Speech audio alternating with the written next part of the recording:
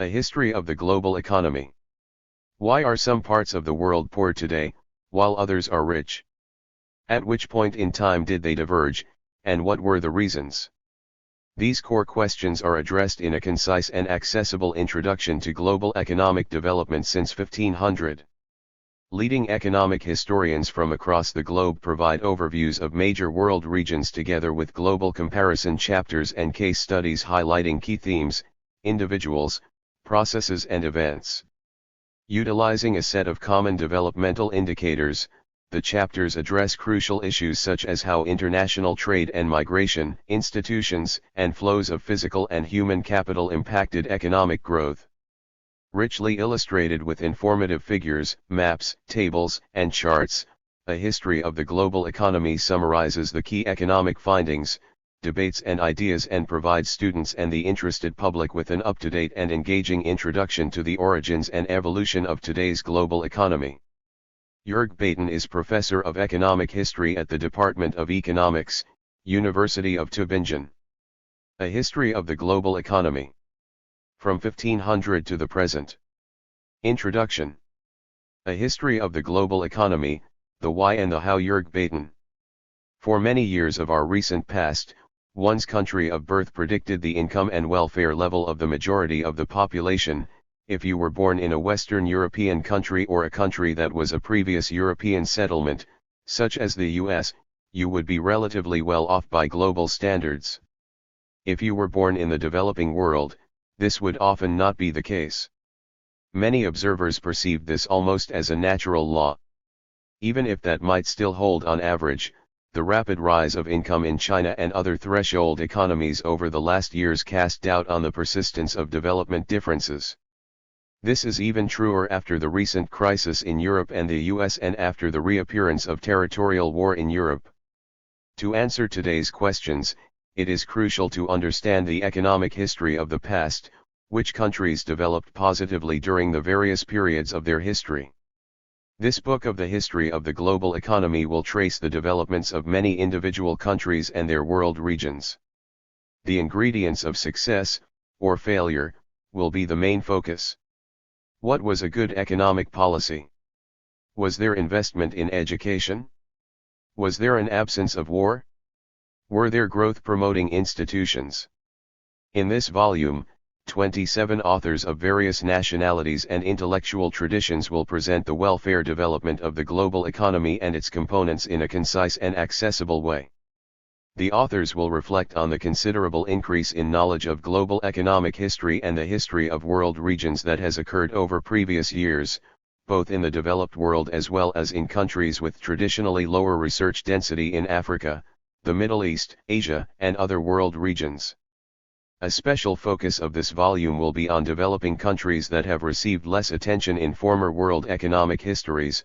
Was, for example, Africa always a continent of relative poverty, or were there periods of economic growth in some of its regions? Why did Asia fall behind in the early 19th and 20th centuries? This book will concentrate on the period from 1500 until today, but with a slightly stronger focus on the recent past. 10 world region chapters will present an economic history in a balanced way. The aim is to write a non-Eurocentric history, hence, the chapters discuss world regions that have an approximately similar population size currently. Each world region chapter will have circa 500 million inhabitants today.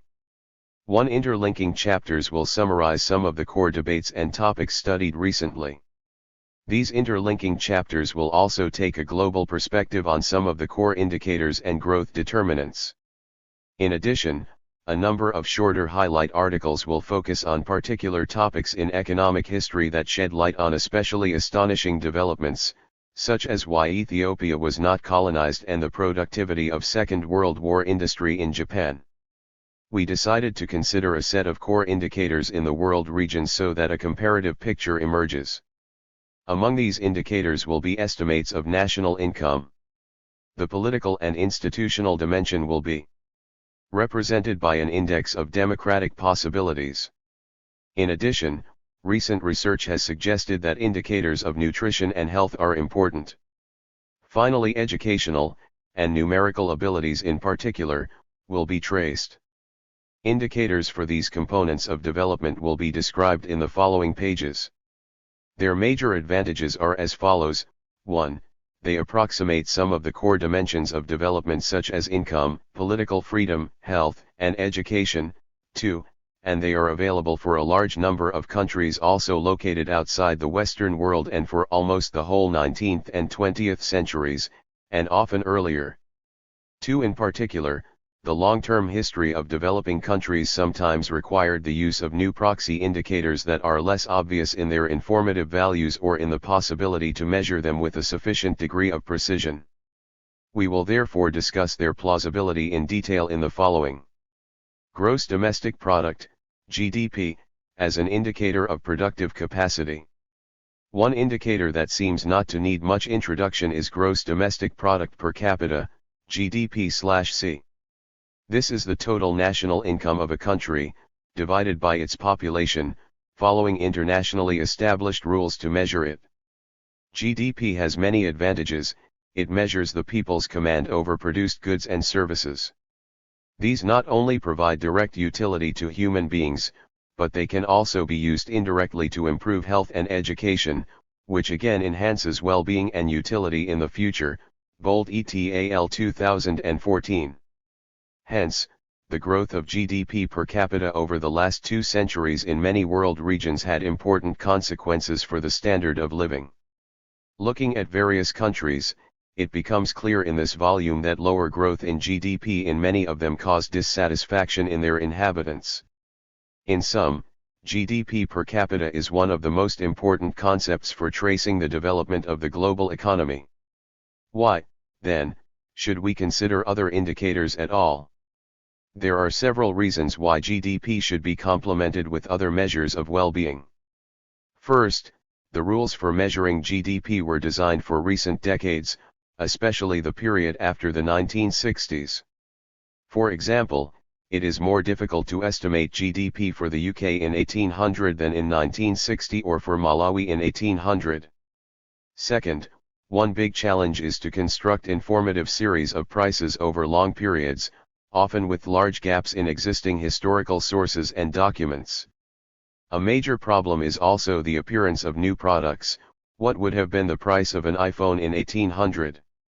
Economists have invested significant thought in these problems and have devised convincing strategies, but any reader of economic history must be aware that a national income estimate in 1800 does not necessarily have the same informative value as a GDP estimate of 2014.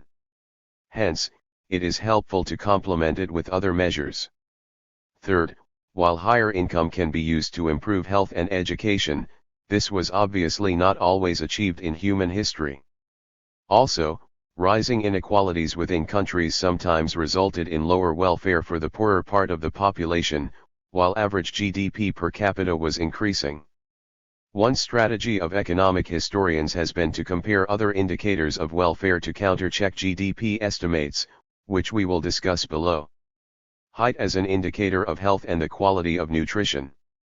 Human stature is now a well-established indicator for the so-called biological standard of living, positively correlated as it is, along with good health and longevity, with a nutritious diet. 3. In the 1980s, Robert F. Fogel, Richard Steckel, and John Komlos pioneered its use in the field of economic history, and a large body of literature in this and other fields has emerged since.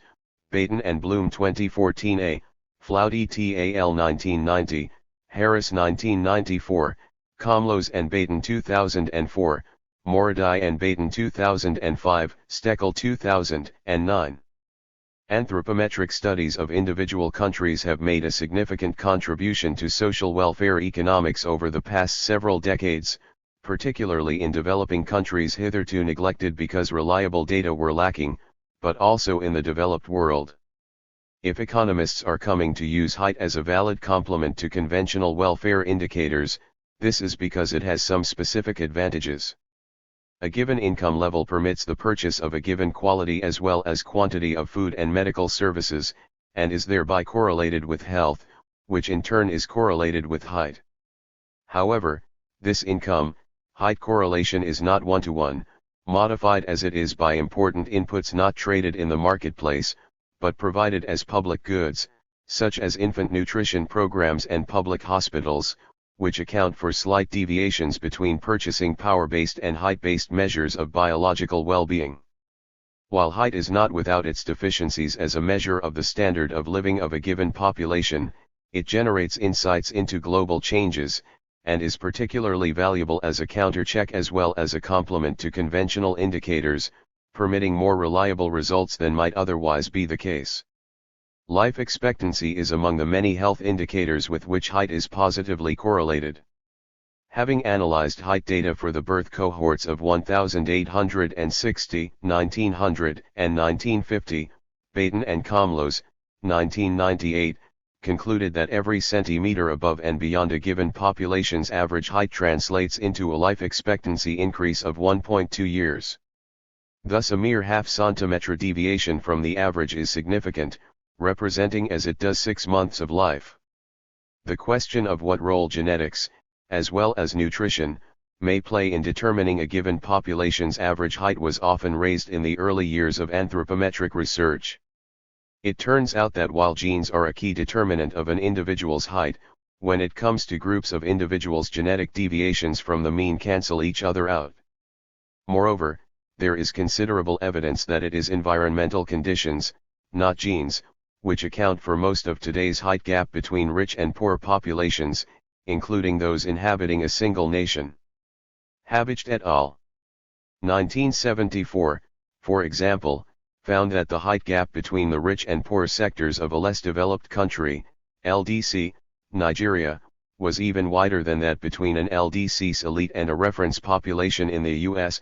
See also Fiawa 1979 on Ghana, Grider and Gentry 1981 on Egypt, Haiti, and Togo. What is more, the height distribution percentiles for children from rich families in this last study are in line with those for a rich country, namely the US. Of course, not all height differentials are due exclusively to environmental conditions.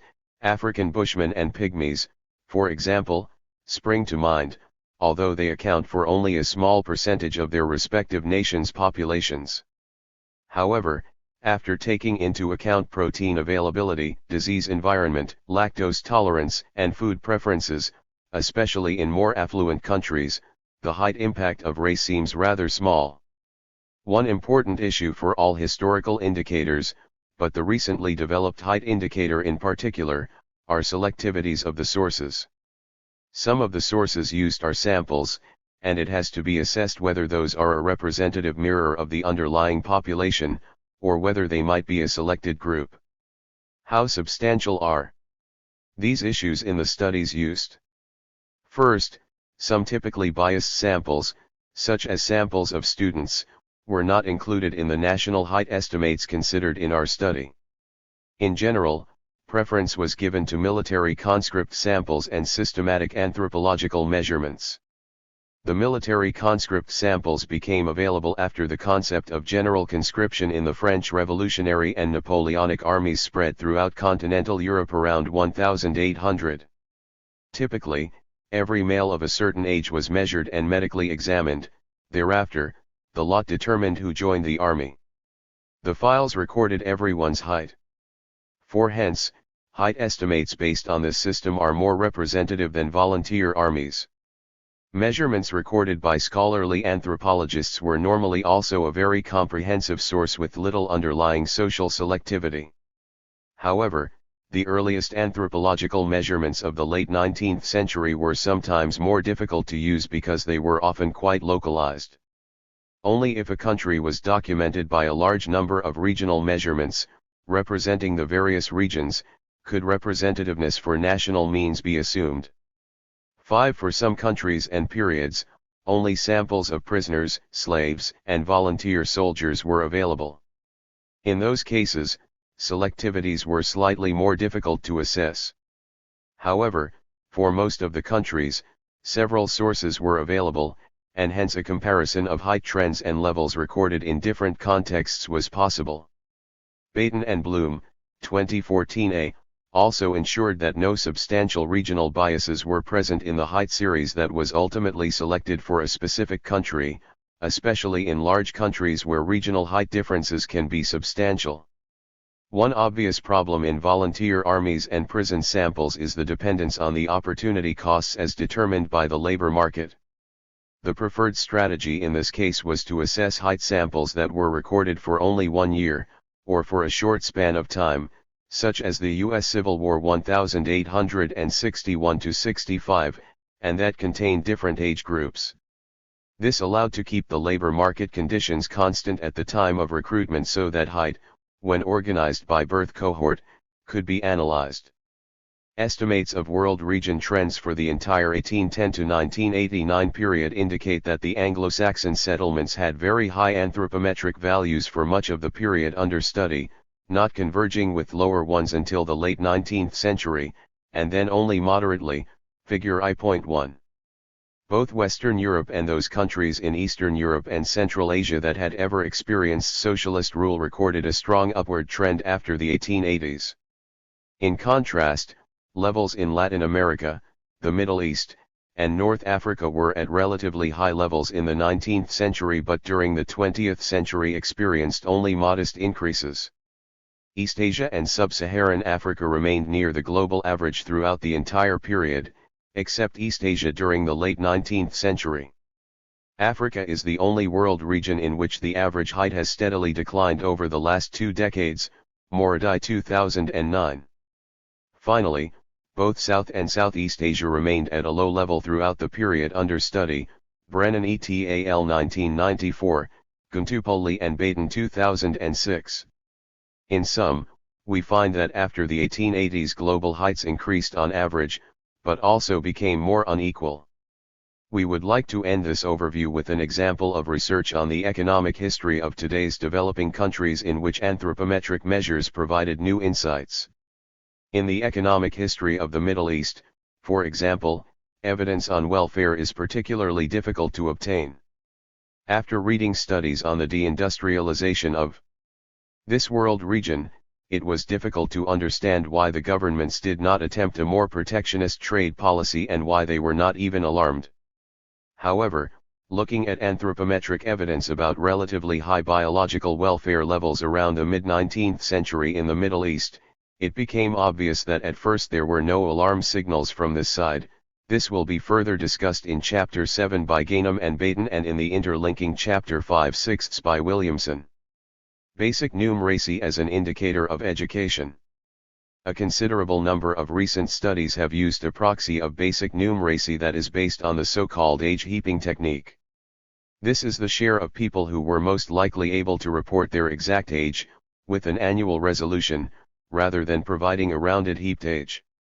The age heaping phenomenon applies to historical populations, as well as people in the poorest countries today, when a substantial share of the people were not able to state their exact age and instead gave responses, such as I am 30, when they were in fact 29 or 31, Ahern et al. 2009, 6 Duncan Jones, 1990, employed this technique to study age data from Roman tombstones.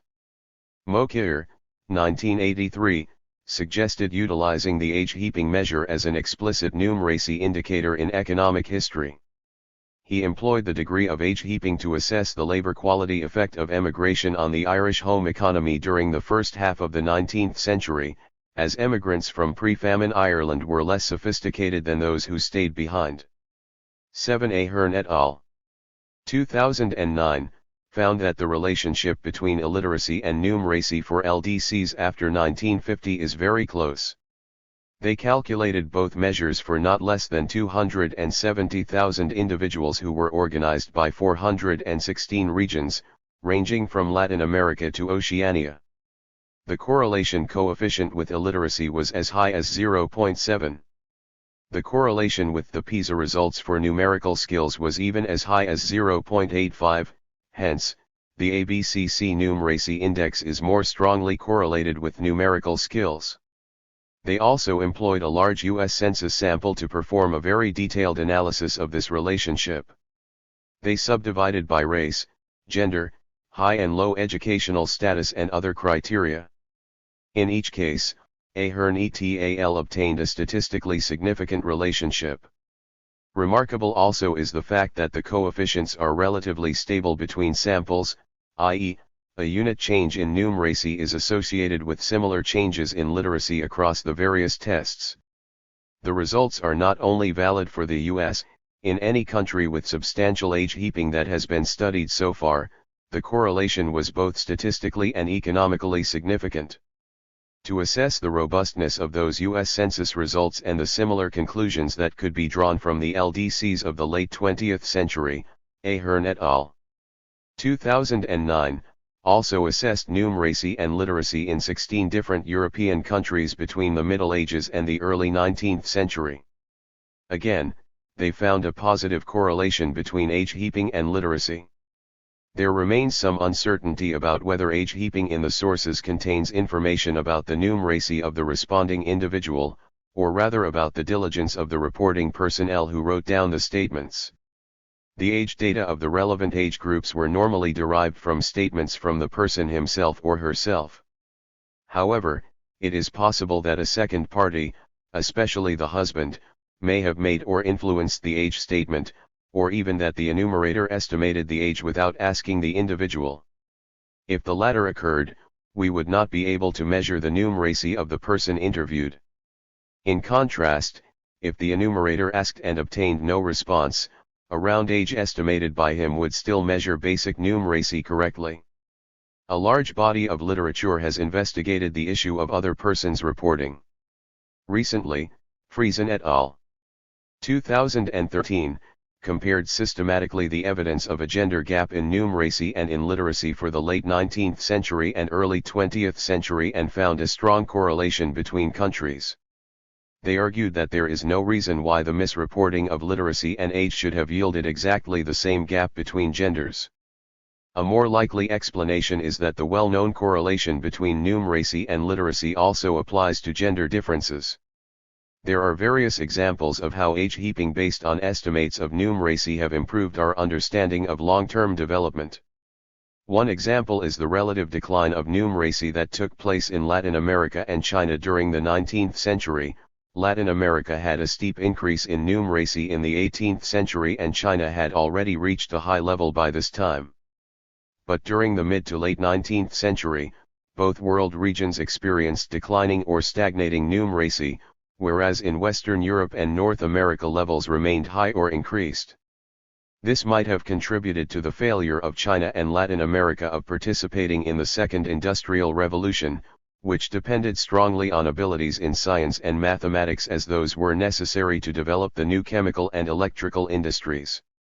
In sum, age heaping-based numeracy estimates education and, in particular, is a proxy for numerical skills. As such, it is an important component of human capital and a precondition for more advanced skills. A perfect human capital measure would be a composite index of basic and advanced text-related skills, of basic and advanced numerical skills, of technological skills, of social and organizational creativity and perhaps of other components.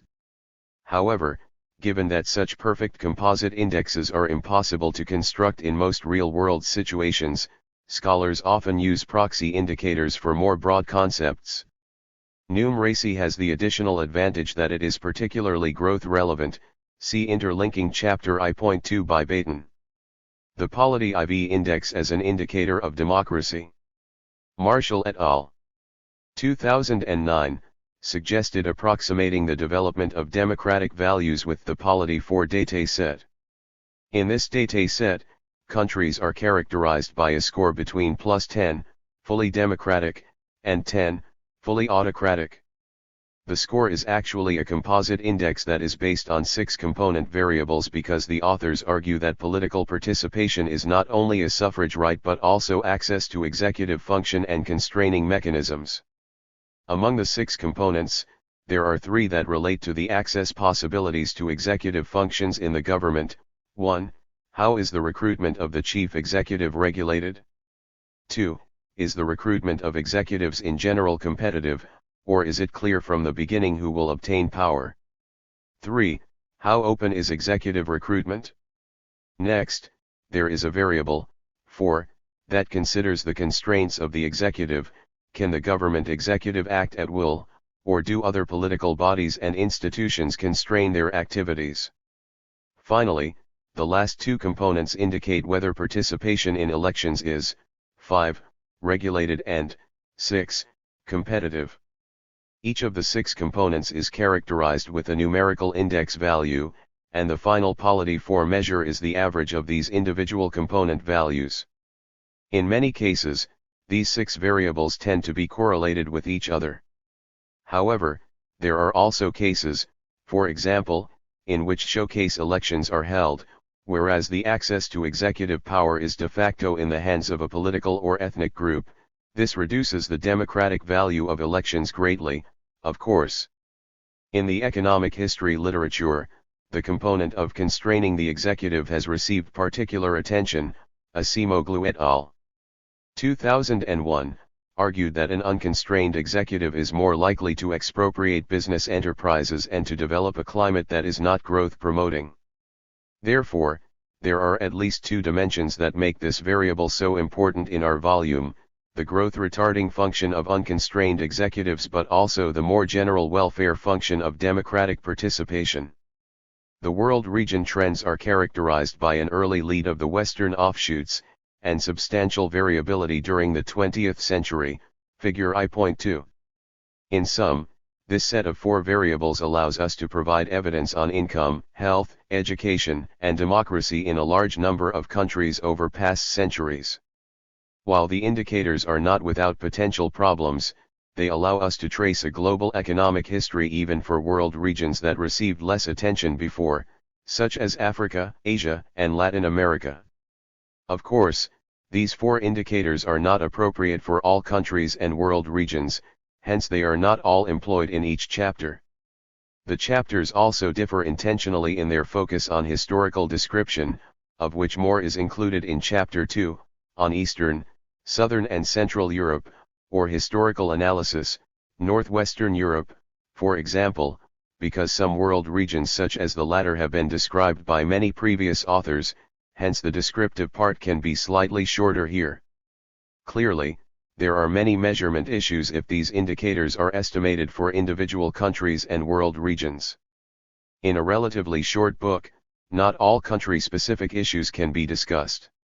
Some general issues have been addressed in this short introduction. Readers who would like to learn more about the data quality and data availability in individual countries can obtain more information using the internet platform www.clio-infra.eu and the recent book by Van Zanden et al. 2014. How was the group of 27 authors of this volume formed? An important institution in the discipline of economic history is its global organization, the International Economic History Association, IEHA. This institution was founded in the early 1960s and regularly organizes world congresses. 8. The authors of this volume meet regularly at these occasions, and the idea to write a balanced history of the global economy was born at one of its meetings. In the executive committee, the Secretary General at that time, Joerg Baten, was asked to realize the creation of this volume, acting as editor. Cambridge University Press and its history editor, Michael Watson, agreed to publish the book, for which we are very thankful, and our thanks also go to several readers who reflected on both the initial proposal as well as the whole book manuscript, and to Sefkat Pamuk for his comments on the Middle East chapter. Last but not least, we thank all participants at World Congresses and all students of economic history for their important input in this volume. 1. Northwestern Europe. Jan Lutten van Zanden. Northwestern Europe played a crucial role in the world economy. It was the pioneer of the modern market economy and of modern economic growth that resulted from it, and came to control large parts of the world. At the same time, there were quite different roads to modernity. Even in this relatively small part of the world, the United Kingdom held the middle in between early developers, in the Low Countries, and latecomers, the Nordic countries and Ireland. The urban, most dynamic core of the region was in Flanders and Brabant in the late Middle Ages, then moved to Holland in the 17th century, and crossed the North Sea in the second half of that century, when England started its growth spurt that would result in the Industrial Revolution of the post-1750 period.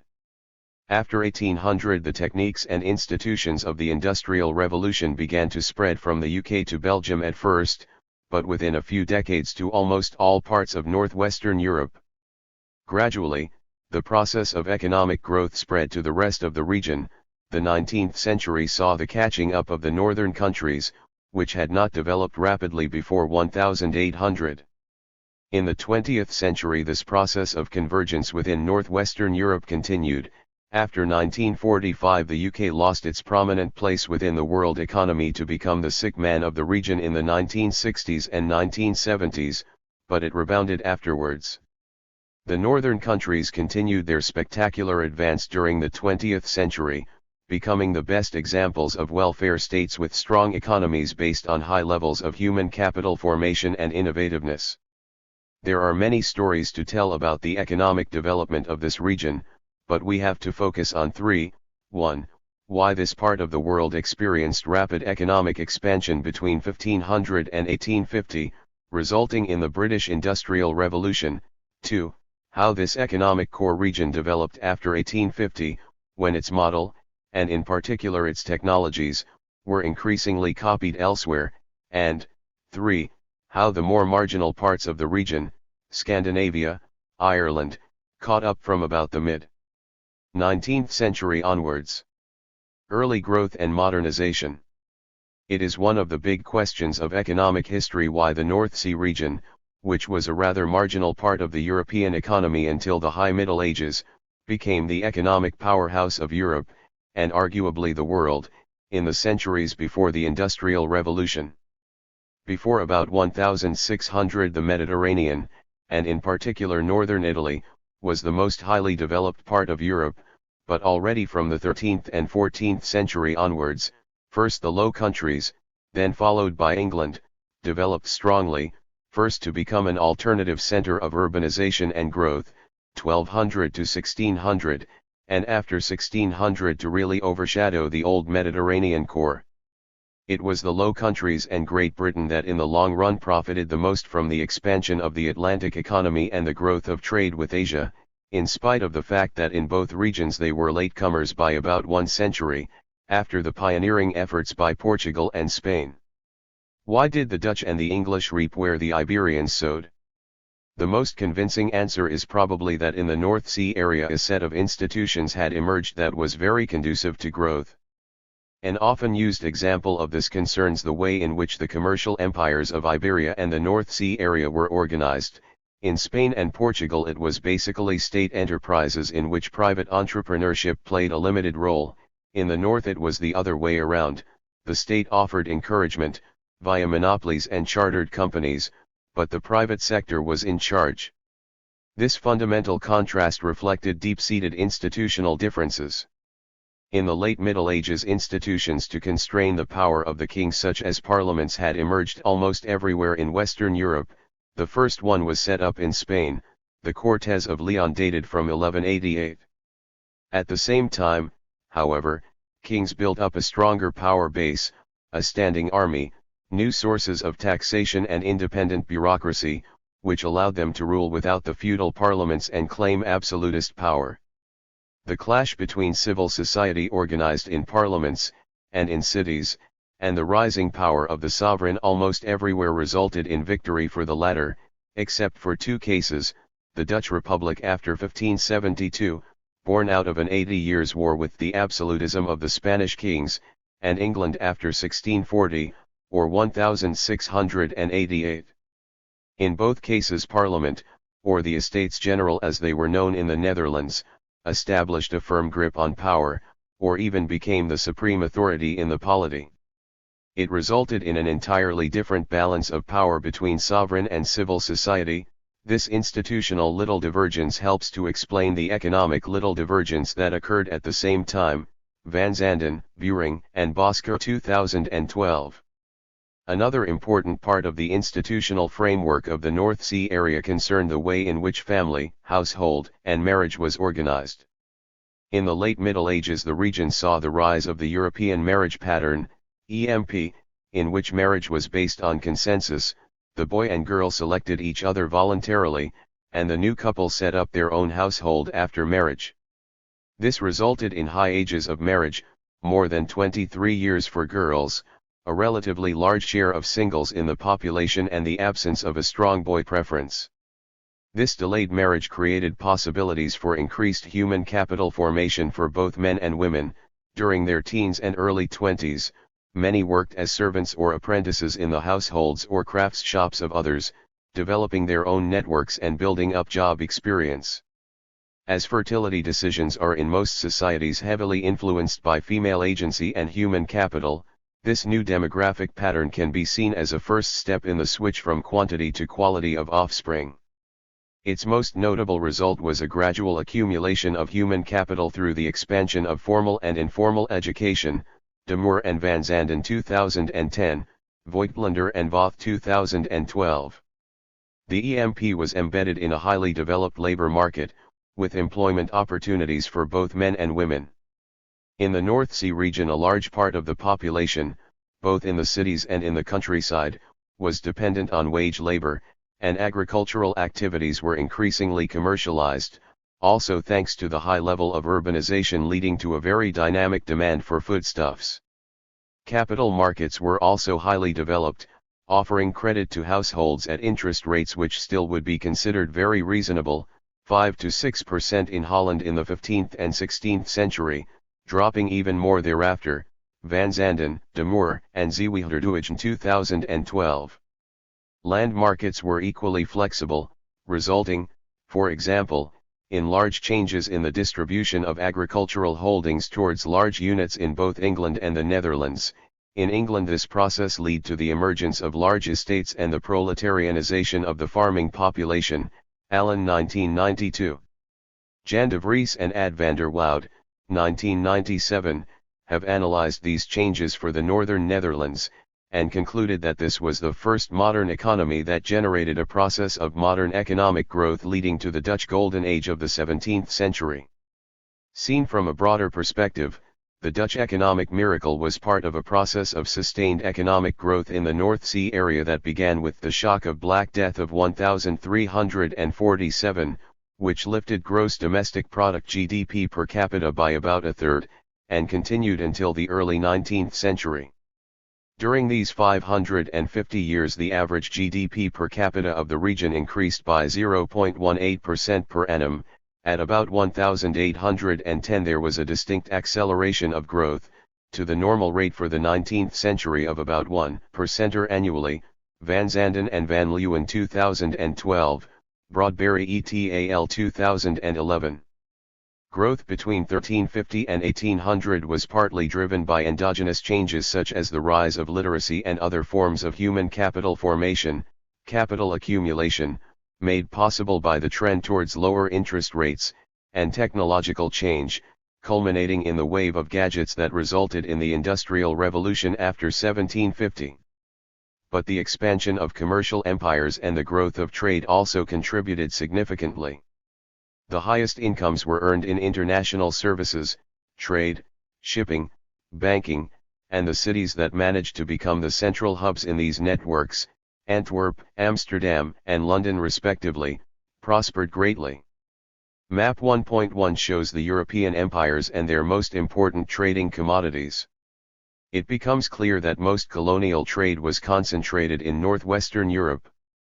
The Dutch economy was strongly dependent on the Baltic trade for its bread and timber, and the Dutch East India Company set up in 1602 was, initially, extremely successful, highly profitable, a large employer of sailors and soldiers, which created an Asian commercial empire out of proportion with the modest size of the country from which it originated.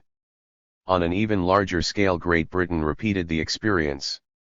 It not only put together an Asian empire, with India gradually becoming the jewel in the crown, but was equally successful in North America and the Caribbean.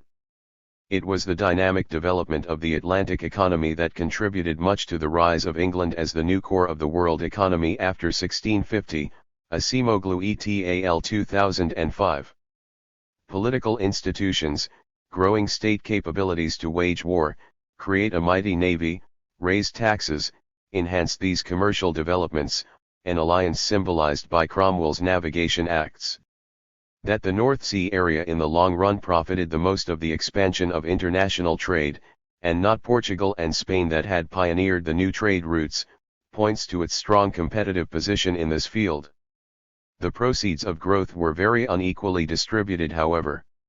Real wages lagged behind real incomes, and in the most prosperous parts of the region real wages in the 18th century were at best at about the same level as they were before the price revolution of the 16th century, Allen 2001. Inequality of income and wealth increased rapidly, paralleling the growth of urbanization and average income levels. Both Holland and England became very unequal societies with a huge gap between the rich and the poor, but paradoxically this did not undermine the new political structures that had emerged after 1572 and 1688 respectively. As a counterbalance to growing income gaps, literacy and numeracy were growing rapidly, probably following the expansion of secondary and tertiary activities, first in the Low Countries, where already in the 16th century the majority of urban citizens was literate and numerate, followed by England, northern Germany, northern France, and Scandinavia. The Reformation with its emphasis on the reading the Bible also contributed significantly to this process. It for example induced governments to pay more attention to schooling. The Swedish case is a well-known example. The Industrial Revolution, the arguably most important watershed in economic history, was in many respects the logical culmination of the trends set at the end of the Middle Ages. All recent interpretations of the phenomenon start from the situation that already in 1750 Great Britain was a highly developed economy, with a large urban sector, well-developed markets and institutions, a skilled labor force earning high wages thanks to their labor productivity.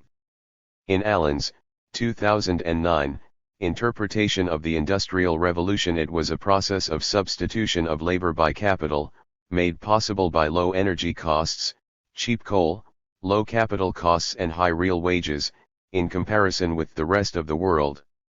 In Mokier's 2002 more idealistic approach, the amazing capacity of British engineers to invent new labor-saving machines was induced by the spread of Enlightenment ideas of experimentation and rational inquiry. But such favorable conditions were necessary for the industrial transformation, the growth of steam power, the rise of the factory system, the increase of industrial employment, the spectacular expansion of industrial exports, that occurred between about 1750 and 1850, which only after about 1810 led to an acceleration of GDP per capita growth. The spread of the Industrial Revolution in the 19th century. The early 19th century acceleration of growth was a remarkable phenomenon, because it not only occurred in Great Britain, as a result of the industrial transformation it was undergoing, but almost everywhere in Northwest Europe and, even more surprisingly, in other parts of Europe as well. The reconstructed series of GDP show for most European countries almost no growth between 1500 and 1800, some countries, such as Italy, even show remarkable decline, Bolt and Van Zanden 2014. But this suddenly ends at about 1810-1820, and most series show growth during the second quarter of the 19th century. Growth is more intensive in the Northwest, which forges ahead of the rest of Europe until about 1870, when a process of convergence began. But the most remarkable fact is the sudden break during the early 19th century. For parts of the region it coincided with the diffusion of the new technologies to the continent, to parts of Belgium at first, but soon followed by regional concentrations of modern industry in Germany, Rhineland, northern France, and Switzerland. Different regions responded differently. Where coal was available, mining and iron industry developed rapidly, such as in Namur and Liege, the rapidly industrializing Walloon parts of Belgium, Pollard 1981. The existence of widespread proto-industrial activities was the precondition for a rapid growth of factory-based textile industry, often based on water power at first, but gradually coal and steam also took over. See Map 1.2 for proto-industrial textile production all over northwestern Europe. But in regions with high levels of agricultural productivity, In the Dutch coastal provinces, for example, incentives to move to labor-intensive industry were quite weak, and industrial growth arrived relatively late, that is after 1860. An alternative interpretation of the break at about 1815 is that it was linked to the ending of the Napoleonic Wars. Europe had, finally, after 20 years of almost uninterrupted warfare, found a new more or less stable set of institutions to regulate its international affairs. The Vienna Congress had been quite successful, even in finding a solution for France, which created the right conditions for a long period of peace only ending in August 1914. Moreover, the reforms introduced after the French Revolution in the political and institutional spheres, from the streamlining of the European state system, in particular in Germany, to the introduction of a highly rationalized legal system, the Code Napoleon, also may have had strong positive effects on long-term growth. Conscious policies to reduce transaction costs via the abolishment of all kinds of feudal privileges, such as international treaties to ban the many tolls that restricted free trade on, for example, the Rhine, also contributed to the freeing of international markets, Acemoglu et al. 2011. The same years at about 1820 saw a break in market integration. Markets in Western Europe became more integrated, pointing to declining transaction costs. Soon the new technologies of the Industrial Revolution started to kick in as well. Steamships and in particular trains that began their expansion in the 1830s, were able to reduce transport costs considerably. The telegraph, an invention of the 1840s, revolutionized information costs and had even more dramatic effects on market integration. The liberalization of international trade in the 1850s and 1860s, following the abolishment of the British Corn Laws, completed the process. Due to these changes, during the first decades of the 19th century a process of modern economic growth began in Northwest Europe, based on the new, British, technologies and on a, French, rationalization of institutions. Belgium profited the most from the relatively peaceful century between 1815 and 1913 and developed into a small, open economy focused on industrial exports that competed with Great Britain. It developed strong ties between basic industry and the banking sector and as such was one of the pioneers of the organized capitalism that was a feature of 20th century Europe. Denmark was another success story, in this case based on agricultural exports and an industrialization process that was largely focused on the growing internal market. Both countries saw their GDP per capita increase threefold, or slightly more, all GDP estimates from Madison 2001. Sweden, with a much larger industrial sector thanks to coal, iron, and copper mines and related industries, and Norway did almost equally well, only distant Finland lagged behind. The two pioneers of early modern growth, the UK and the Netherlands, started the 19th century with real income levels much higher than in the rest of the region, but also saw a more than doubling of GDP per capita. Ireland is obviously a special story. It was the poor cousin of the British during the first half of the 19th century, then, in 1845–47, was struck by one of the worst famines in European history due to the sudden collapse of the potato harvest. It led to massive outmigration to the United States, which resulted in a sharp drop in population in the second half of the 19th century. Per capita growth, which was not spectacular, the gap with Great Britain remained huge, was as much the result of real growth as of the population decline. O'Graden 1995. France started at a lower level of GDP per capita in the early 19th century, compared to Great Britain and the Netherlands, figure 1.1. Why was this the case? A number of potential explanations have been discussed and rejected. For example, the lack of nationwide representative institutions has been named a determinant, because it could have reduced the creditworthiness of the government. There was no national parliament as it existed in England. On this and the following, see Hoffman 2003. The forced emigration of Protestants could be another factor causing the lower level of income per capita in France, but Benedict, 1996, showed that French Catholics and Protestants before the expulsion tended to have similar thriftiness, although the educational impact has not yet been evaluated. The enclosure movement that took place in England also did not happen in France, but British studies argued that enclosures had only a small effect, if any. Hoffman, 2003, concludes his survey that the lower starting point of France was probably caused by the generally higher transaction costs in France. Fragmented property rights and a legal system that did not favor efficiency increased transaction costs. In addition, the many wars and a military preference in all issues of transaction cost reducing infrastructure did not help to promote economic growth. However, during the 19th century France modernized its institution and also invested heavily in schooling, making it one of the global leaders in school enrollment, figure 1.2. Towards the end of the century and during the early 20th century, France also converged in GDP per capita with Great Britain, figure 1.1. The catching up of the Scandinavian countries was probably the most remarkable phenomenon in this region during the 19th century. These countries had two assets: relative high levels of human capital formation, the result of the Reformation and related government policies, and relatively democratic institutions at the national level, rooted in local democratic traditions. The Swedish Riksdag had developed into a very active parliament already during the era of liberty, 1719–72, and this tradition continued into the 19th century, laying the basis for the transition towards modern democracy at the end of that century. It was, moreover, relatively well-developed nation-states, culturally homogeneous, which mostly were able to keep themselves aside from the conflicts between the great powers.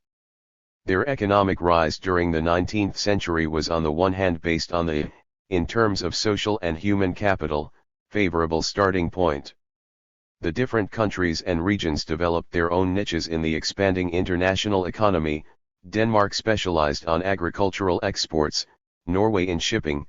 Sweden was in a way the powerhouse of the region with a strong industrialization process commencing in the 1860s, Sean 2012, and Finland, and Norway and Sweden, exploited their huge timber resources, first via the exports of the timber itself, towards the end of the century by switching to the end product, paper.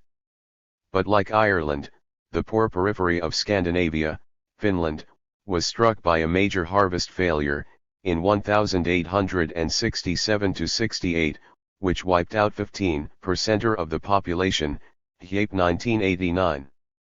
The region as a whole profited from the first wave of globalization of the world economy between 1850 and 1914. Migration flows expanded, not only from Ireland, but also Sweden and Norway, and at a much lower level, from the more prosperous Denmark, Belgium, and the Netherlands, O'Rourke and Williamson 1999. International trade grew rapidly. The UK formed the most dynamic market for the agricultural exports from Denmark, the Netherlands, and Sweden, and for the international shipping services offered by the sizable Norwegian fleet. But after 1870 Germany became also in this respect the rival of the British. Its rate of growth and the pace of its industrialization was substantially higher than the British, where a mild growth retardation occurred after 1870. In particular, British agriculture found it hard to accommodate to the new globalized world, which resulted in much lower agricultural prices due to increased American competition. The sharp reductions in transport costs and the increased migration flows now finally brought relative prices and wages from both sides of the Atlantic much closer together. Moreover, the British state was now totally committed to free trade, whereas other countries, such as Germany and France, increased protection for their agricultural sector. Denmark and the Netherlands also stuck to their free trade policies, as they profited from the cheap imports of cereals, used as feedstuffs for their cattle and pigs, and could increase their exports of butter and meat, of which the prices were more stable. Tracy 1989. Cheap, imported, food and rapid industrial growth resulted in sharp increases in the standard of living in the whole region. Before 1870, workers had hardly profited from the economic growth that occurred, as prices of foodstuffs had increased more rapidly than most other prices. This early growth paradox is clearly evident in the data on heights, the biological standard of living, which for this region show a modest decline during the first half of the 19th century, see figure 1.3. Measured in this way, the North Sea area was only marginally more wealthy than the rest of the world, whereas in terms of GDP per capita the gap with the world average was quite big, figure 1.4. This early growth paradox, the fact that the first decades of industrialization often did not result in a comparable increase in living standards, Comlow's 1998, is probably related to the costs of urbanization, high food prices, high rents. But the agricultural invasion that began after 1870 solved these bottlenecks, and real wages and other indices of the standard of living increased rapidly after that date. To a much lesser extent, the next upturn in the agricultural cycle, the increase in the international price level after 1896, had a similar effect, in the sense that real wages also did not increase a lot between 1896 and 1913.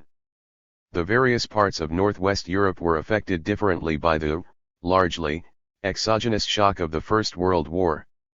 Belgium and northern France were devastated by the German forces and by continuous warfare on its territory. The UK was almost as heavily involved, its losses of human lives, physical and monetary capital were huge, and in terms of its international position it never fully recovered from the sacrifice. Scandinavia and the Netherlands, on the other hand, remained neutral and profited from the new circumstances, such as a booming demand for raw materials and foodstuffs and the disappearance of international competition for its exports. Finland, part of the Russian Empire since 1809, used the power vacuum created by the Russian Revolution, to successfully declare independence. A few years later, in 1919, the Irish followed their example and finally acquired independence in 1921. Social and political upheavals towards the end of the war were an almost universal phenomenon, and reflected the economic problems of these years. On the one hand, limited social groups profited from the war, the rising prices and the many, illegal, opportunities for trade and profit. The poor and middle classes suffered. The supply of grains from the US was stopped due to the unlimited naval warfare by the Germans, international markets and transport channels stopped working and scarcity became an urgent phenomenon. The Armistice of November 1918 was the start of an extreme boom on world markets to satisfy these urgent needs, which lasted until the end of 1919. Then, suddenly, the bubble burst, and it was followed by an equally sharp decline of prices on international markets. In the neutral countries, Sweden, Denmark, Norway, the Netherlands, where the post-war boom was the continuation of strong inflationary tendencies during the war itself, the sudden deflation of 1920-21 led to problems in the financial sector, in banking in particular. Governments and/or central banks had to step in to rescue large banks, and the financial crisis of the early 1920s led to a decade of sluggish growth and high unemployment, Broadberry 1984. The Netherlands was the exception here. It had a modest financial crisis, in 1921-23, but the effect on growth and employment was limited, perhaps because the country profited from the German growth in the same years. Belgium was even less harmed by the downturn of the early 1920s, focused as it was on the rebuilding of its infrastructure and economy. In its monetary policy it followed France, or was forced to follow it, which resulted in a sound undervaluation of its currency after 1926. The UK did not fare much better than the Scandinavian countries, perhaps because of its monetary policy, a return to the gold standard at the old parity, perhaps because of slowly emerging structural problems in its main industrial centres and sectors, coal, iron, and cotton, due to sharply increased international competition. Circumstances at international markets had certainly changed fundamentally during the First World War. The city lost its control over international capital markets to New York, which also made it much more difficult to monitor the gold standard, as the British Central Bank had managed to do before 1914, Icon Green 1992. In the 1930s the tables turned. The countries that had had a poor 1920s, and that were weakened internationally as a result, were the first to be forced off gold in 1931.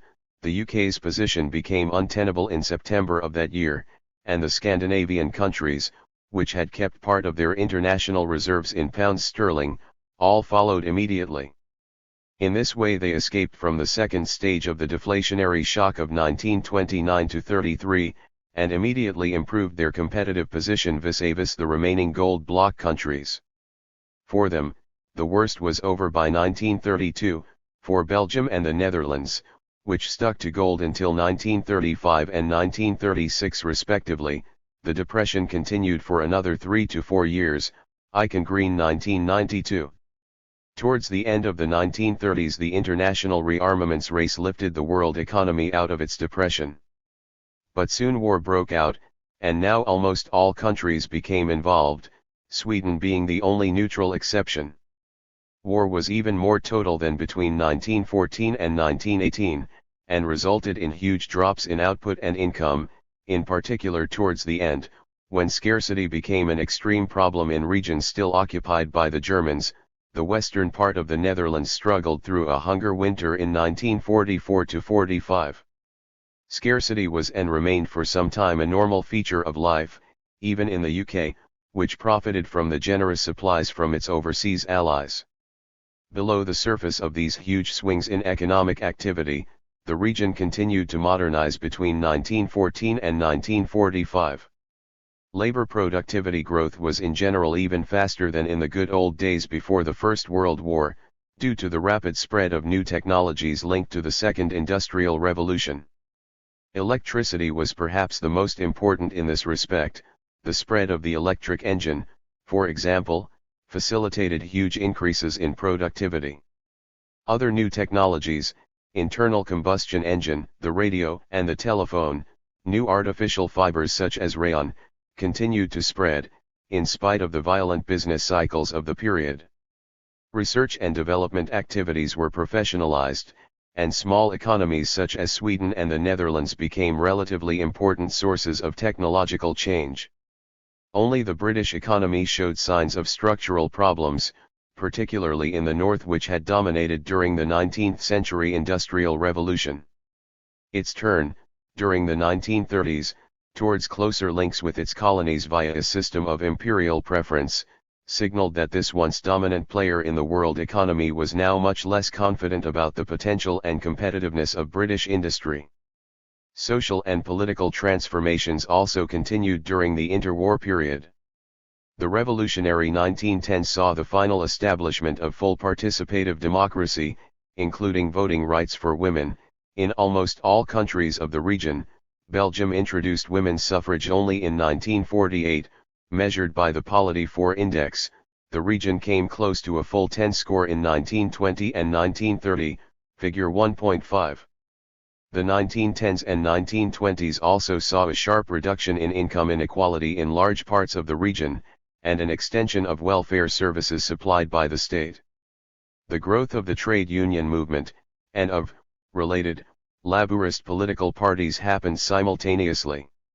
Sweden, ruled from 1917 onwards by governments in which the Social Democrats participated, is the classic example, but similar changes, often related to the extension of the franchise in these years, were typical for the whole region.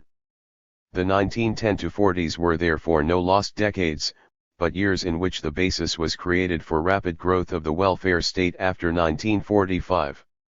After the Second World War, the region, as the world economy as a whole, entered a new phase of stability, rapid growth, and the extension of the welfare state. Until the mid-1970s, growth was spectacular in the Scandinavian countries and the Netherlands, and quite fast in Belgium, France, the UK, and Ireland. The region as a whole profited from the return of political and economic stability, and the process of European integration that came to symbolize this. But there were large differences in the way in which countries participated in this process. Growth after 1945 was in many respects the continuation of the economic modernization that had begun after the Second Industrial Revolution. One of its most important features was that it was much less tied to the geography of coal, thanks to electricity. The Nordic countries also profited from a different source of energy, water power, as a major source of cheap energy. By contrast, the countries that had pioneered the first industrial revolution were handicapped by its legacy. The old industrial districts with coal mining, iron industry, and textiles started a long decline due to rising international competition and declining demand. From the 1960s onwards, some of the industries which had dominated earlier growth, shipbuilding, electronics, automobiles, also came under increasing pressure due to the rise as highly efficient producers of first Japan and later Korea and other Asian tigers. But growth persisted until the mid-1970s, when the oil crisis, a sudden tripling of oil prices by the Organization of the Petroleum Exporting Countries, OPEC, broke the growth cycle. The golden years between 1945 and 1975 also saw large institutional changes. The U.S. directly after the war initiated, via Marshall Aid, new forms of European cooperation, but these experiments took a more definite shape with the 1957 Treaty of Rome, which established the European Economic Community, EEC. This was an ambitious project to set up a customs union with harmonized external tariffs, with its own agricultural policy. Belgium, France, the Netherlands, and Luxembourg were among the 6 initial members of the EEC, which also included Italy and the economic powerhouse Germany, Mulward 1993. The UK preferred to remain outside, more or less expecting an early collapse of the experiment. Ireland and the Scandinavian countries were more closely linked to the UK, and became, with the exception of Finland, members of the Alternative European Free Trade Association, EFTA, a free trade zone set up by the British. The more ambitious EEC model with its supranational institutions was more effective, however. The EFTA moreover lacked geographic coherence. In the 1960s the UK twice tried to become a member of the EEC, finally succeeding, with Ireland and Denmark, in 1973. The second dimension of institutional change was national. All countries saw, in varying degrees, the growth of the welfare state.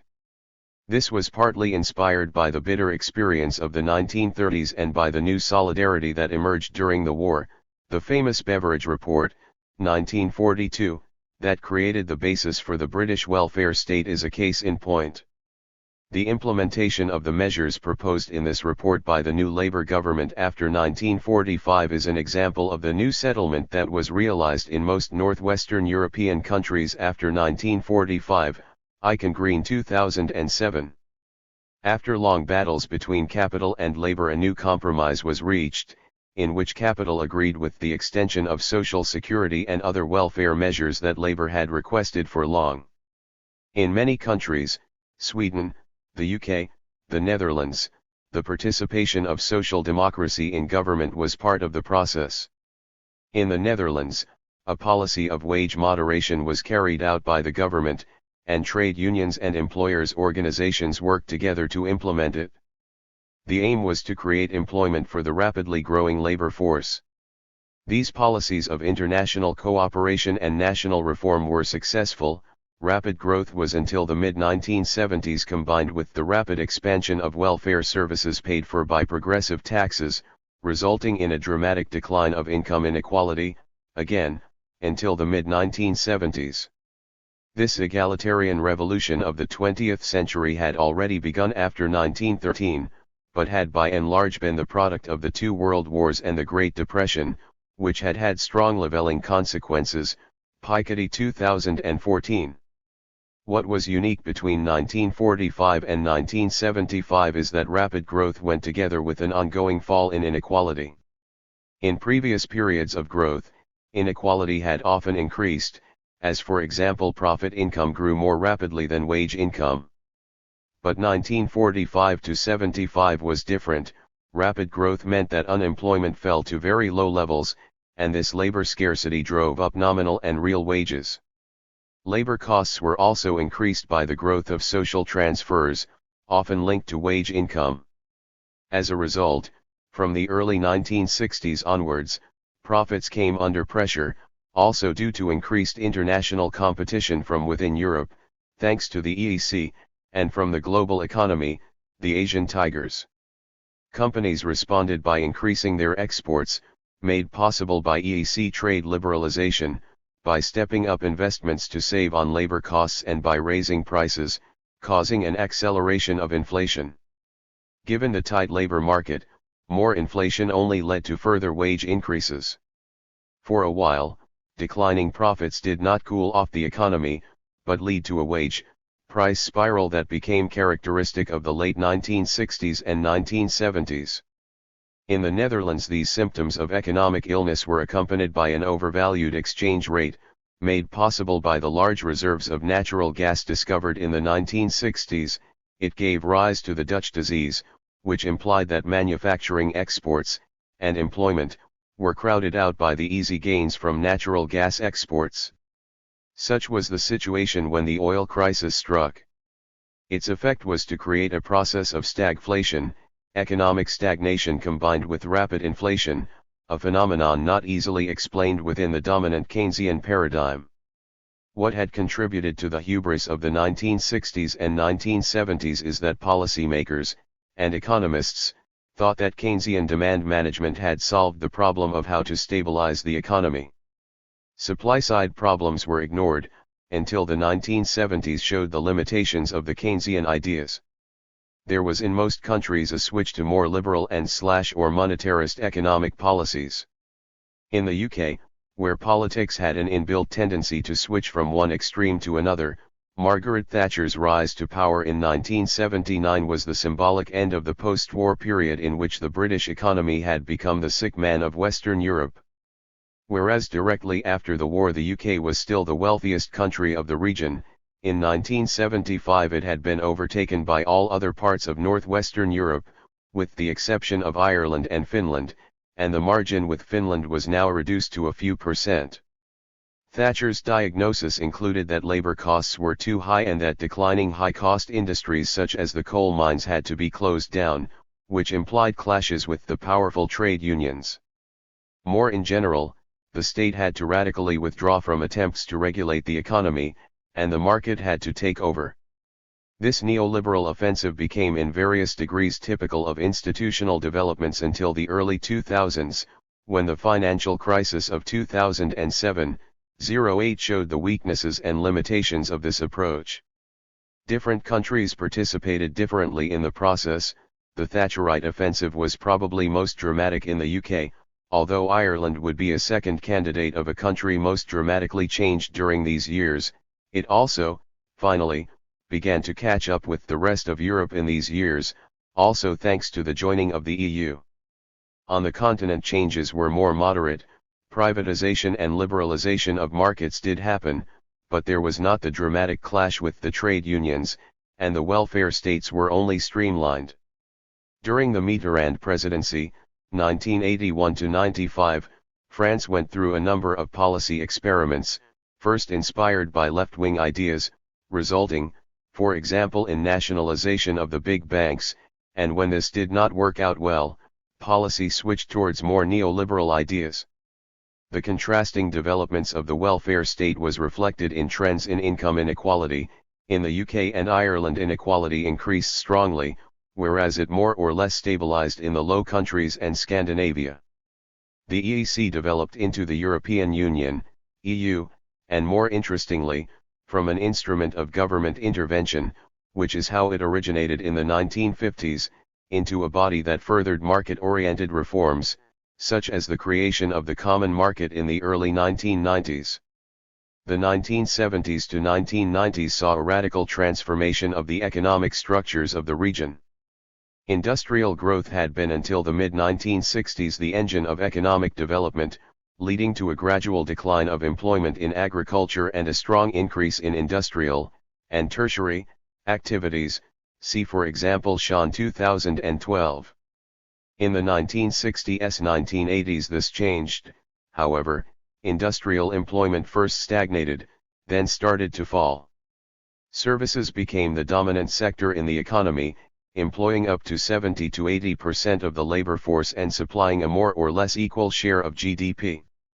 Education, healthcare, banking, and insurance and government services became the main sources of employment growth, whereas the share of agriculture continued to fall, to less than 5% of the labor force. This transformation towards the post-industrial economy was already well underway when the impact of the information and communications technology, ICT, revolution of the 1990s came to be felt. It further stimulated the transition to a service-oriented economy, and revolutionized the way people did their work and interacted in general.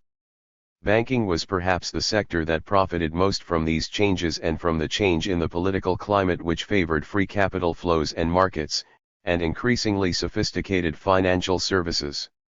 The 1980s and 1990s saw a remarkable revival of the City of London as the largest financial centre outside the US. It was part of a more general renaissance of the UK, which was also stimulated by North Sea oil, and the renewed flexibility of this typical Anglo-Saxon economy after the Thatcher Revolution. Norway, too, profited from the huge oil reserves found in the North Sea, making possible its Alliangang, separate path, outside the EU. The big boom of the 1990s burst in two steps. The stock market boom driven by ICT companies that only rarely made a real profit, also known as the dot-com bubble, collapsed in 2001-02. The banking sector boom driven by sophisticated but highly untransparent financial instruments persisted until 2007. See highlight chapter H1.1 on the debates about banking regulation for which the London City banks were paradigmatic. The financial crisis that began in that year ended the long, 30-year, period of growth according to the neoliberal recipe. Conclusion. Northwestern Europe has been among the most successful parts of the world economy, as pioneers of the market economy and Smithian economic growth, being the first region to break through the Malthusian ceiling, and as the leading region to develop the industrial society that came to dominate the world economy after 1800. This long-term success was founded on endogenous institutions and on the acquisition of a central place in the world economy that emerged after 1600. Growth, initially concentrated in the Low Countries and Great Britain, after 1800 also spread to the rest of the region and France and the Scandinavian countries, and more recently also Ireland, achieved welfare levels which are among the highest in the world. I1. The Great Divergence in the World Economy, Long-Run Trends of Real Income. Stephen Broadberry. The origins of the economic divergence between countries that we observe today can be traced back to the early part of the last millennium, thanks to recent work on historical data. This chapter discusses the roots of the Great Divergence between European and Asian economies. Divergence is due to the differential impact of shocks that hit economies with different structural features. As a result of recent work, economic historians have produced historical national accounts reaching back to the early years of the second millennium, derived from data collected at the time. For the major European economies, at least, data are now available on an annual basis back to 1300. Measuring the Great Divergence, Madison revised. This new work presents quite a different picture of the development of European and Asian nations from that surmised by Angus Madison in his widely used book, The World Economy, A Millennial Perspective, where pre-1820 estimates of per capita GDP were based largely on conjecture, and provided only for a small number of benchmark years. As it turns out, medieval and early modern European and Asian nations were much more literate and numerate than is often thought. They left behind a wealth of data in documents such as government accounts, customs accounts, poll tax returns, parish registers, city records, trading company records, hospital and educational establishment records, manorial accounts, probate inventories, farm accounts and tithe files. With a national accounting framework and careful cross-checking, it is possible to reconstruct population and GDP back to the medieval period. The picture that emerges is one of reversals of fortune within both Europe and Asia, as well as between the two continents. This means that the great divergence of living standards between Europe and Asia had late medieval origins and was already well underway during the early modern period, contrary to the recent revisionist views of writers such as Kenneth Pomeranz. However, the revisionists are correct to point to regional variation within both continents. Figure I-1.1 shows the European little divergence, or reversal of fortunes between the North Sea area and Mediterranean Europe, as Britain and Holland began to catch up with Italy and Spain from 1348, and then forged ahead from 1500, led first by the Dutch Golden Age, and later by the British Industrial Revolution. Putting together the GDP per capita data for these key European economies, with data on a number of important Asian economies in Table I.1, suggests also an Asian little divergence, with Japan overtaking China and India. However, Japan started at a lower level of per capita income than Britain and Holland and grew at a slower rate, so continued to fall behind until after the Meiji Restoration of 1868. Thus the two continents diverged as reversals of fortune occurred within each continent. This picture is not changed dramatically if allowance is made for regional variation within China. Lee and Van Zanden, 2012, estimate GDP per capita in China's richest region, the Yangtze Delta, compared to the Netherlands in the 1820s. This suggests that the Yangtze Delta had a per capita GDP of around $1,000 in 1990 international prices, which is only slightly higher than in Japan, and about the same level as in Spain. Explaining the Great Divergence, shocks with asymmetric effects. Economic historians can now, therefore, account for the Great Divergence, using the word accounting in the sense of measurement, by providing a quantitative picture of when and where the Great Divergence occurred. However, there is a second sense in which the word accounting can be used, to provide an explanatory narrative. Much remains to be done on the measurement of the key explanatory factors, but the framework adopted here is to see the divergences as arising from the differential impact of shocks hitting economies with different structural features. The economic history literature suggests two important shocks coinciding with the turning points identified above around 1348 and 1500. These shocks had asymmetric effects on different economies because of four important structural factors. The Black Death, which began in western China before spreading to Europe and reaching England in 1348, wiped out around one-third of Europe's population within 3 years, and more than a half over the following century. Around 1500, new trade routes were opened up between Europe and Asia around the south of Africa, and between Europe and the Americas. The type of agriculture. The age of first marriage for women. The flexibility of labor supply. The nature of state institutions. The effects of the Black Death. The Black Death of the mid-14th century had quite different effects in different parts of Europe.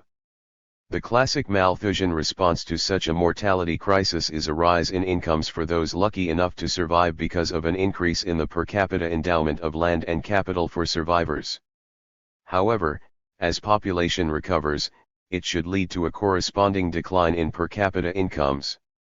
Here, population decline destroyed commercial networks and further isolated an already scarce population, reducing specialization and the division of labor, so that Spain did not share in the general West European increase in per capita incomes.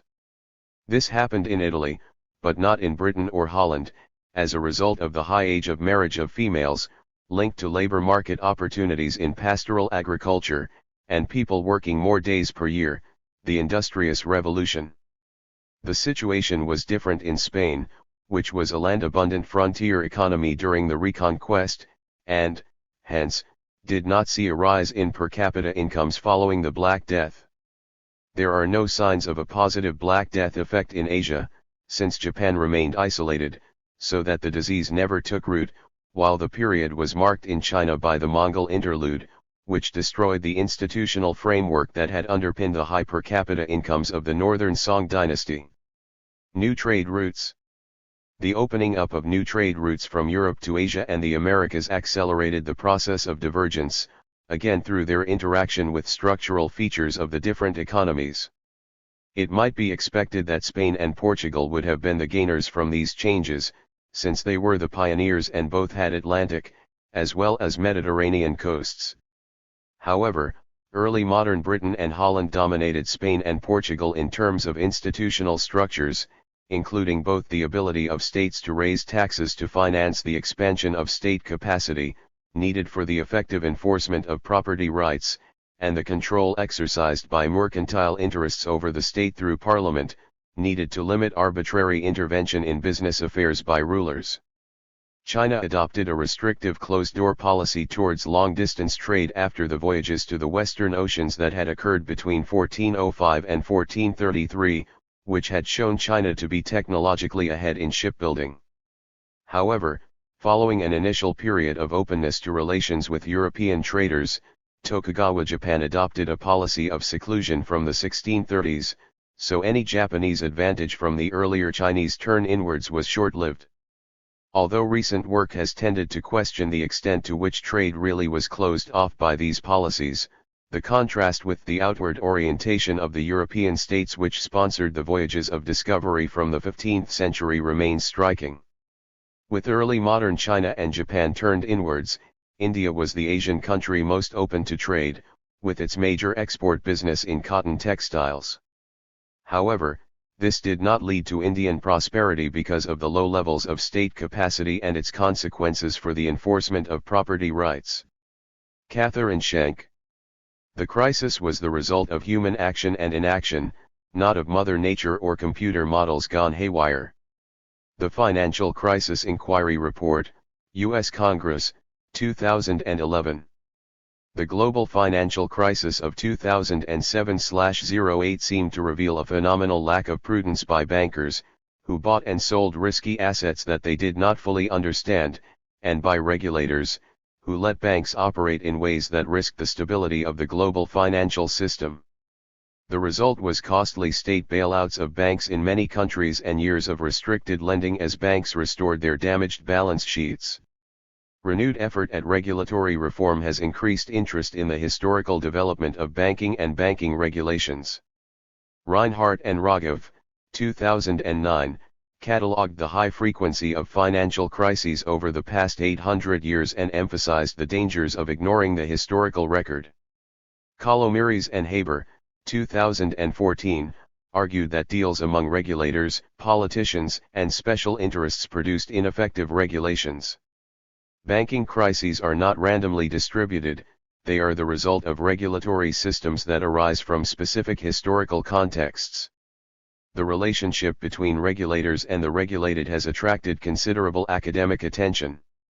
The importance of banks to economic stability and growth makes a strong case for external prudential supervision, but information asymmetry, complexity, the speed of innovation and the high value of private information to banks often prevent transparent prudential supervision. These difficulties are magnified on the international level. Because national banking systems are fundamental to macroeconomic policy, their supervision is a jealously guarded prerogative of national regulators. However, the highly integrated nature of national banking systems, the vulnerability to cross-border contagion and the need to avoid regulatory competition, to the bottom, provides a strong rationale for some form of multilateral oversight. In the post-war years, capital controls insulated national systems from contagion as governments sought to protect their national policy sovereignty. National systems of regulation became entrenched as part of the international monetary system designed at Bretton Woods that prioritized policy sovereignty and stable exchange rates over free flows of capital. Central banks focused on the balance of payments while their governments sought to restore national prosperity. By the 1960s, however, this framework was under threat from financial innovation. The offshore eurodollar market attracted global banking to the City of London in an unregulated market condoned by the Bank of England. The increasingly international networks of banks exposed the inconsistencies between national regulatory systems. In particular, the international operations of the City of London were relatively lightly regulated, in contrast to tighter controls in New York. The result was a flood of American banks into London to take advantage of the offshore market. In the early 1970s, this left the system vulnerable to a series of shocks including newly floating exchange rates and commodity price shocks. The most ambitious attempt to develop robust international banking regulation was the Basel Committee, launched at the Bank for International Settlements in 1975. The failure and near failure of several banks in the summer of 1974 exposed the risk of gaps in prudential supervision, inconsistent practice in foreign exchange markets and interdependencies between national banking systems that required a fresh approach. The Basel Committee shared best practice and tried to devise a framework to ensure common regulatory oversight of branches and subsidiaries as well as parent institutions, Goodhart 2010. Over the next 35 years the Basel Committee became the main forum for negotiated common standards and regulation. After the sovereign debt crisis of 1982-83 threatened to bring down the international banking system, the Basel Committee spent years negotiating capital adequacy standards with the world's banks. This did not forestall another series of financial crises in emerging markets in the 1990s. This crisis prompted a fresh round of negotiated standards, but failed to forestall the imprudent practices that led to the 2008 global financial crisis. Despite the efforts at Basel, the entrenched protection of national sovereignty over regulating the banking system has meant that banking regulation remains national while the industry became increasingly global. This mismatch lies at the root of the vulnerability to contagion from one national system to another. The collapse of Lehman Brothers in September 2008 was the outcome of a debate about immediate American interests, but it had disastrous effects as Lehman's global network sucked liquidity out of the international financial system. The history of international banking and financial regulation emphasizes the importance of the institutional context in which regulations are developed, the dangers of regulatory capture because of the specific characteristics of financial institutions and the perils of regulating a global industry through national frameworks. 2. Southern, Eastern and Central Europe. Joerg Baten. European countries and regions have followed many different paths to modernity. How were some countries able to achieve significant development accelerations during some periods? Why did living standards in these countries regress during other periods? This chapter focuses on the countries of Eastern, Southern and Central Europe. The core events of the Industrial Revolution have attracted much attention, however, because these events occurred in England and Scotland, many countries between Portugal and Russia have received less coverage in economic history books. This lack of research is astonishing because the history of these countries is exciting. In fact, it may seem to the historian that these regions were racing towards higher standards of living. There was considerable change over time in which the region was ahead in this race. For example, Southern Europe clearly led in productive capacity and education during the late medieval and early modern periods. Recent studies indicate that the national incomes of Spain and Italy were higher than that of the UK in 1500 and that Italy had higher educational levels. Spain was likely also a world leader in quasi-parliamentary participation during the Middle Ages, Van Zanden et al. 2012. Hence, skilled workers during this period migrated from north to south, especially to Italy, not the other way as some workers migrate today. Figure 2.1 presents the human capital development of three European regions, Northwest, South, and East, between 1450 and 1800.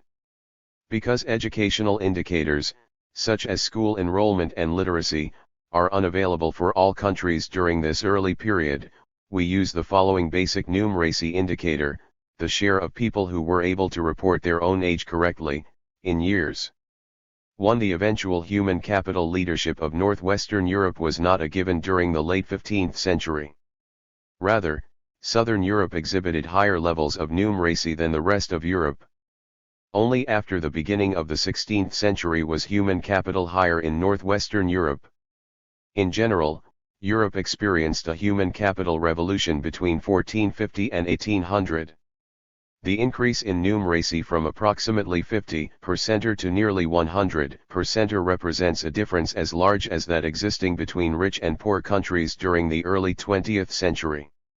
The predominance of Southern Europe during earlier periods is confirmed by estimates of national income, figure 2.2. Until the end of the 15th century, Italy outperformed both England and Holland and, until the late 17th century, it continued to outperform the former. While Spain was richer than northwestern Europe during the Middle Ages, this southern European country had been surpassed by 1400. Between 1500 and 1700, northwestern Europe experienced significant increases in national income, eventually overtaking Italy. In the following, we will first discuss the interesting cases of exceptionally high standards of living in Poland during the late 16th century, and the equally surprising high human capital and income levels in Italy during the same period. Afterwards, the reasons of their relative decline are studied.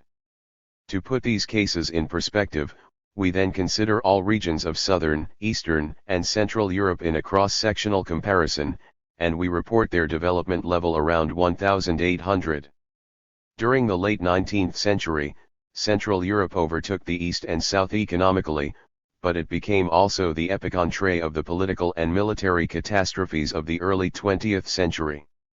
The history of this large part of Europe during the 20th century is traced in the last part of this chapter, concluding with the transformation of the East from socialism to market economy, and the world economic crisis of the late 2000s that hit southern Europe particularly harshly. Why did Italy lead during the early modern period? The economic history of the Italian peninsula illustrates both the high initial level of development in the south as well as its slower growth from the 17th to early 20th centuries compared to northwestern and central Europe.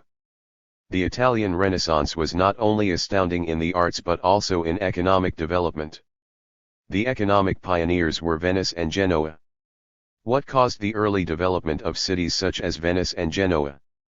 Many reasons can be considered, such as the relative military safety of Venetian lagoons and the high population density and urbanization of the Italian peninsula.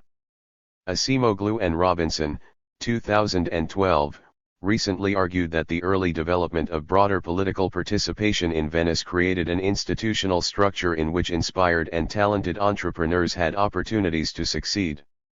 In contrast, in many other European cities, established wealthy merchants excluded newcomers, generating impediments to overall city development. Venice also developed early versions of joint stock capital firms, Acemoglu and Robinson 2012. Typically, two, or more, merchants created a trading enterprise. One merchant was responsible for long-distance transport, while the other provided financing for the enterprise. The famous explorer Marco Polo became an idol of Venetian merchants and other traders in many parts of the world.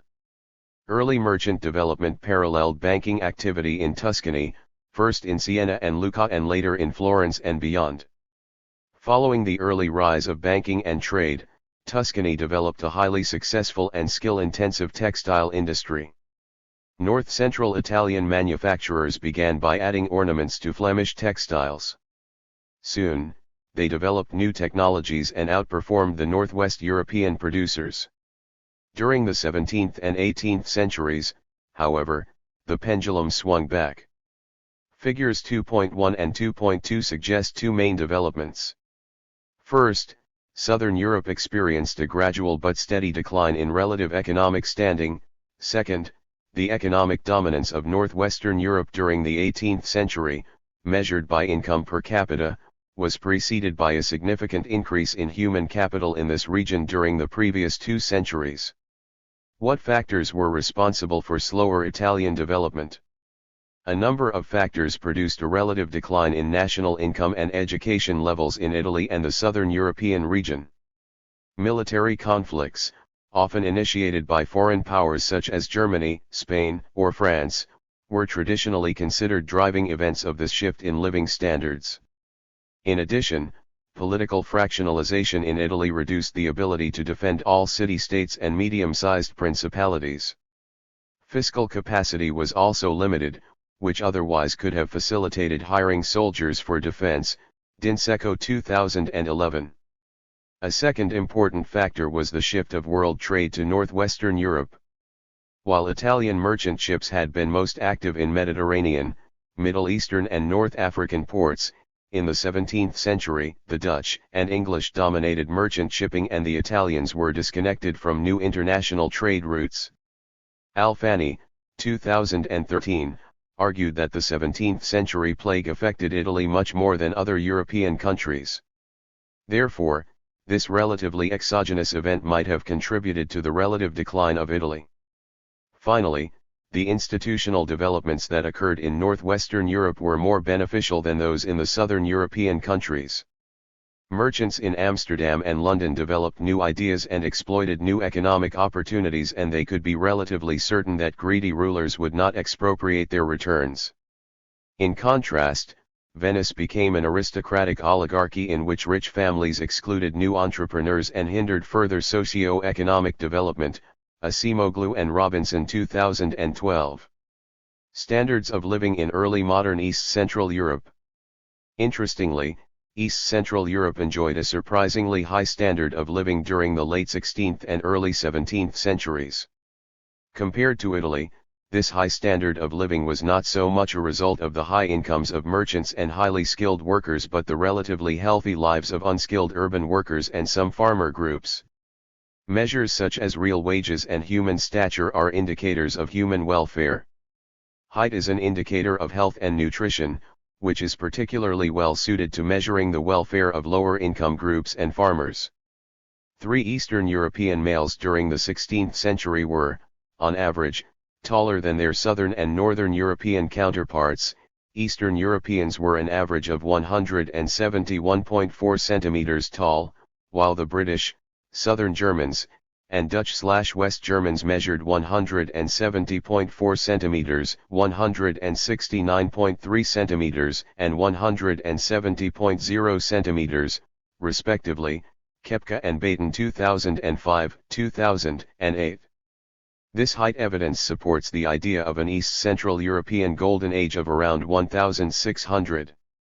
Recent research by Malinowski, 2013, notes that if real wages are measured for both urban and rural areas, real wages in Poland were comparable to those in England c. 1600, whereas for earlier and later periods, England's wages were higher.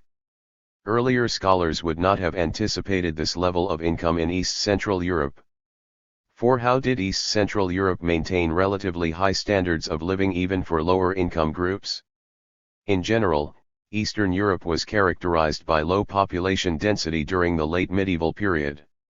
The local rulers encouraged migration into this area, attracting new settlers by offering relatively favorable conditions. This included also skilled Jewish immigration.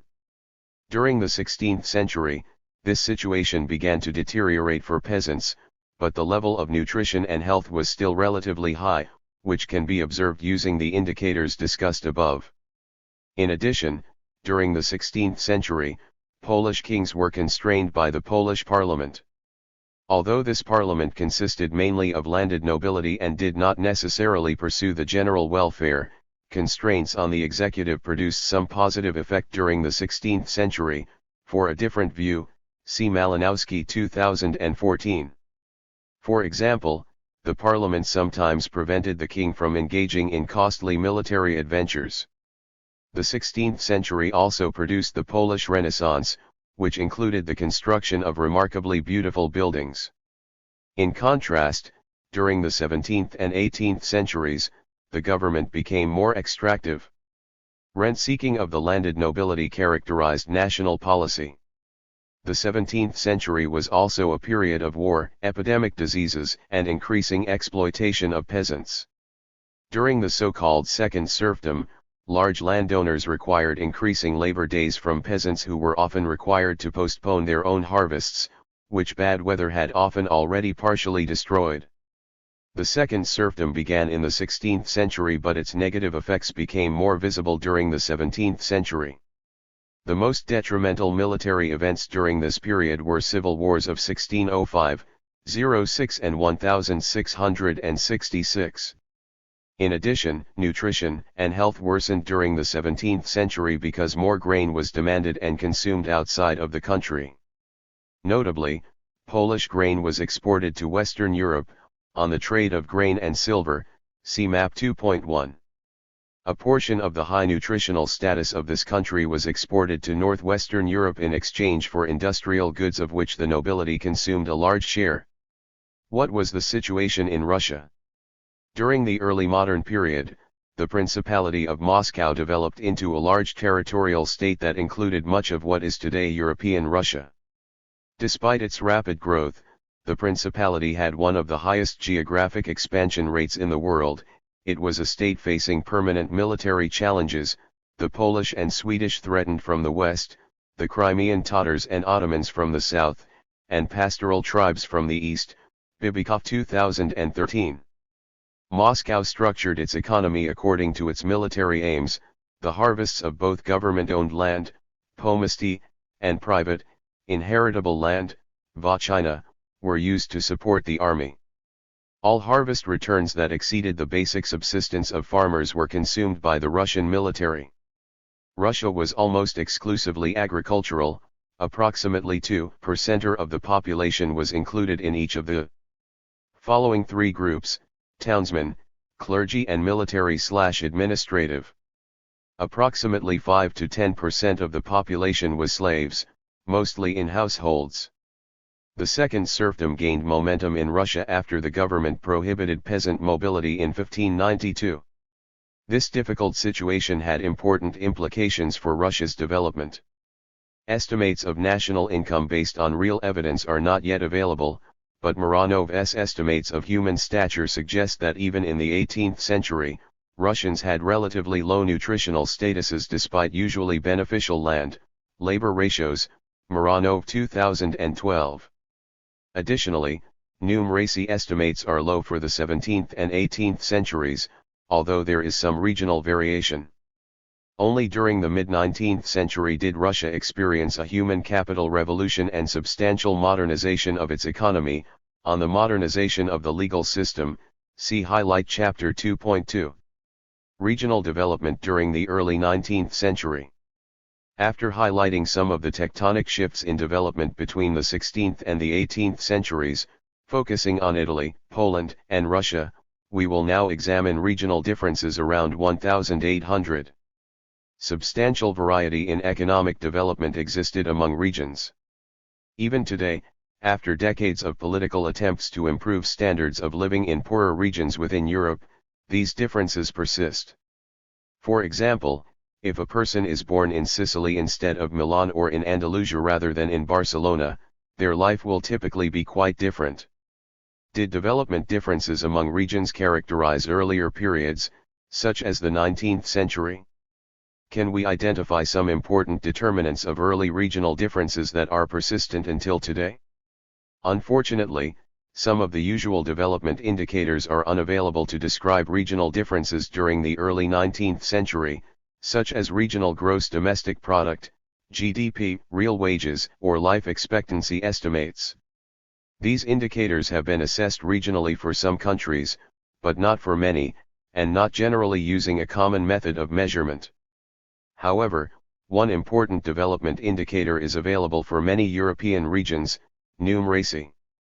This important component of education has been estimated based on regional census records for many European regions, Map 2.2. Because education is one of the three components of the Human Development Index, HDI, income and health are the other two, we will consider this indicator in detail. Education in general and math skills in particular are important predictors of income during later periods, and this indicator is relevant to the income component of the HDI. The map of European regions indicate that Italy was already divided by the early 19th century. Numeracy was substantially lower in southern Italy. This finding is also important in the light of arguments that the differences increased after Italian unification in the late 19th century, Vecca 2011. Before we discuss the other European regional differences, we describe potential influences of numeracy. What caused some regions to be less numerate? One important variable that has been identified in previous research is land inequality. In many regions with high land inequality, powerful elites prevented the public financing of primary education, especially if these elites were primarily involved in agriculture. From the perspective of the landed elite, why should one sacrifice income via taxation for the schooling of poor day laborers who performed mostly manual tasks on one's estate?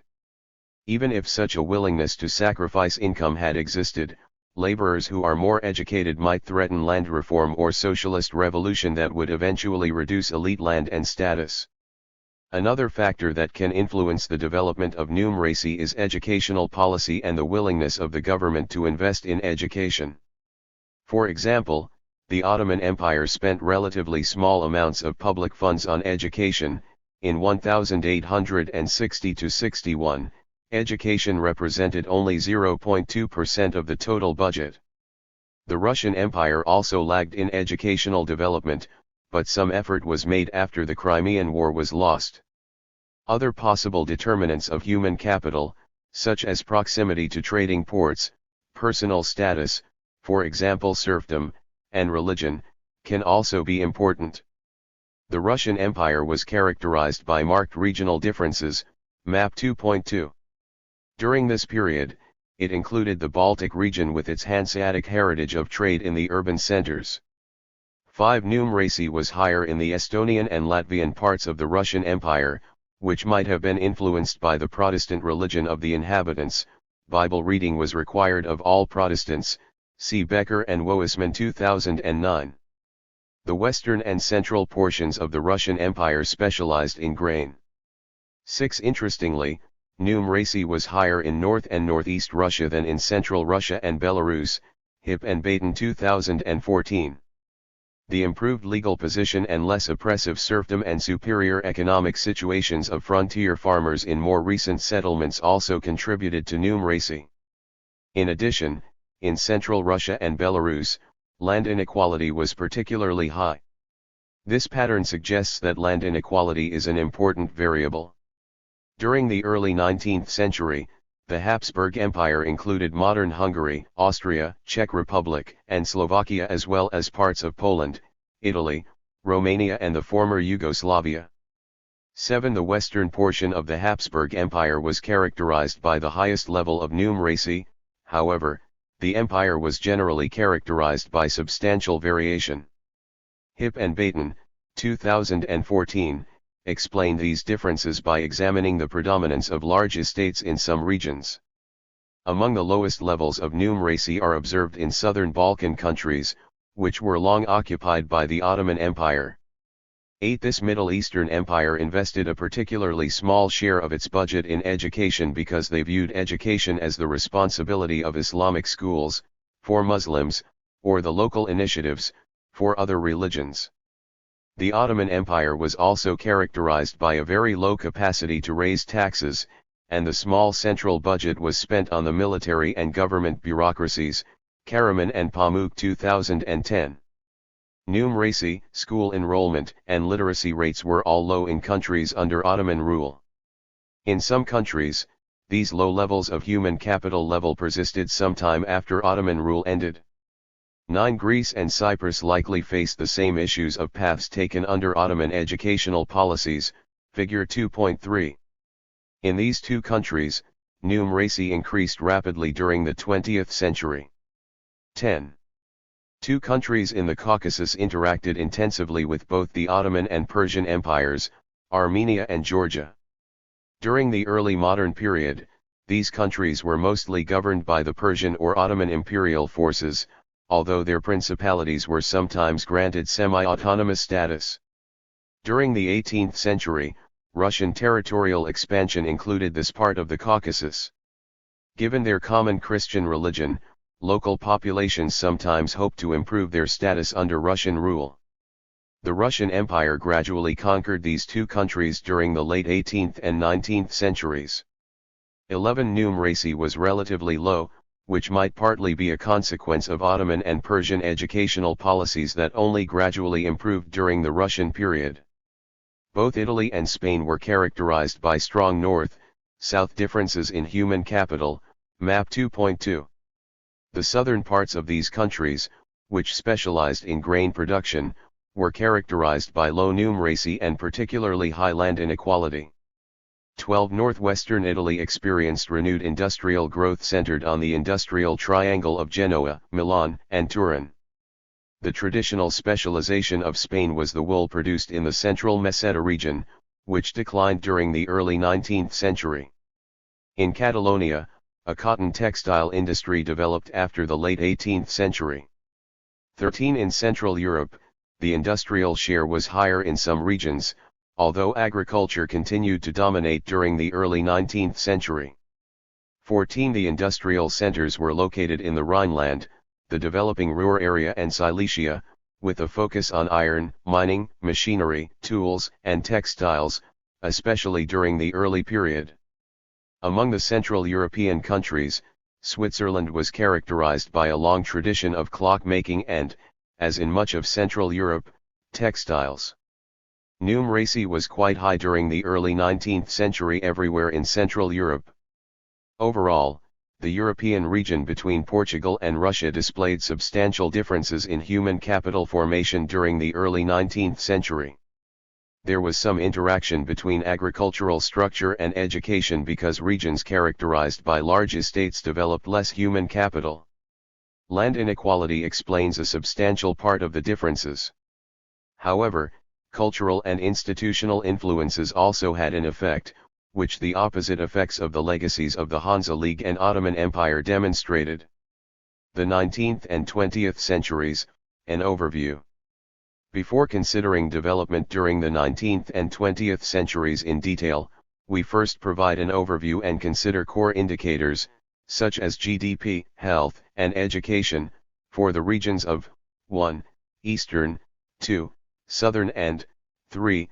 Central Europe. 15. Figure 2.4 indicates GDP per capita over the last 200 years. At the beginning of the 19th century, Italy dominated the other three countries considered as examples, Germany, Austria, and Portugal. However, during the late 19th century, Central European economies grew quickly, and growth outperformed that of Southern Europe. This was the period of the Second Industrial Revolution, and human capital was a decisive factor in determining who won or lost this race. Other factors that played a role were access to trade routes, institutional quality and fiscal capacity to build infrastructure. Southern Europe did not participate to the same degree in this Second Industrial Revolution and began to trail Central and Northern Europe. However, Southern Europe began to catch up after the Second World War. Even Portugal, which was the poorest country during this period, left the category of average world income behind and converged to that of the richest countries. Figure 2.5 displays the economic development of the European regions during the last 200 years. During the period 1800 to 1900, Eastern and Southeastern Europe, in which Russia played a dominant role, were characterized by much lower income levels than Central Europe, figure 2.5. The income level of Southern Europe was between that of the two other regions during the late 19th century. Eastern and Southeastern Europe were on a growth path during the late 19th century, but war, civil war, and revolution during the early 20th century derailed their growth. See highlight chapter 2.1. In fact, political transformations and wars thwarted Eastern Europe during two periods, the 1910-20s and 1990s. Stature is often used as an indicator of health and nutritional status, see the introduction to this volume. It is interesting to compare how human stature also reflects economic development in Eastern Europe. For example, the crisis in the 1920s is clearly visible in the height records, figure 2.6. 16. During the early 19th century, stature in Eastern and Southeastern Europe is quite low. Pre-evolutionary heights in the late 19th century converge to those of Central Europe. In contrast, GDP per capita levels indicate a much lower development of production capacity in these regions. However, we must carefully interpret this difference because height is sensitive to the availability of protein in the diet. In Eastern Europe, population density was still relatively low during the 19th century, therefore, the availability of sufficient protein might have increased heights, while GDP per capita did not follow the same process. Nutritional status tended to be similarly favorable in Eastern Europe during the 19th century, whereas the productive capacity and consumption of industrial goods were clearly higher in Central Europe. Next, we consider developments in numeracy among the European regions, figure 2.7. In general, we observe an increase in basic education in all regions, which was at a higher level than the world average. Human capital in Eastern and Southeastern Europe increased substantially during the 19th century. The improvement in numeracy in Eastern Europe between 1810 and 1850 is so dramatic that we can interpret this as the Eastern European human capital revolution, which occurred over very few decades. By comparison, the early modern numeracy revolution in Western Europe was twice as large and considerably more gradual, from the 15th to the 18th centuries. This numeracy increase was previously unnoticed because school enrollment evidence for Russia begins in the 1870s, Moranov 2012. These data are consistent with some punctual cohort estimates for literacy in Russia. Literacy tripled over the same period but from a relatively low level. In all countries, basic numeracy increased before literacy. Hence, this indicator reflects the first stage of human capital improvement. 17.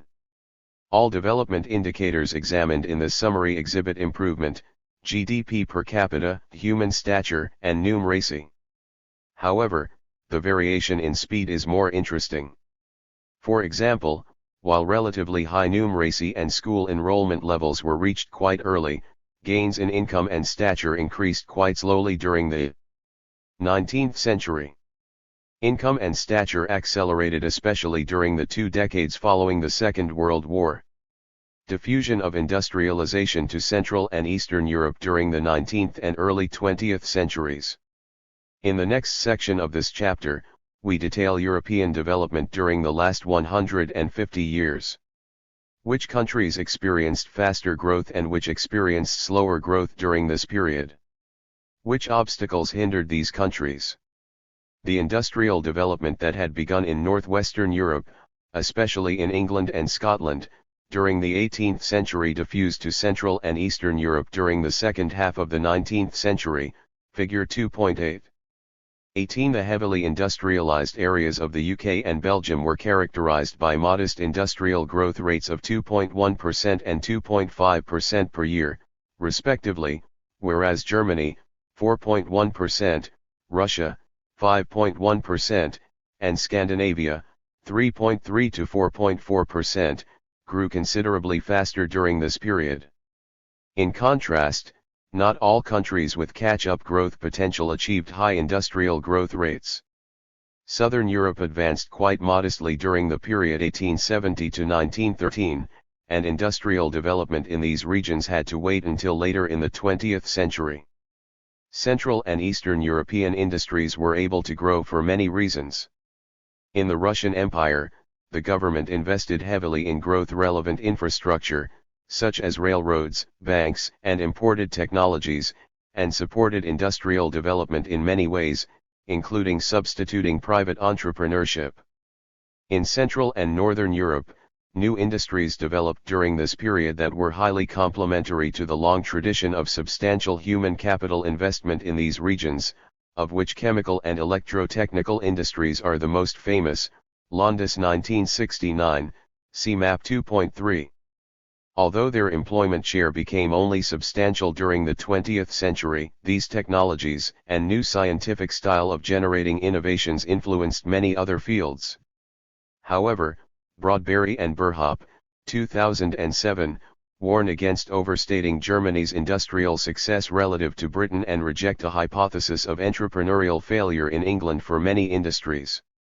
Although industry experienced the most remarkable development, and has received the most research attention, the other two sectors should not be neglected, that is, agriculture and services. Agricultural employment declined, but total production in this sector increased as new fertilizers were developed by the emerging chemical industry and agricultural machinery gradually improved, from wooden to iron plows in poor areas, to threshing machines in richer areas. A number of studies have focused on the dramatic effects of the so-called European grain invasion. As transport costs decreased, a wave of imported wheat from the Russian Empire and North America flooded Europe. The famous response in Central Europe was the implementation of agricultural tariffs. In Germany, for example, the imperial government was strongly influenced by East German aristocratic landowners to increase grain tariffs. However, there is some debate about the quantitative importance of these tariffs. See Broadberry and O'Rourke 2010, p. 68. The grain invasion also had an important impact on welfare, especially for the poor. Real wages and nutritional levels increased, and stature began to increase during the 1880s, extending over more than a century for the first time in human history, figure 2.6. Income redistribution, social security programs, and, during the 20th century, medical progress supported this trend. How did the service sector develop during the period 1870 to 1913? Although the agricultural share of unemployment decreased between 1870 and 1913 from just over 50 to just over 40%, and industrialization became a policy goal for most countries, some of the richest countries experienced stronger increases in the service sector than in the industrial sector, Broadberry and O'Rourke 2010. In the UK, service sector employment increased by 9%, while industry grew by only 2%. In Switzerland, service sector employment nearly doubled from 16 to 28%. Cities including London, Zurich, and Geneva expanded their central banking and trading positions. Broadberry and O'Rourke, 2010, observe a stronger relationship between national income and service sector employment than between income and industrial employment. The First Era of Globalization, 1850 to 1913. The First Era of Globalization, O'Rourke and Williamson 1999, became visible in three economic markets: labor, capital, and goods. The latter two markets are relatively more important during the late 20th and 21st centuries than during the late 19th century, whereas integration in labor markets was of primary importance during the First Era of Globalization, which occurred before the First World War. Migration from the Old World to the New World reached levels of more than 1 million people per year, considering only transatlantic migration, O'Rourke and Williamson 1999. Higher land, labor ratios in classical destination countries, such as the US, Canada, Australia, Argentina and Brazil, produced higher real wages in these countries than in Europe. Decreases in migration cost through transatlantic passenger ships considerably increased the number of migrants, especially because immigration policies in these destination countries remained liberal until the First World War. Germany belonged to the group of first wave of source countries. Large-scale Western European migration occurred before the mid-19th century. In contrast, Southern and Eastern European migration occurred in the decades preceding the First World War. Italian emigration was as high as 11% of the total population during the first decade of the 20th century, whereas typical rates in Spain, Portugal, and Austria-Hungary were approximately 5% per decade. 19. It is astonishing that emigration from relatively poor Southern and Eastern Europe was initially more limited than migration from richer Northwestern Europe. However, a number of factors play important roles in the migration process, such as transportation, social and psychological costs. Potential migrants consider not only wages but also hurdles, such as isolation and discrimination. Migration research indicates that the so-called friends and family effect plays an important role. The migrant stock in the US was mainly British, Irish, and German in the early 19th century, and individuals of these nationalities migrated more often during the mid-19th century after the first small communities of their nationalities had been established, and travel costs decreased. Recently, the selectivity of migrants has been studied more intensively. In contemporary debates over migration, the educational level of immigrants plays an important role, including potential brain drain effects on the source countries. Did European countries experience brain drain during the 19th century? This phenomenon can be observed for Russia. Partly due to religious persecution during the 1890s, a substantial share of the Jewish inhabitants of the Russian Empire emigrated, which reduced the human capital level of this country, Stahls and Baten 2012. In contrast, German emigrants around the mid-19th century were less skilled than the population that remained. This migration was caused by famine during the so-called hungry 1840s. Local communities were obliged to care for the poor, and it was less expensive for communities to pay for tickets to the New World than for welfare payments. This observation starkly contrasts with the narratives about German migrants in school books, which usually emphasize the political refugees of the unsuccessful revolution of 1848 who were presumably highly educated, but represented few of the total number of migrants. The war and interwar years. After a relatively consistent increase in welfare in southern, eastern, and central Europe, the First World War, 1914-18, ended this phase. The loss of human life was unprecedented and the destruction of the war areas immense. Additionally, the war created a climate of distrust and economic disintegration. After the first era of globalization, 1850 to 1913, an era of deglobalization followed, O'Rourke and Williamson 1999. During the war, many of the countries that had been buying European industrial products installed own industrial capacity, example India. Other markets were taken over by US or Japanese exporters, satisfying Latin American and Asian consumer demands. In addition, Southeastern Europe promoted its own industrial development. These processes resulted in a doubling of industrial plants and fierce competition in which governments interfered. Eastern Europe also experienced a unique development. After the October Revolution in the Russian Empire, the introduction of Soviet-style socialism and later communism with nationalization of the main industries increased heavy industrial production at the expense of consumer-oriented light industries and agriculture. The collectivization of agriculture resulted in harvest failures and the death of a high share of the population, especially in Ukraine during the early 1930s. On the other hand, the Soviet Union engaged in one of the most ambitious expansions of an educational system. Soviet heavy industries were sufficiently developed in the 1940s to defeat the German army that invaded Soviet territory during the Second World War, although imports of weapons and idealism also played a large role. After this short deviation, we return to Central Europe during the interwar period. The deglobalization period after the First World War reached its economic nadir during the Great Depression of the early 1930s. Germany was among the countries most severely affected by the Great Depression because its recovery and rationalization of major industries was financed by unsustainable foreign lending. In addition, war reparation obligations reduced investment propensity and, perhaps most importantly, the government implemented a rigid austerity policy that resulted in deflation, Ritzl 2002.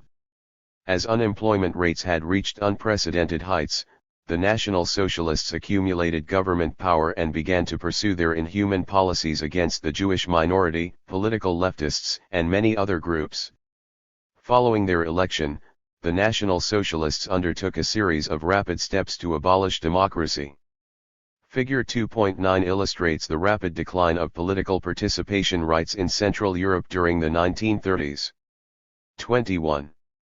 National Socialist trade policy in Germany consisted of an autarkic policy regime that aimed to cancel all imports, such as foodstuffs, that could be replaced with domestic substitutes or raw materials for the consumer-oriented industries. Only imports of iron ore and similar items were considered necessary because a main aim of the government was to strengthen the production capacity of military products.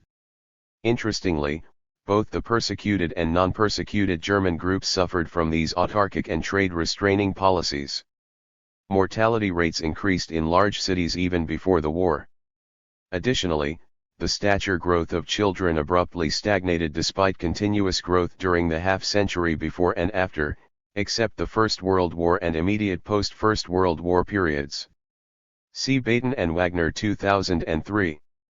The Great Depression affected all European countries with unpredictable vigor. Reactions to the crisis varied considerably, however. What determined the speed of recovery from the Great Depression among European countries? One important issue was monetary policy. Many countries had adopted the gold standard during the 19th century, which guaranteed that all banknotes could be exchanged for gold in the central bank of a specific country.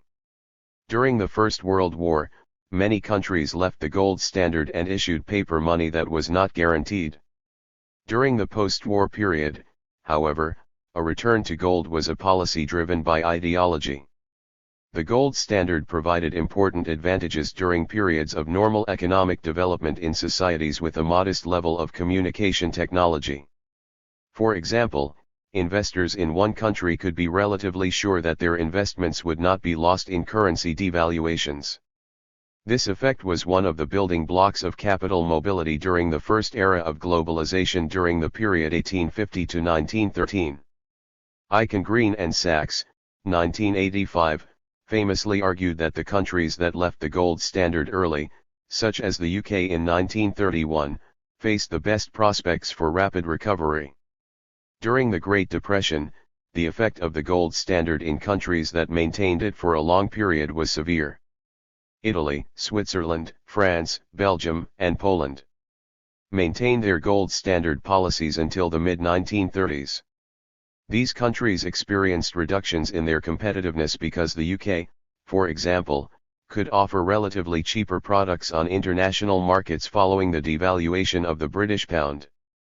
Similarly, deflationary processes prevented potential investors from stimulating the economy. Investors preferred to maintain their money reserves because the value of money relative to goods increased. Many Central and Eastern European economies suffered from the agricultural protectionism of industrial countries during the early 1930s, which preferred to stimulate their own agricultural sectors even if it was less efficient to grow foodstuffs domestically than to import these products. In contrast, the Soviet Union achieved rapid industrial growth, if the statistical evidence can be trusted. For example, pig iron production in 1940 was 4 times as large as it had been in 1927, Allen 2003, Beist and Franasek 2010.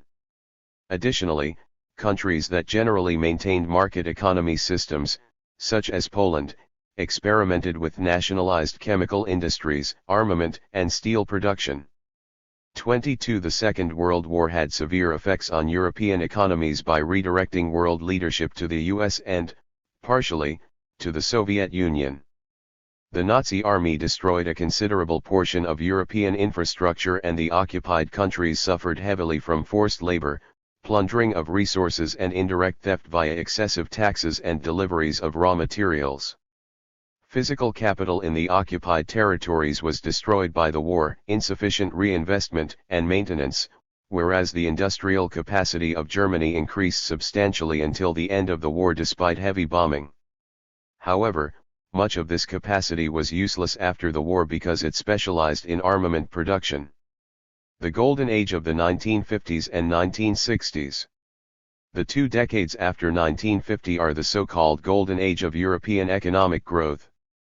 23 In the beginning, some of this growth resulted from the shift from agriculture to industry and services in countries that had not yet fully industrialized. All European economies became service sector economies with shares of services of approximately 60% or except Eastern Europe, which was characterized by a slightly smaller share. However, these GDP growth effects of structural change tended to decrease over time.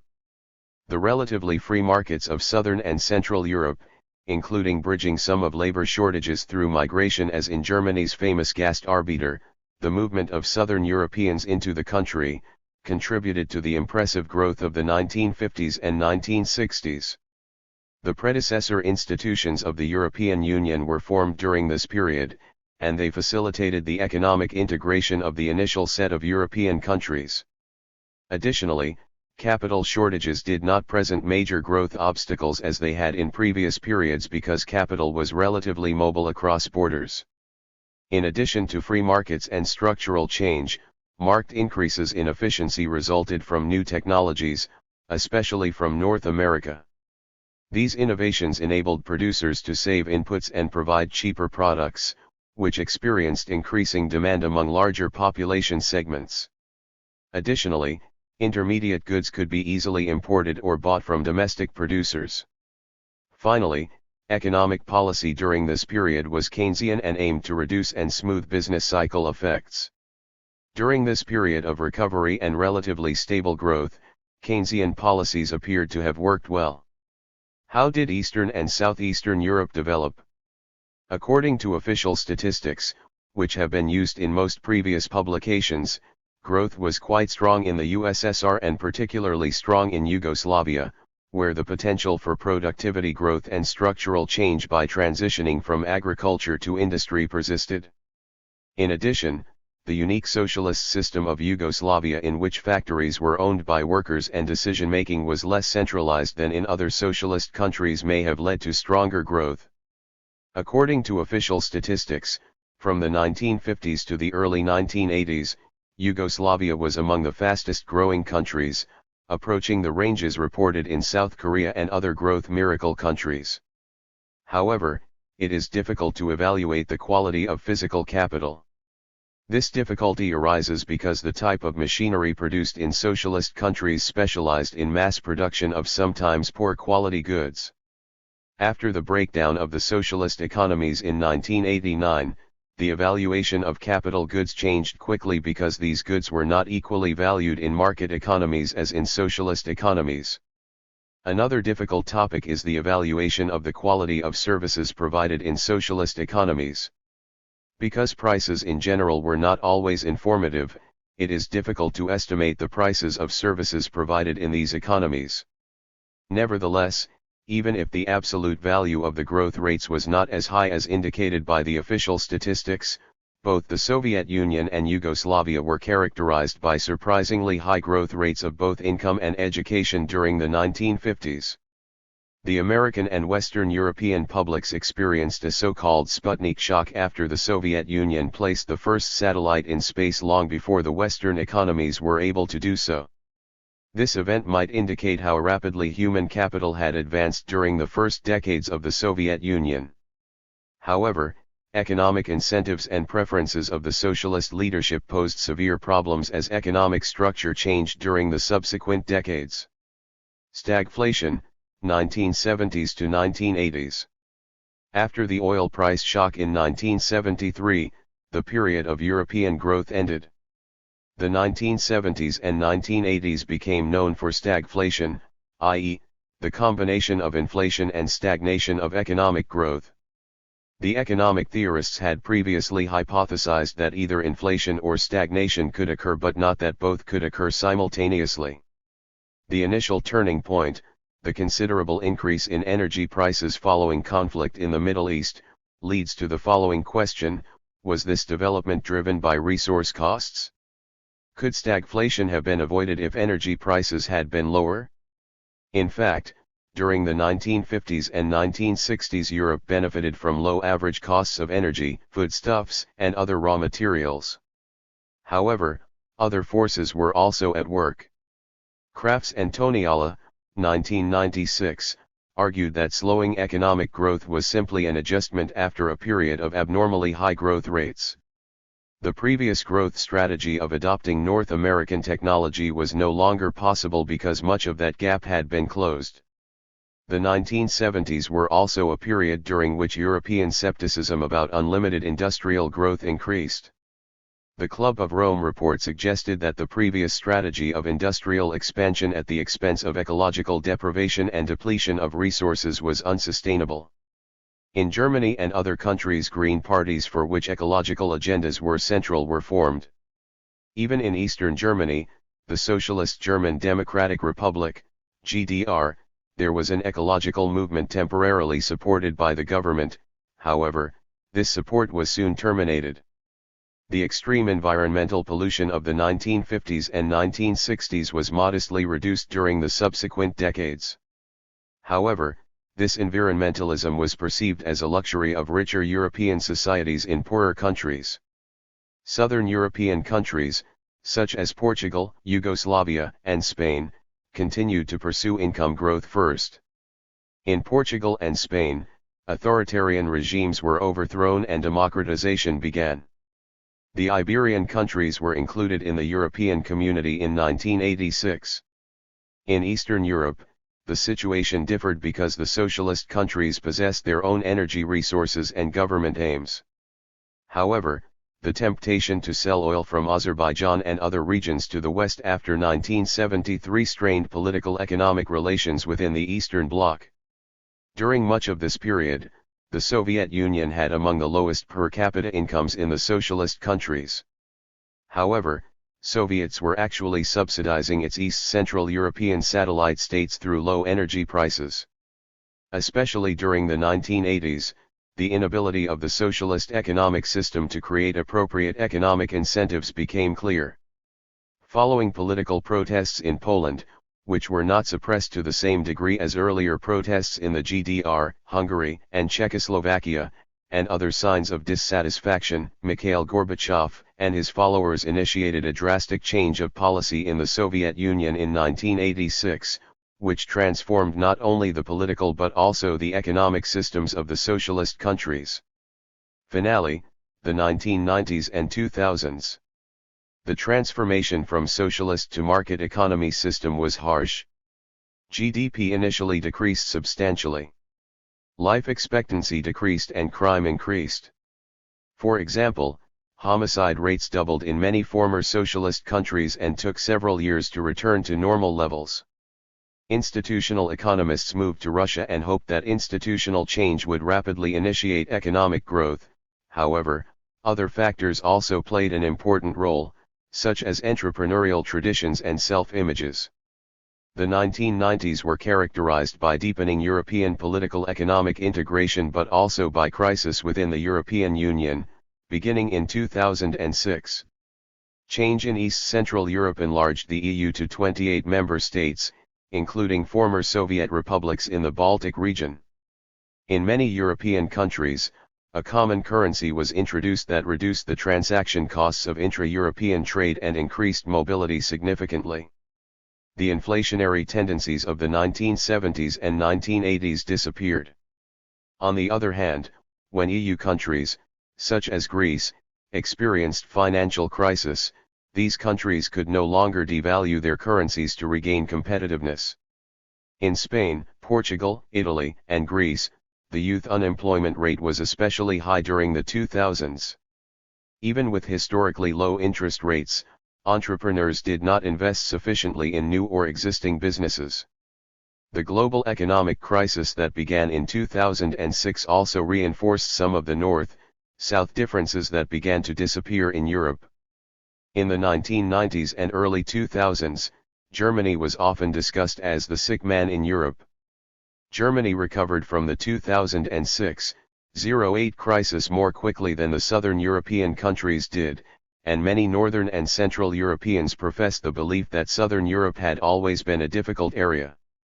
Other important developments during the 1990s and 2000s included the economic restructuring that followed the revolution in computer-based information and communication technologies, ICT. Although the trend began in the 1970s and 1980s, during the 1990s almost everybody outside manual workplaces had permanent contact with ICT. Surprisingly, although the change in economic systems was likely as large as the introduction of electricity at the beginning of the 20th century, the measured productivity effects of ICT in most industries seemed quite limited. Salo 1987. The main effect of ICT was likely making workplaces and services more pleasant for workers by reducing assembly line processes. 24. Conclusion. One remarkable fact of European economic history since 1500 is the considerable variability in important development and welfare indicators over time. For example, we observe surprisingly high standards of living in Southern and Eastern Europe c. 1600. The real wages of urban populations benefited from low cost of grain in Eastern Europe. Nutritional status was also exceptionally high during the 16th and early 17th centuries by the standards of the early modern period. However, as Eastern Europe began to export its grain to Northwestern Europe, food prices increased. In Eastern Europe, the second serfdom resulted in exceedingly unequal distributions of power and income. Consequently, this region trailed in the welfare race. In Italy, Spain, and Portugal, both human capital and national incomes were remarkably high during the 14th and 15th centuries.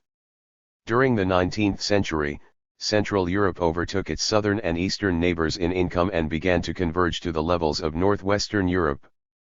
However, this positive economic development was soon overshadowed by the catastrophic world wars of the early 20th century.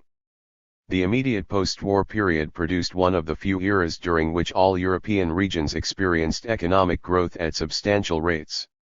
The 1950s and 1960s were truly a golden age for many European countries. In Eastern Europe, however, socialism imposed strong constraints on economic development, which ultimately produced transformations to market and mixed economic systems during the late 1980s. This chapter concluded with a discussion of the transformation crisis in Eastern Europe, the struggle for reform in Central Europe, and the global financial crisis of the 2000s. I2. The Sputnik shock, the Pisa shock, human capital as a global growth determinant. Joerg Baten. Many pupils in school do not like maths, and those who like it are often despised as nerds. However, math skills, and education in general, are decisive for the following question: will your country be rich or poor? Some countries follow a path of reinvesting income into education, sustaining more skill-intensive industries. Better education, therefore, does not only increase the current human capital of the labor force, but it also permits the development of additional innovations and adaptation of new technologies that can be imported from foreign countries. Having this relationship in mind, many advanced countries experienced shocks in their histories. The US public suffered from a Sputnik shock during the 1950s, when the Soviet Union demonstrated innovative capabilities in space. The German public experienced a Pisa shock during the early 2000s when testing of problem-solving abilities demonstrated that German school children did not succeed well in maths, reading, and natural science tests. East Asian and Scandinavian school children were far ahead in the first tests, suggesting that economic growth would be much more rapid in these world regions. Both the shocked US and Germany initiated expensive educational investment programs thereafter. Dramatic shocks like these initiated research projects that also considered long-term developments. The traditional view of economic historians was that human capital could not have played a large role in 18th and 19th century growth because two of the best-studied countries seemed to be inconsistent with this growth theory. Mitch, 1991, noted that Britain experienced stagnating literacy between the mid-18th and mid-19th centuries, whereas France was quite early in its educational development without becoming a driving force of growth in 19th century Europe. Baten and Van Zanden, 2008, rejected this view by taking a long-term perspective. They found that starting in 1450, there was a substantial influence of advanced human capital on welfare growth, even considering other potential determinants such as institutional development, constraints of the executive, trade, and Malthusian forces.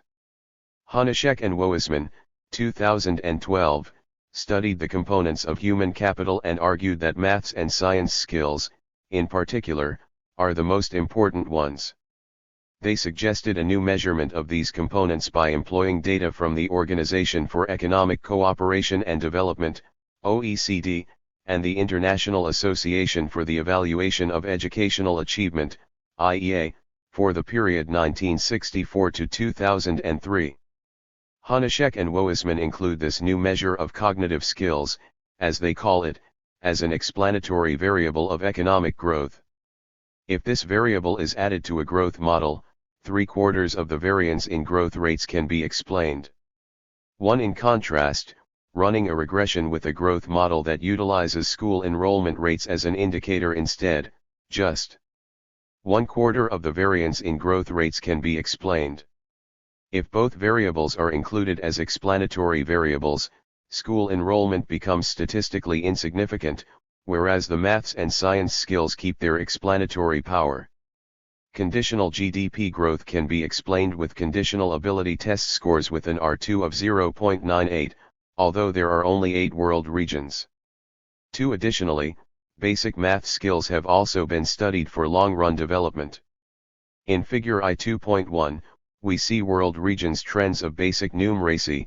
See the introduction for an explanation of the method. The richest world regions, Western European/North American industrial countries, Eastern Europe and East Asia, had high numeracy values already, during a period when East Asia was still poor. Relatively low levels of numeracy were found in the Middle East and South Asia. Similar rankings can be observed as soon as maths test results can be obtained. Figure I 2.1 Numeracy of the world regions during the 19th and 20th centuries. Note, industrial countries represent Western Europe, North America, Japan. Source, calculated from Crayon and Baten, 2010. It appears that a high degree of numerical abilities was already developed by some countries before the 19th century, figure I 2.2. In addition, basic numeracy in 1820 correlates with math/science skills during the late 20th century. However, looking at individual country histories, there was significant mobility. Some countries declined in levels of numeracy, others increased. This makes it clear that genetic interpretations are impossible. Figure I 2.2 Maths and Science Cognitive Skills, 1964 to 2003, and Numeracy, 1820, ABCC Index, source, modified from Baten and Joerg, 2013. Nigeria added from Capelli and Baten, 2015. However, one of the crucial questions in assessing human capital as a growth determinant is the degree of exogeneity with higher income, which allows for more substantial investment in schooling. Therefore, the direction of causality can potentially run the other way. In addition, another question arises of whether human capital is only approximate growth determinant, following underlying factors such as institutional design. Some factors related to human capital development have been proposed by the literature, stating that human capital is not simply a function of institutional design and not a perfect correlate of income. Religious rules can determine education in a relatively exogenous way. Botticini and Eckstein, 2007, offered a human capital interpretation of Jewish economic history in which they ascribed Jewish educational rigor to a decisive moment in the 1st century CE.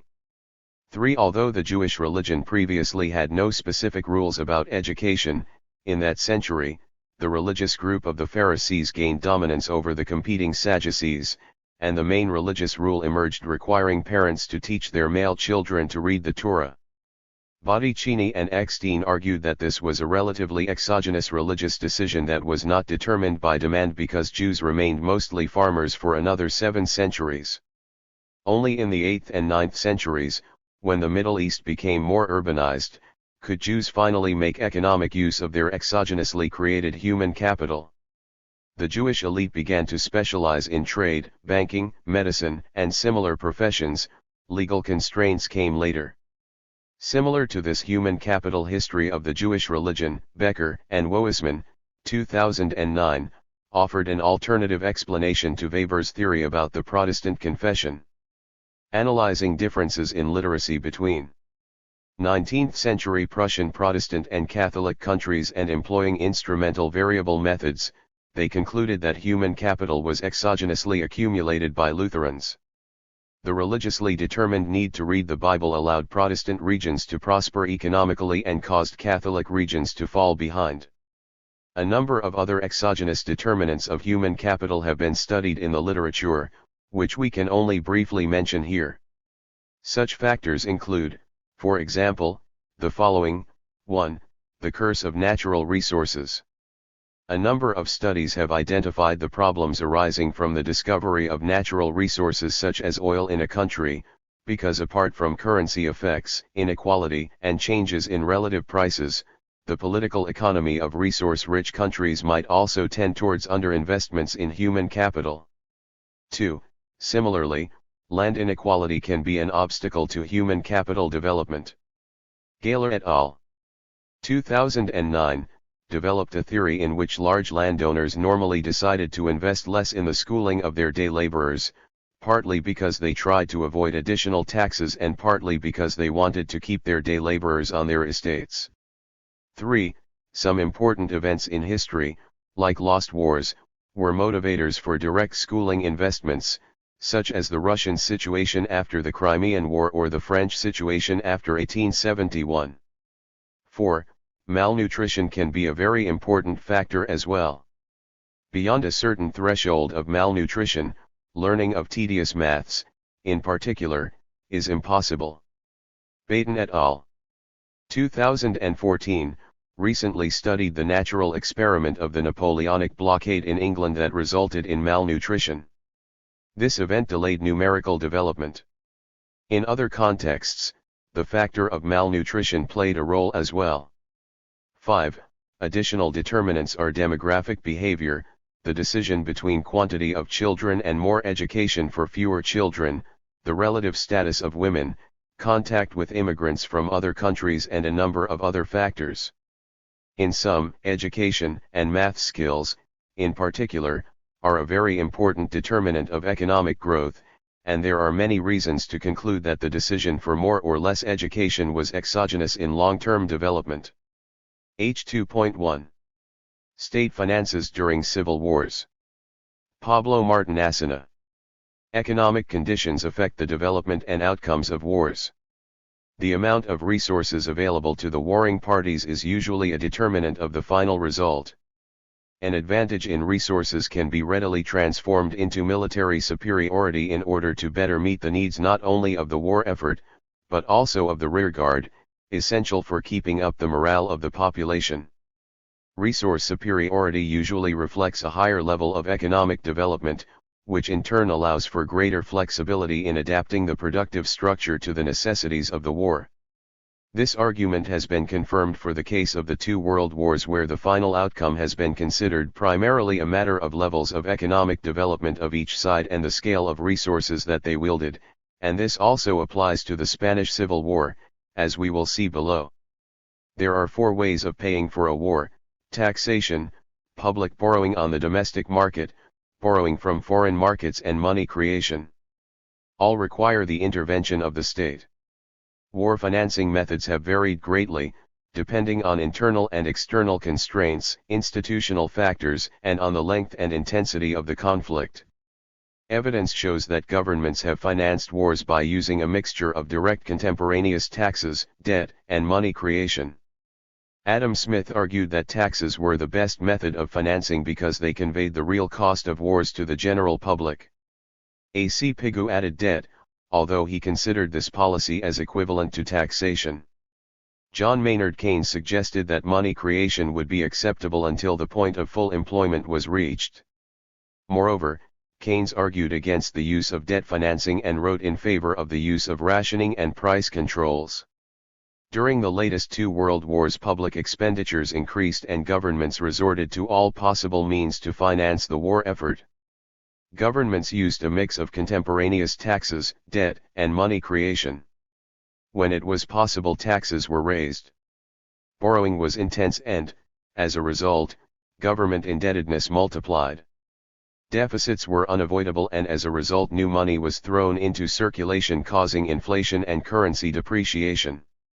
The experience of at least 4 19th and 20th century civil wars tells the same story. In the American Civil War, the Union covered its expenses by collecting new taxes, but most of the revenue needed to finance the war came from money creation, the well-known greenbacks, and from the issue of debt. The Confederacy, unable to pay for the war effort through taxation, resorted to selling bonds abroad in either London or Amsterdam and to issuing currency on a huge scale. Inflation both in the North and in the South was the concomitant result of printing money. In the long Mexican Civil War, the two confronted armies tried to raise taxes and to borrow from the public and to sell bonds abroad. However, this was not sufficient to meet the expenses, and henceforth the printing press was given additional work. Prices skyrocketed and the Mexican peso depreciated sharply. Revolutionary Russia offers a third example, which if anything is even more extreme. The Bolshevik faced insurmountable difficulties to finance the war, the fiscal administration collapsed, the domestic financial market vanished, and markets abroad were closed to Soviet issues. Paper money became the sole means of financing the deficit caused by the increase in war expenditures.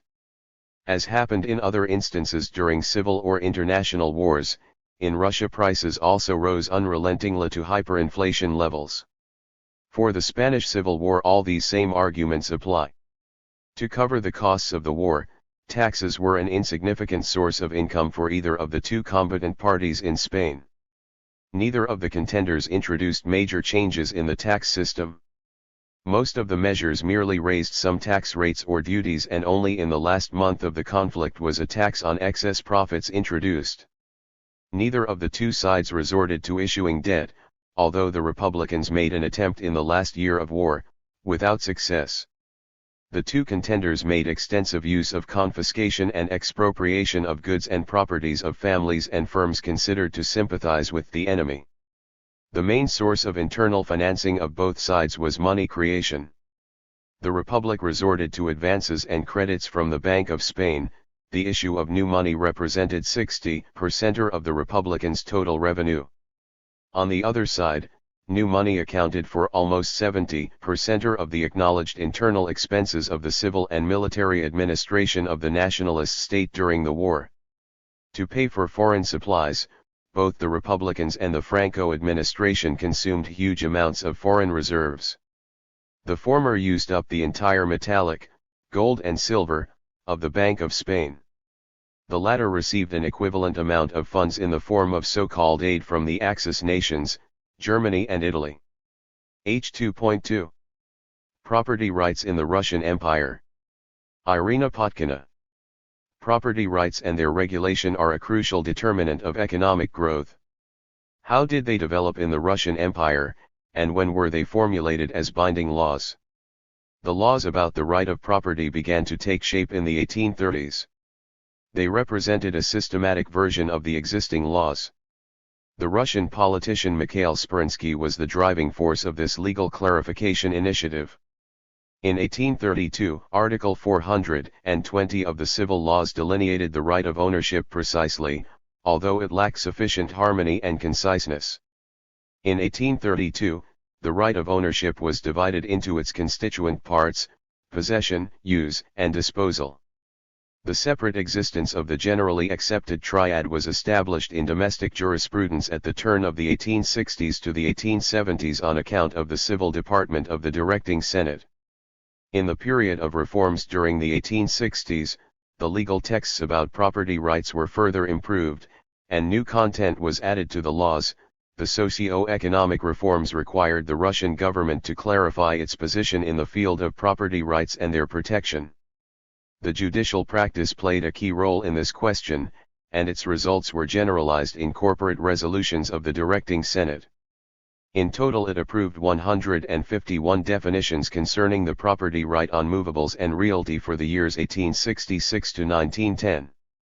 The civil department of the Senate focused on the problems of the owner's full authority, protection from invasion by a third person and other co-tenants, the implementation of joint tenancy and the relationship on the basis of dual ownership. All these matters were of paramount importance for doing business. The Senate's activities resulted in the creation of institutions previously unknown to the Russian law. In the Russian Empire, the property right to land was limited by the strict estate boundaries, while the overwhelming majority of the population, i.e., peasants, could not exercise it unconditionally and without government interference. Such a situation was not compatible with the legal meaning of the law and resulted in the development of a unique system of peasant rights, which lasted until 1917. Moreover, Jews and Poles also suffered under the law, and in most cases, the restrictions were of religious and political nature. Further Russian peculiarities were legal regulations on the purchase and sale of land.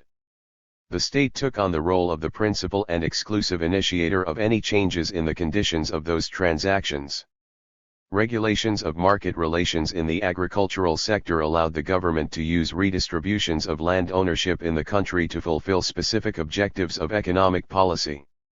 Distinctive features of the general land policy of the Russian government were protection of interests of the land-owning nobility in the western parts of the empire and the local population in the border areas, as well as the proprietary rights of the peasant class. Rapid development of railways in the 19th century forced the state to recognize that it was necessary to alienate immovable property for their construction.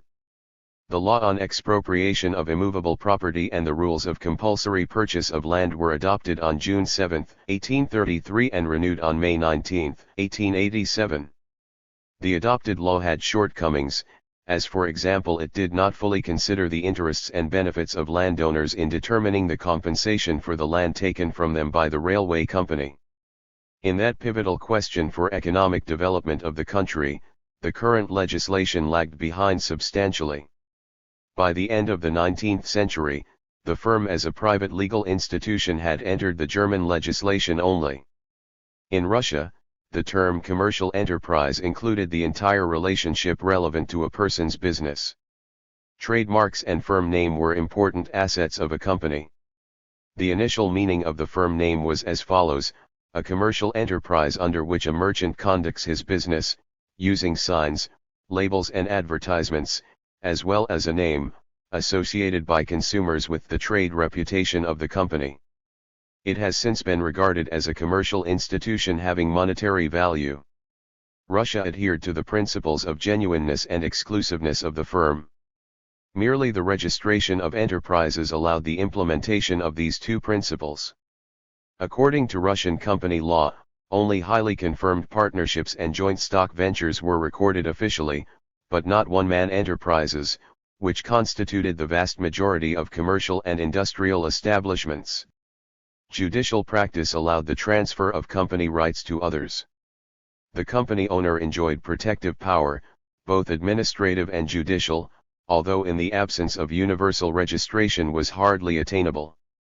Property rights regulation remained one of the most complex tasks in the Russian legislation and was not accomplished until the end of the empire in February 1917.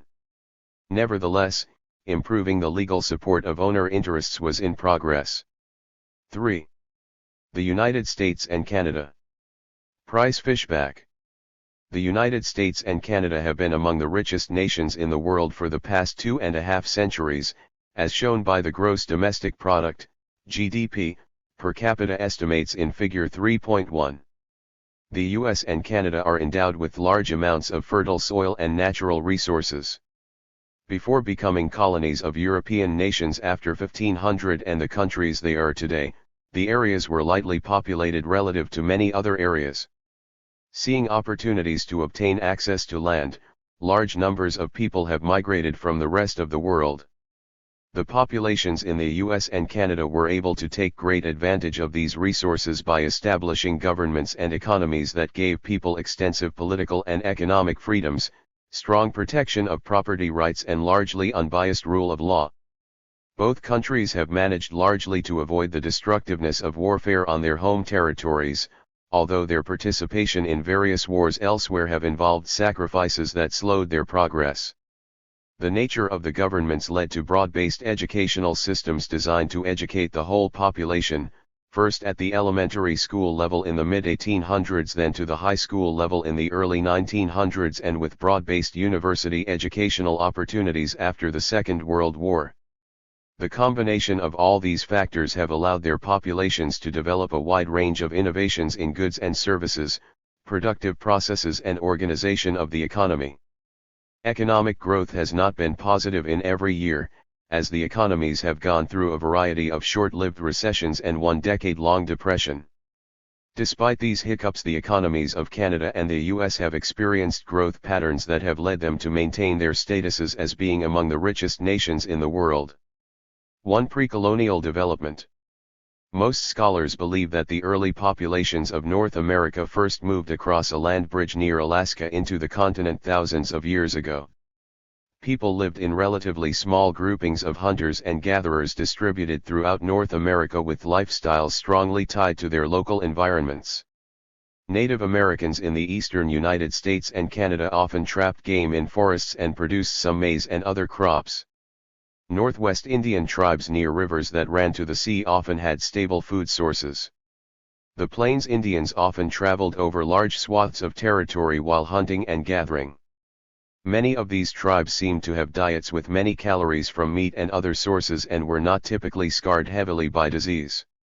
One measure of the net gain from nutrition after losses due to work and disease as children is adult height. The Plains Indians in the 19th century were among the tallest populations in the world, Steckel and Prince 2001. European colonialization. European contact began with the Norsemen in the 10th century along the northeast seacoast of Canada. The settlements appear to have been short-lived, possibly due to the similarity of outputs producible in Scandinavia and northern Canada and the problems of navigating trade routes at that time. Migrations of Europeans from Spain, England, France, and the Netherlands most heavily influenced the path of North American development from the 16th century onwards. Spaniard Hernando Cortés first arrived in the Aztec nation in Mexico in 1513. After Cortés's discovery of gold and silver there and his success in taking control of the Aztecs, the Spaniards continued to arrive. Ponce de Leon explored Florida, and Coronado searched for mythical 7 cities of gold in the American Southwest in the 1540s. Meanwhile, English, French and Dutch explorers discovered that the areas that became Canada and the US were lands with enormous diversity of natural resources. Settlers from these countries began establishing colonies along the Atlantic coastline and further inland along larger rivers. After some fighting, the local Indian tribes made peace with the settlers, or more often the tribes moved westward. This pattern of encroachment by people of European ancestry, short-lived fighting, accommodation and eventual moves westward would continue for nearly 3 centuries. Unfortunately for the Native American tribes, the respect and protection of private property described below did not carry over to the Native Americans' resource claims. One key to colonial expansion appears to have been the development of a staple that was demanded in the trade with Europe and its colonies. In the first half of the 1600s, Virginia initially expanded with the production of tobacco using indentured servants and then increasing numbers of slaves after 1660. See Map 3.1 for the most important imports and exports. See 1750. South Carolina produced rice using slave labor. Canada offered fur, timber, and fish. New England's tall trees were used to produce ships, and Pennsylvania and the Middle Colonies produced many foodstuffs. Colonial cities specialized in trading services. Over the course of the 1700s, the data on price fluctuations in Pennsylvania and many European ports show increases in market integration that was slowed and interrupted whenever wars broke out. Debato Gonzalez et al. 2012. The structure of the political economy of the colonies and regional differences in the early 1800s were influenced by the nature of staple production, among many factors. Slavery dominated tobacco, rice, and later cotton agriculture in the South. Consequently, the income distribution was skewed heavily towards large plantation owners, with a sizable group of smaller farmers in the middle class, and a large share of slaves at the bottom. The plantation owners between 1780 and 1860 were among the wealthiest people in the world based on the value of the slaves they owned. The owners ensured that their own children were educated with tutors and access to universities, and did not push for widespread public education. The planters in many southern areas banned the education of slaves.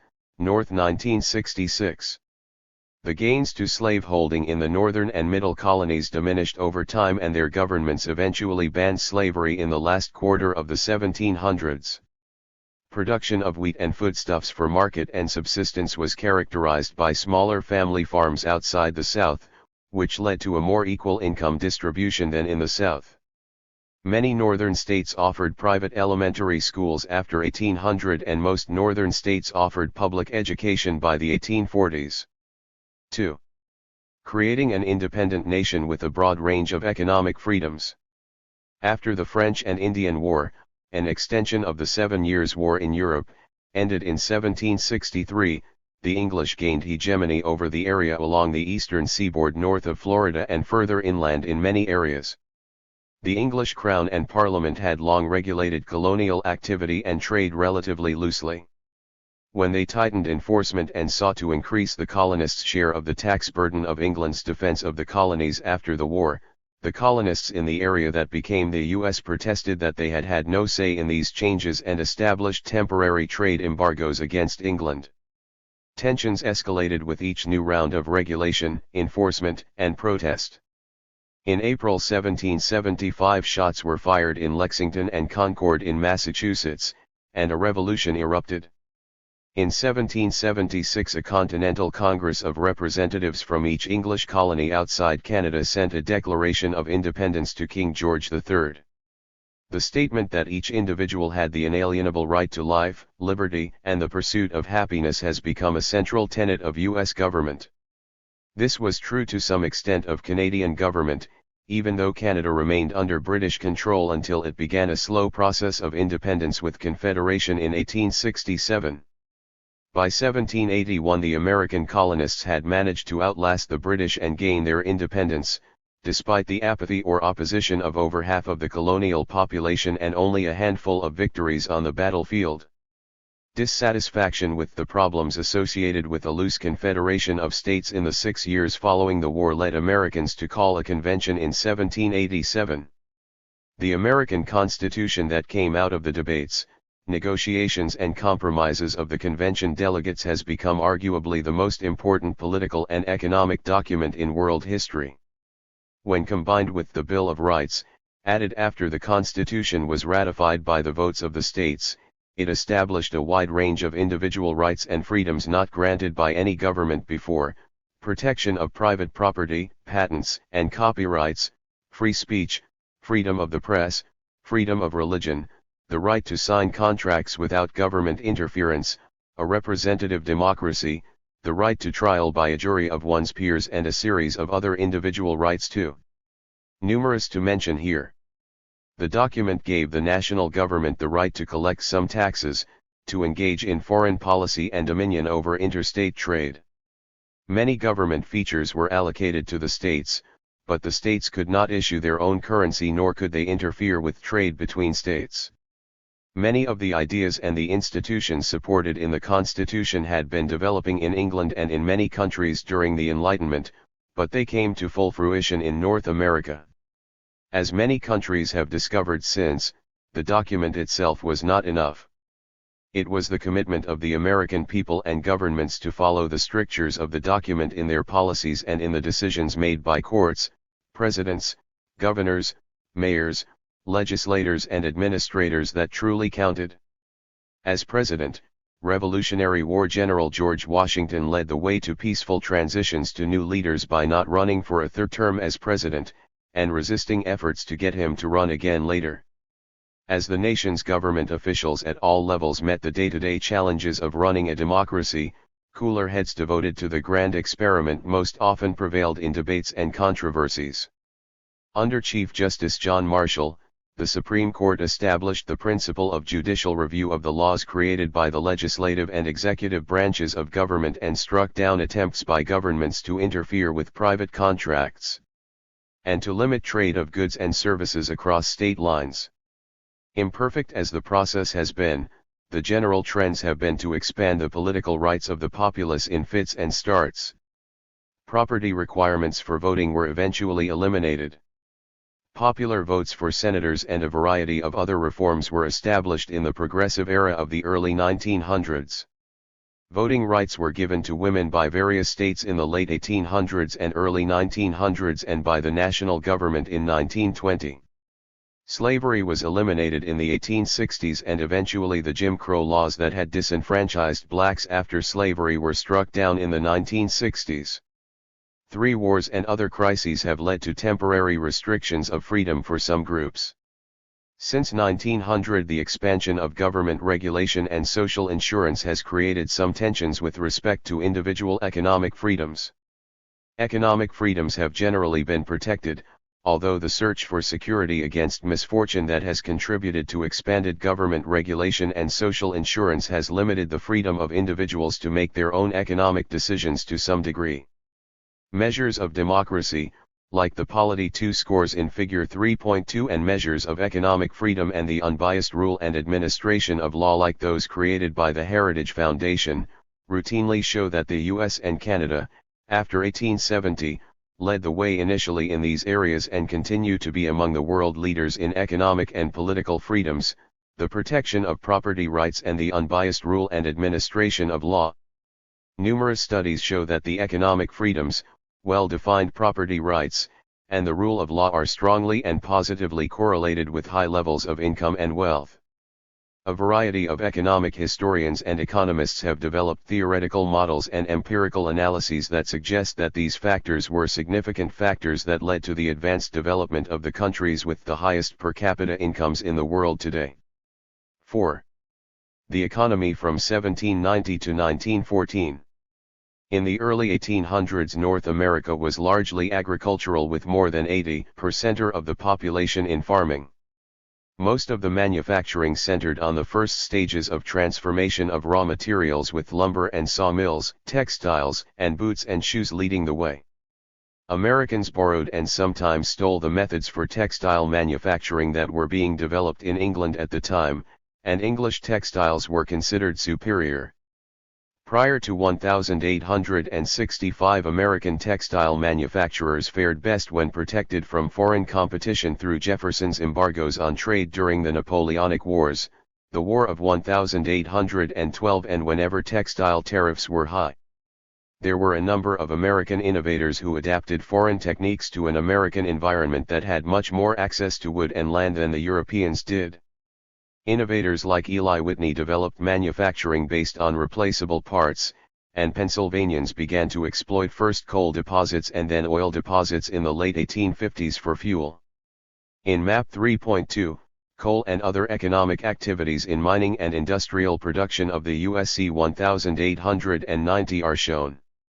The rich resource endowments contributed to the rapid economic expansion during the 19th century. The U.S. territory expanded with the purchases of the Louisiana Territory in 1803, Florida in 1819, the Gadsden Purchase in the 1850s, and Alaska in the 1860s. Americans forcibly took land away from Mexico, as they led the charge in creating a Texas nation in the 1830s and won the Southwest and California during the Mexican-American War of 1848. Canada began settling the British Columbia area in the late 1840s. With more and more land available, people migrated westward, typically along the same latitudes. Ample land availability allowed the number of farmers to keep growing, but activity in manufacturing, services, transportation, and other sectors grew at a much faster pace. Thus, by 1860 the share of the farm population in the U.S. had fallen from over 80% to roughly 50%. Cotton production drove the expansions of agriculture westward in the South and, in fact, accounted for a large share of all American exports, north 1966. Although no more slaves could be imported after 1808, the slave population grew as rapidly as the free population in the South. The emphasis on slavery and the relative lack of railroads and urban areas led many to see the South as a backward economy. However, even after slaves are included in the totals, the per capita incomes in the American South were among the highest in the world, behind the American North and some leading countries in Europe. The slave owners were among the wealthiest people in the world. The irony was that in the country that has always been a world leader in establishing and protecting individual freedoms, a large region relied on slave labor through the early 1860s. The conditions under which slaves lived were better than in many slave societies in the Caribbean, but the lack of freedom was a harsh reality. Eltis 2000, Fogel 1994. Limitations on the education of slaves and the low levels of their wealth and property when they were freed by the Civil War, combined with the development of post-war unequal political economic settings, contributed to relatively low incomes for the ex-slaves and their offspring for many decades afterward. Higgs 1977, Margot 1990, Wright 2013. Population growth, 1800 to 1940. Much of the economic growth of real GDP in North America prior to the Civil War came from the expansion of the population. In an environment with ample land and heavy reliance upon farming, birth rates were substantially higher than in Europe. Meanwhile, ample supplies of food and less crowding of the population into cities led to lower death rates. Most of the population growth in the colonial period and the first half of the 19th century came from these high natural rates of increase, yet the native growth was supplemented by migrants from Europe, who themselves were seeking new lands and often came in increasing numbers during famines in Ireland and Germany in the late 1840s and early 1850s. From the colonial period through the 1930s, the population growth rate slowed down progressively from a high of about 3 to 3.5% per year in the colonial era to around 2% per year by 1900. The crude birth rate declined from 55 births per thousand people c. 1800, to 30 by 1910, to 19 in 1940, Atack and Passel 1994, Table 8.2. Birth rates remained higher on farms than in cities, but the birth rate declined in all areas over time with occasional surges when new frontiers opened up. Farm families had more incentives to have children because they could help around the farm at relatively young ages and women were not pulled away from productive activity on the farm while minding the children. Yet, birth rates declined even on farms as more and more mechanical and biological changes allowed farmers to rely less on labor, Haynes 2000. The death rate also declined on a long-term trend from around 25 per 1,000 people in 1800 to 11 by 1940, although there were fluctuations around the decline. The most spectacular short-run spike in death rates occurred during the Spanish influenza epidemic of 1918, when the death rate spiked from about 14 to 18 per thousand in less than a year. The declines in infant mortality were even more dramatic, as the number of infant deaths per thousand live births fell from over 200 prior to 1,850 to 120 in 1900, to 43 in 1940. After the Civil War, much of the decline in death rates came from improved diets and standards of living. Improvements in water treatment and sanitary facilities in cities led to dramatic drops in death rates after 1890. Similarly, basic public health education relating to hand washing, sterilization in hospitals and a variety of basic techniques contributed to declines in disease and mortality as the information diffused. On the medical front, most of the gains came from the development of new vaccines and the pasteurization of milk. The decline in death rates associated with medical improvements tended to come after 1920 with vast improvements in medical science. 5. After the end of the Civil War in 1865, the possibility of high earnings in America and Canada led to large increases in the number of immigrants. As seen in Figure 3.3, real GDP per capita was substantially higher in Canada and the US than in Europe at the time. Even as late as 1910, annual earnings in American manufacturing were 40 to 50% or higher than in Northern and Western Europe, and often double or triple the levels of earnings in Southern and Eastern Europe, Rosenblum 2002. The English, Irish, Welsh, Scottish, Germans, French and Scandinavians dominated the immigrant groups prior to 1890. A number brought mining and manufacturing skills that they taught to American workers, and a large share became entrepreneurs. Even though the first immigrants from a family often did not become industrialists, a disproportionate share of their children did. After 1880, immigrants began leaving the farms and unskilled labor work in Southern and Eastern Europe in droves to come to North America. Roughly one-third returned home to start farms or businesses with the earnings they accumulated. Those who remained were a central reason for the rapid expansion in the industrial sectors of the United States. Evidence on average adult height in large samples can be used as an alternate measure of relative standards of living because people are taller when they have better nutrition as children and are not stunted by childhood diseases. The average heights in Canada and the US shown in Figure 3.4 were substantially higher than in the rest of the world for most of the 19th century, consistent with the better standards of living suggested by earnings differences. In Figure 3.4, heights declined in both countries in the latter half of the 19th century, while heights in Western Europe grew, so that the height differences in 1890 and 1900 were not as dramatic as the differences in manufacturing earnings and GDP per capita. 6. Figure 3.4, height in centimeters, male, in North America. Source, based on Baten and Bloom, 2014. The immigration boom was eventually slowed by political and economic restrictions. Chinese and Japanese immigrants were excluded from the U.S. by federal laws in 1882 and 1907, respectively. The First World War slowed immigration to a trickle. In the early 1920s, nativist sentiment in the U.S., partly driven by a desire to restrict the supply of workers and keep wages higher for native workers, led to immigration restrictions that were specifically targeted at slowing the immigration from Southern and Eastern Europe to a trickle. Within the past 30 years, the share of immigrants in the population has risen sharply again based on large legal and illegal flows from Latin America, acceptance of refugees from war-torn countries, and expanded immigration from East Asia, Cone 2002.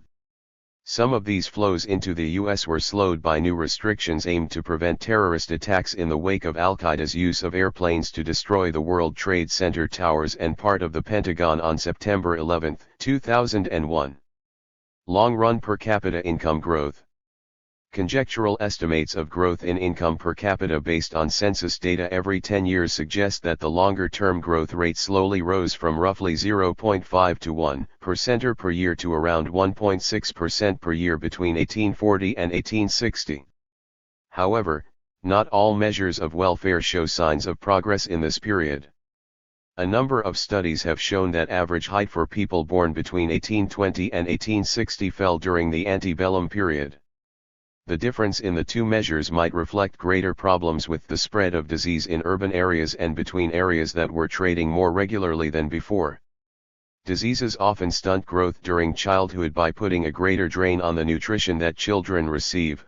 Baten, Crayon and Voth 2014. The growth rate of 1.6% per year from 1840 to 1860 has been the long-run average growth rate ever since, despite severe downturns in the 1890s and the Great Depression and a series of other shorter and less deep recessions. The rate implies a doubling of income per capita roughly every 40 years in the U.S.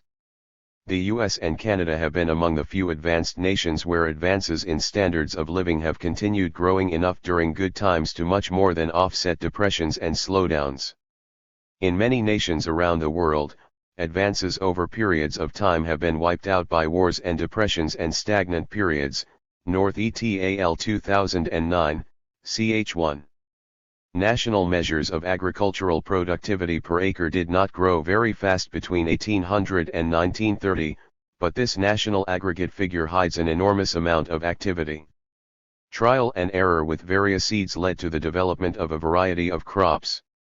The mixture of a Mexican strand with existing strands of cotton led cotton bolls to open wide like a flat hand at harvest, which dramatically raised the amount of cotton that could be picked per day. New strains of wheat allowed farmers to produce in Canada and the northern Great Plains and opened the door for a wheat boom. Crossbreeding of cattle and sheep expanded the amount of meat, leather, and wool that could be extracted from each animal. Farmers constantly had to develop new methods and seeds to combat crop diseases just to keep producing the same amount. Meanwhile, improvements in steel plows, the development of mechanical reapers, and a variety of new implements after 1840 allowed farmers to increase the acreage that they worked and also led to the development of new agricultural implements industries in the Midwest. Olmsted and Road 2008. The expansions in the ability of farmers to feed more people, new technological and organizational innovations, and the availability of immigrant labor when needed helped fuel one of the most impressive expansions in industrial activity in world history. Industrial expansion had begun well before the Civil War, but it increasingly accelerated over time. The boom was fueled by coal, and mining activity continues to expand and fluctuate with the business cycle even to this day.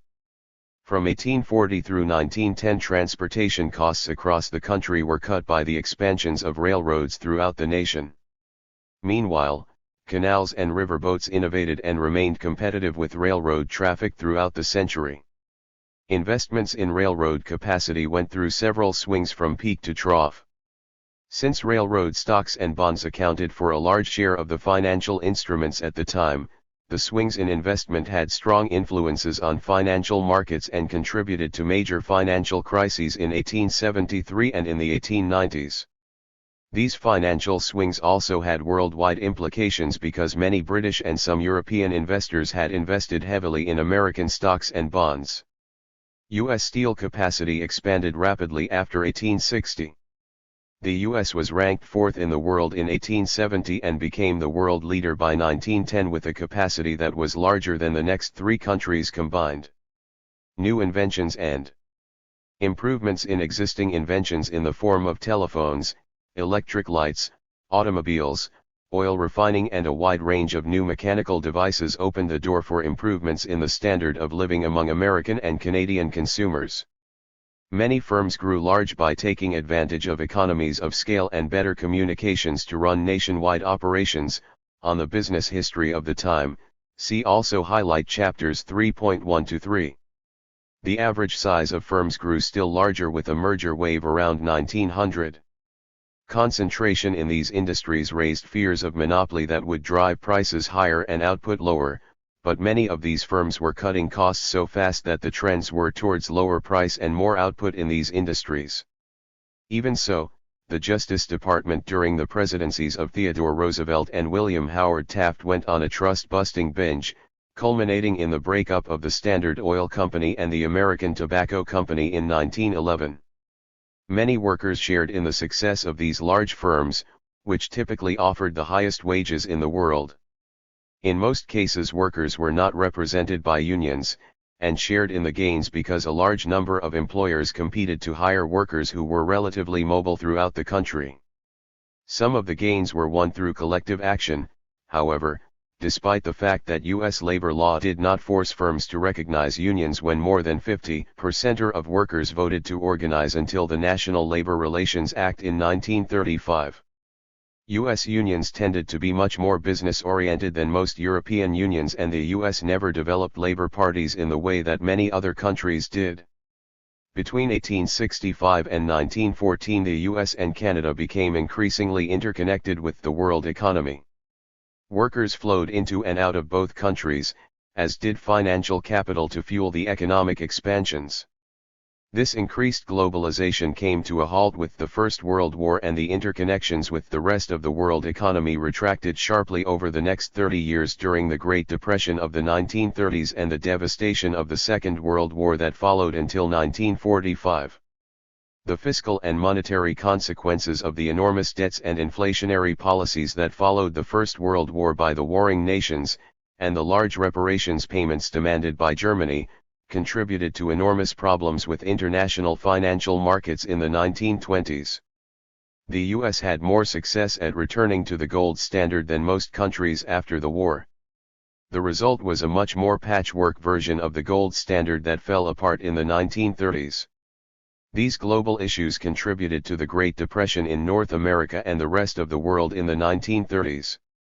After the First World War and a short but deep recession in the early 1920s, the U.S. domestic economy grew relatively rapidly with low inflation until 1929.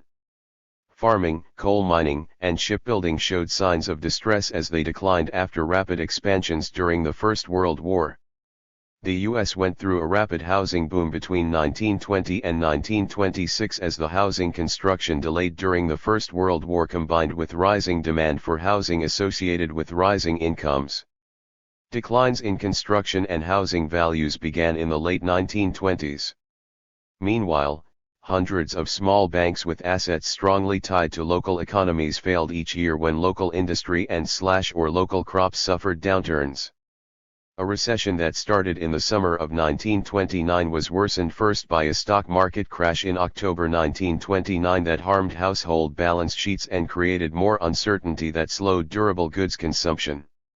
The adoption of the Hawley-Smoot Tariff Act in 1930 contributed to a downward spiral in American exports and world trade as other countries responded with their own trade restrictions. Federal Reserve Bank officials faced twin dilemmas in dealing with three major clusters of bank failures while at the same time trying to provide support to international attempts to maintain the gold standard. These central bankers thought that low nominal discount rates on loans to national banks were a sign of loose policy supporting troubled banks, and they focused more on offsetting gold outflows, as when Britain went off of the gold standard in September 1931.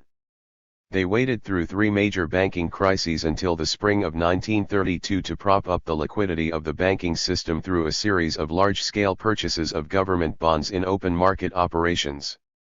In consequence, a large number of banks failed and credit availability seized up as deflation rates of 8 to 10% drove real interest rates above 10%, a level nearly double the real rate seen since.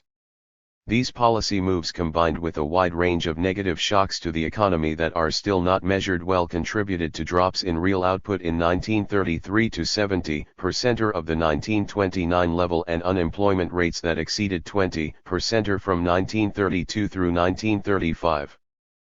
1 problem faced by U.S. banks was that they were often relatively small in size due to rules against branch banking in many states and branch banking across state lines. In contrast, Canada's banking system experienced problems but no failures, in part because they had large-scale banks with offices spread across the entire country and thus were protected more against shocks to local area economies. Bordeaux et al. 1995. Despite extraordinary policy attempts by first Herbert Hoover and even more extraordinary policies followed by Franklin Roosevelt and the Democratic Congresses of the New Deal era, the U.S. remained in depression throughout the decade. Fishback 2010. As in many countries, real output turned upward again after the U.S. left the gold standard, but the U.S. was growing out of a deep hole. The U.S. economy experienced a major setback in 1937-38 after the Federal Reserve attempted to limit the potential for inflation by doubling bank reserve requirements in 3 steps and the federal government balanced its budget. Real output per capita did not return to its 1929 level again until 1940 and unemployment rates remained above 14% until 1940. Even though American output then rose rapidly during the Second World War and the induction of 10% of the workforce into the military cut unemployment to 2%, real consumption per capita during the war fell and Americans sacrificed in numerous ways. As a result, from a consumer welfare perspective, the Second World War in America was just an extension of the Great Depression. It was not until consumption and private investment boomed after the war that North America truly left the doldrums of the Great Depression. Higgs 1992 and 1999, Adelstein 2000. The destructiveness of wars. Many Americans have a misguided notion that wars are good for the economy, perhaps because they have not experienced a full-scale war on American soil since the end of the American Civil War in 1865. The expenditures and losses of life from the 4 years of Civil War amounted to war costs roughly equivalent to a full year of real GDP. The major benefit of the war was the manumission of slaves. The cost of the war was so large that a matching amount could have been used for a peaceful settlement that would have bought all of the slaves at 1,860 peak market prices from their owners, given each slave family 40 acres and a mule to give them some land and capital for a good start, and paid about half of the GDP in 1860 as back wages to the slaves. Golden and Lewis 1975. During the world wars of the 20th century, North Americans fared better than the rest of the combatants. Aside from the attack at Pearl Harbor on December 7, 1941, neither world war was fought on North American territory. Americans and Canadians entered both wars relatively late and helped turn the tide towards victory for their allies. Meanwhile, between 55 and 100 million lives were lost in the rest of the combatant countries, millions more became displaced refugees, and huge amounts of physical capital were destroyed. One sign of the horrendous damage is the sharp spikes between 1940 and 1950 in the ratios of real per capita GDP in the North American countries relative to Western Europe in Figure 3.3. 5 years after the Second World War ended, the Western European countries had still not recovered to the 1940 level shown in Figure 3.1, while in North America the growth had been rapid since the war. Yet, even in North America, the wars meant sacrifice. The effect was much larger in the Second World War, because North American participation lasted 2 to 3 times as long. Even before entering each war, the U.S. federal government shifted production from normal civilian goods to wartime goods. During the peak of Second World War activity, nearly 40% of U.S. GDP was devoted to war production. Decisions about large swaths of the economy were largely made for military purposes, and nearly all relevant inputs were allocated to the war effort. Many goods were rationed, prices and wages controlled, and many durable consumer goods were no longer produced. People have underestimated the costs of making the transition from a peacetime economy to a wartime economy and back. Real measures of consumer spending per capita at best stayed the same, and, once the rationing and price controls were taken into account, consumption per person may have declined. Large segments of the workforce were inducted into the military, paid half wages, and roughly half of those were sent into harm's way. Some people gained from the war. Stock prices rose. The people who remained at home did see increases in wages and savings given their limited consumption opportunities, and some groups, notably minorities and women, saw their opportunities expand. Particularly during the Second World War, there was a sense of common sacrifice towards a worthy goal that seemed better than the psychological doldrums during the Great Depression of the 1930s. Companies in the war industries did well. Once the war ended, consumption and investment ramped up rapidly, but this was more a sign of the opportunities missed had the war never been fought than a stimulus driven by the war. Higgs 1992 and 1999, Adelstein 2000. Post-war era. After the Second World War, the U.S. spent large resources in providing a significant share of the defenses for the non-communist world. The share of U.S. GDP devoted to its own defense and the defense of its allies averaged above 10% in the 1950s and then declined to 8% in the 1960s, to 6% in the 1970s and 1980s, and below 4% after 1990. At the end of the war, Germany, Japan, and Italy disarmed, the Soviet Union established hegemony over Eastern Europe, and the US established a strong countervailing military presence in Western Europe and on the Pacific Rim. After President Truman dropped nuclear bombs in Japan to end the war in the Pacific, an arms race developed between the USSR and the US and its allies in the North Atlantic Treaty Organization, NATO. Over the next several decades, both sides developed enough nuclear warheads to destroy the world several times over. As the lunacy of the Cold War continued, there were attempts to reduce the number of missiles through treaty agreements. Meanwhile, the US and to a lesser extent Canada sought to combat the spread of communism in a police action in Korea in the early 1950s, and misadventures in Vietnam and Southeast Asia in the 1960s and early 1970s, and in various other trouble spots around the world. During Ronald Reagan's presidency in the 1980s, the U.S. ramped up defense spending from less than 5% of GDP in the late 1970s to above 6% of GDP, and sought to develop a Star Wars missile defense system that would maintain its advantage. Much to the surprise of nearly everybody, except maybe insiders in the Kremlin, the Soviet Union's focus on military and defense spending turned out to be unsustainable. Mikhail Gorbachev led the way to perestroika, and the Soviets released their hold over Eastern Europe, most strongly symbolized by the destruction of the Berlin Wall between East and West Berlin, Germany, in 1989. Even as the Cold War ended, the US retained a policing role. Iraqi leader Saddam Hussein invaded Kuwait in 1990, and the US led a group of allies to stop the invasion and return Kuwait to its independent status. After the end of the Gulf War, with no Cold War left to wage, the US tried to figure out what to do with the peace dividend that was said to come from reduced military spending requirements. President Bill Clinton and a Republican Congress after 1994 managed to run a federal government budget surplus for one of the few times in the post-war era. Unfortunately, the fanatic terrorist group Al-Qaeda managed to use commercial airliners to destroy the World Trade Center and part of the Pentagon on September 11, 2001. President George W. Bush and Congress responded by declaring a war on terror, and sent troops into Afghanistan with additional forces from a variety of allies. Saddam Hussein's boasts that he maintained weapons of mass destruction led Bush and Congress to invade Iraq in 2003. The combination of tax rate cuts, Bush's willingness to expand government spending for compassionate conservatism, and the waging of two wars, contributed to a return to federal budget deficits of between 1.5 and 3.5% of GDP between 2001 and 2008. Productivity advances after the wars.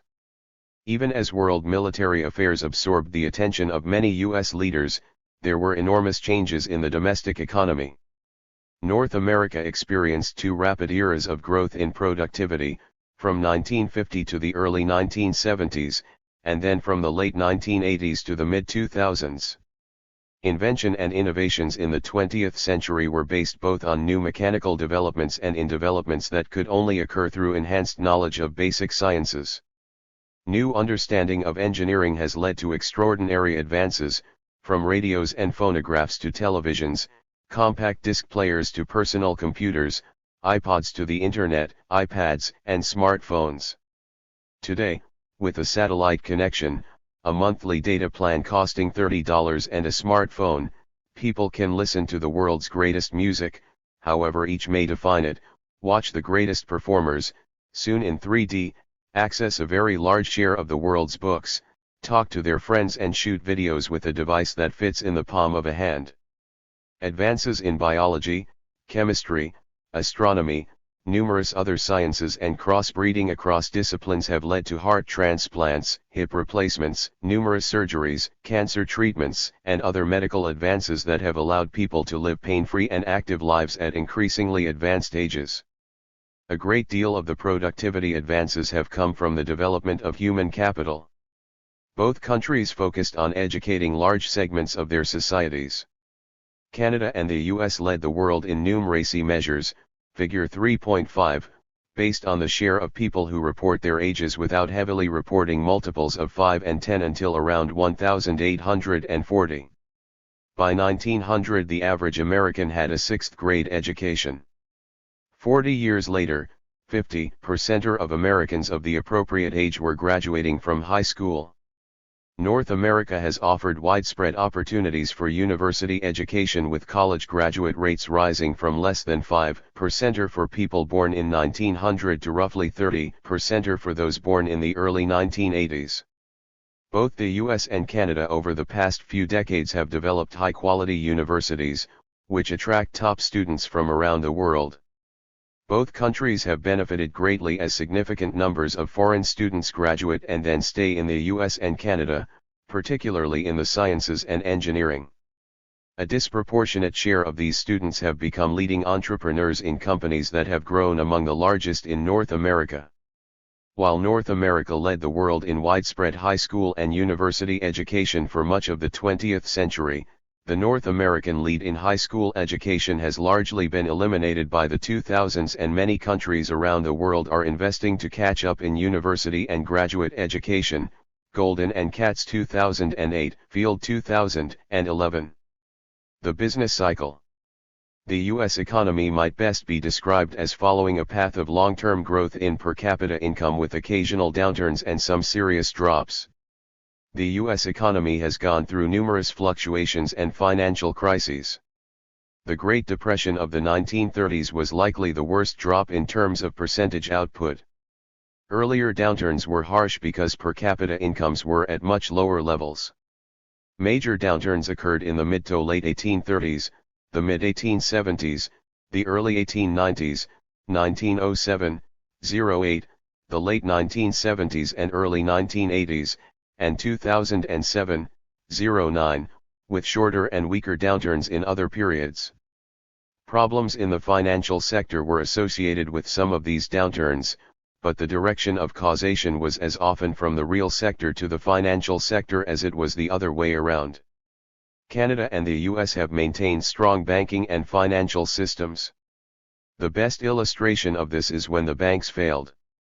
Most of the bank runs in American history were not broad-based runs on all banks, but were often narrowly targeted at the bank where a fraud or major drop in asset values occurred. The runs then spilled over to other banks that shared directors or had strong ties to the original bank. In many situations in the 19th century, and again in 1907, 08, clearing houses in major cities played a role in maintaining stability by ensuring that stronger banks provided liquidity to the weaker banks in the face of bank runs. Even then, most of what people have read as failures were actually suspensions of redemptions of bank currency in the 19th century or suspensions of withdrawal of deposits in the 20th century. Most of those banks reopened within weeks or months. In the true failures, most people got most of their money, but often with a substantial delay. These suspensions were still painful, particularly in the 19th century, because delays of a week to a month were scary, and delays of several years in obtaining assets were often ruinous. Wicker 2000. In the Re-employment Act of 1946, the U.S. federal government took responsibility for ensuring economic growth, low unemployment, and low inflation. Such hubris seems odd after the experiences with fiscal and monetary policy in the 1930s, but the economy performed quite well over the next 25 years. Real GDP per capita between 1947 and 1969 rose about 2.6% per year with only 3 years of negative growth. Inflation measured by the GDP deflator rose 2.5% per year, and the unemployment rate averaged about 4.7%. The second longest expansion in American history occurred in the 1960s. Economists had become confident that they could smooth the business cycle mostly with Keynesian fiscal policy, particularly after the Kennedy tax cut in the early 1960s appeared to stimulate the economy. In hindsight, the tax cut looks more like a supply-side tax rate cut because the deficit actually was smaller during the cut. Overconfident economic policy makers faced their comeuppance in the 1970s. The long-understood negative relationship between inflation and unemployment represented in the Phillips curve no longer held in the 1970s, when the combination of both high unemployment and high inflation, known as stagflation, became common. The Nixon administration tried to stop the inflation with wage and price controls, but these at best slightly delayed the rise in inflation. The Organization of Petroleum Exporting Countries, OPEC, nations flexed their muscles by doubling oil prices between 1973 and 1975 and again in the late 1970s. The Federal Reserve responded by using expansionary monetary policy to try to reduce unemployment in the short run. Economic models of adaptive expectations and rational expectations developed in the late 1960s and early 1970s predicted that these attempts would just lead to more inflation with at best temporary effects of reducing unemployment. They were proved right. As inflation rates neared 10% along with unemployment rates above 9% in the late 1970s and early 1980s. In the early 1980s, Federal Reserve Chairman Paul Volcker sharply reduced inflationary expectations with a tightened monetary policy, with the consequent cost of a nasty rise in unemployment. Meanwhile, the Reagan administration and Congress cut tax rates for individual households in a move designed to stimulate aggregate supply. Although they continued the push for deregulation of banking, transport, and other industries begun in the Carter administration in the late 1970s, the Reagan administration and 1980s Congresses did not control spending as carefully, and budget deficits in the Reagan and first Bush administration ranged between 3 and 6% of GDP. What followed was extraordinary success. Between November 1982 and December 2007, the American economy experienced 3 of the 5 longest expansions in its history, with minor setbacks at the beginning of 1990 and around 2001. Real per capita GDP grew 2.1% per year, and inflation averaged about 2.5%, while unemployment rates fell below 6% from 1995 to 2007. The stock market boomed to record levels as the internet and dot-com companies shifted the nature of information and marketing in the late 1990s. After a dot-com bust in stocks in the early 2000s, the markets recovered again to new peaks in late 2007. Meanwhile, interest rates were extraordinarily low. Of course, once policymakers and businessmen become convinced that they have the answer to smoothing the business cycle, new troubles appear in a different form. In response to the dot-com bust in stocks and the recession that followed, Alan Greenspan and the Federal Reserve drove interest rates down, and many people shifted to investing in housing.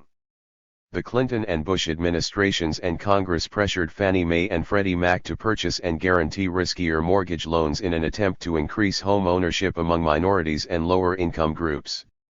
Meanwhile, investment banks thought they had developed new ways to diversify risk and limit risk on mortgages by combining large numbers of home mortgages into mortgage-backed securities, MBSs, that were backed by the value of the homes. These were then combined into collateralized debt obligations, CDOs, to spread the risk further. Finally, the owners of the CDOs and others could buy insurance on these CDOs in the form of credit default swaps, CDSs. With housing prices rising rapidly, particularly in the Southwest and Pacific Coast and major cities, losses on resales of foreclosed homes were not as large. Thus, the MBSs, CDOs, and CDSs seemed less risky, and ratings agencies gave these securities high ratings because they were backed by real homes that retained much of their value even when borrowers defaulted on the loans. When housing prices began tumbling in 2006, the investors and investment banks began to discover that their new methods protected them against the risk associated with specific investments but not against wholesale declines in a broad range of the assets. By December 2007 the economy moved into recession, and the stock market began a decline that led values to fall by more than half from its new all-time peak that month. In 2008 the U.S. federal government helped bail out the financial sector by merging failing investment banks into other financial groups, taking over insurance giant AIG, becoming the conservator for Fannie Mae and Freddie Mac, taking ownership stakes in banks and automobile companies and providing Federal Reserve credit for the first time to a broad range of companies.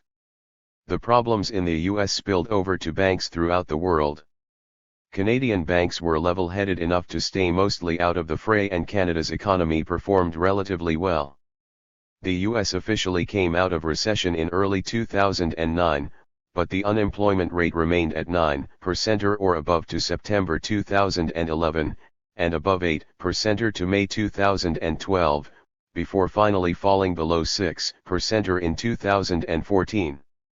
The share of working-age population employed fell from around 63% in 2007 to less than 59% in August 2009 and has remained below that level throughout 2014. In one of the few true stated attempts at Keynesian stimulus in American history, the Obama administration and a Democratic Congress pushed through a stimulus package that doubled the deficit from 5 to 10% of GDP, but this did not resolve the unemployment problem. Even though the Federal Reserve has flooded the economy with liquidity with large-scale purchases of government and mortgage-backed securities, interest rates are at record lows and inflation has stayed at a low level. Meanwhile, the S&P 500 stock market index has recovered to reach record highs by 2014. Yet, the problems with housing have not been resolved and many banks still hold a significant number of CDOs that contain troubled mortgages and thus credit has remained tight. Meanwhile, problems with sovereign debt in the Eurozone and various disasters in the rest of the world have contributed to a slow recovery in the U.S. Growth of government. Likely the biggest change in the North American economy of the 20th century has been the expansion of the role of government in the economy, particularly the federal government. Circa 1900, large numbers of economic decisions were not much influenced by government regulation. Decisions that were affected were mostly influenced by local or sometimes state regulations. The attitudes of opinion leaders at the time generally avoided reliance on government support. Over the next 50 years these attitudes changed markedly as the federal government expanded its role to large degrees in response to the crises of the two world wars and the Great Depression. In all three periods government activity and regulation expanded to high levels, they retracted after the crises but to higher levels than otherwise would have happened. Since that time expansions of government's role has followed from smaller crises, Higgs 1987, Fishback et al. 2007. The changes have come more through changes in regulation and transfer payments than direct government consumption and expenditures on final goods and services. Despite phases of deregulation of banking and transport in the late 1970s and early 1980s, overall federal regulations have continued to expand in all areas of American life. Pure transfers to the poor have grown from about 1% to 3% of GDP, in part due to rises in healthcare expenditures associated with Medicaid for the poor. Much of the rise in the welfare state has come in the form of government social insurance, in which a worker or their employer makes payments into a fund that entitles them to benefits when they reach retirement age or become disabled, ill, unemployed or injured on the job. Americans have smaller expenditures on public social welfare systems than Canadians and many of the Western European countries. The major reason is that about half of American healthcare spending is private, most often through private insurance with employers. Once this spending is incorporated, Americans spend as much or more on social welfare as any country in the world. The greatest expansions in the U.S. in public social insurance have come through the Social Security Old Age Pension Program enacted in 1935 and the Medicare Program for Elderly Health Care enacted in 1964. Both are operated as pay-as-you-go programs.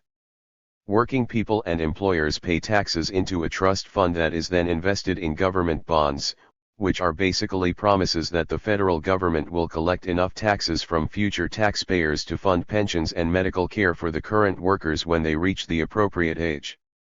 This would work well if the number of workers always kept pace with the number of retirees. The demographic changes in the U.S. have led and will continue to lead to increases in the costs of running the program. The U.S. had a baby boom with a peak in live births in 1957.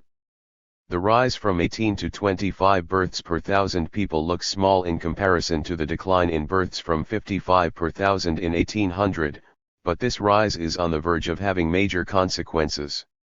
Meanwhile, higher incomes, better medical technologies and better public health practices have led to a very large increase in the share of the population aged 65 and over.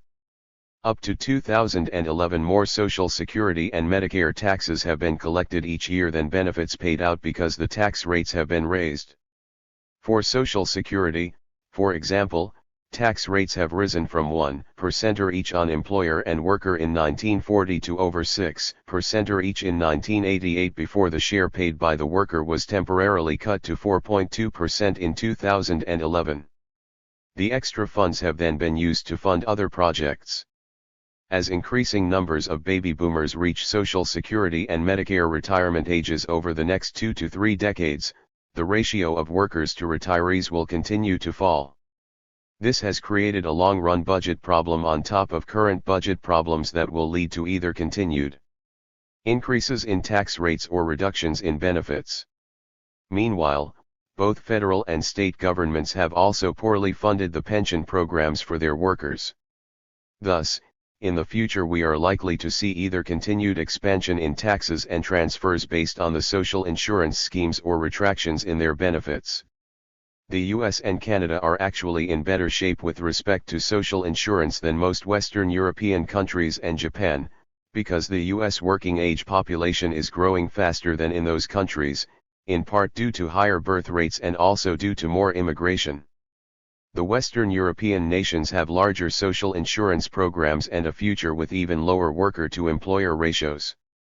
The problems with Greece's sovereign debt in 2011 that have created so many problems for the European community and the countries that use the euro currency, rest in part on exactly these problems with social insurance and may be a harbinger of things to come.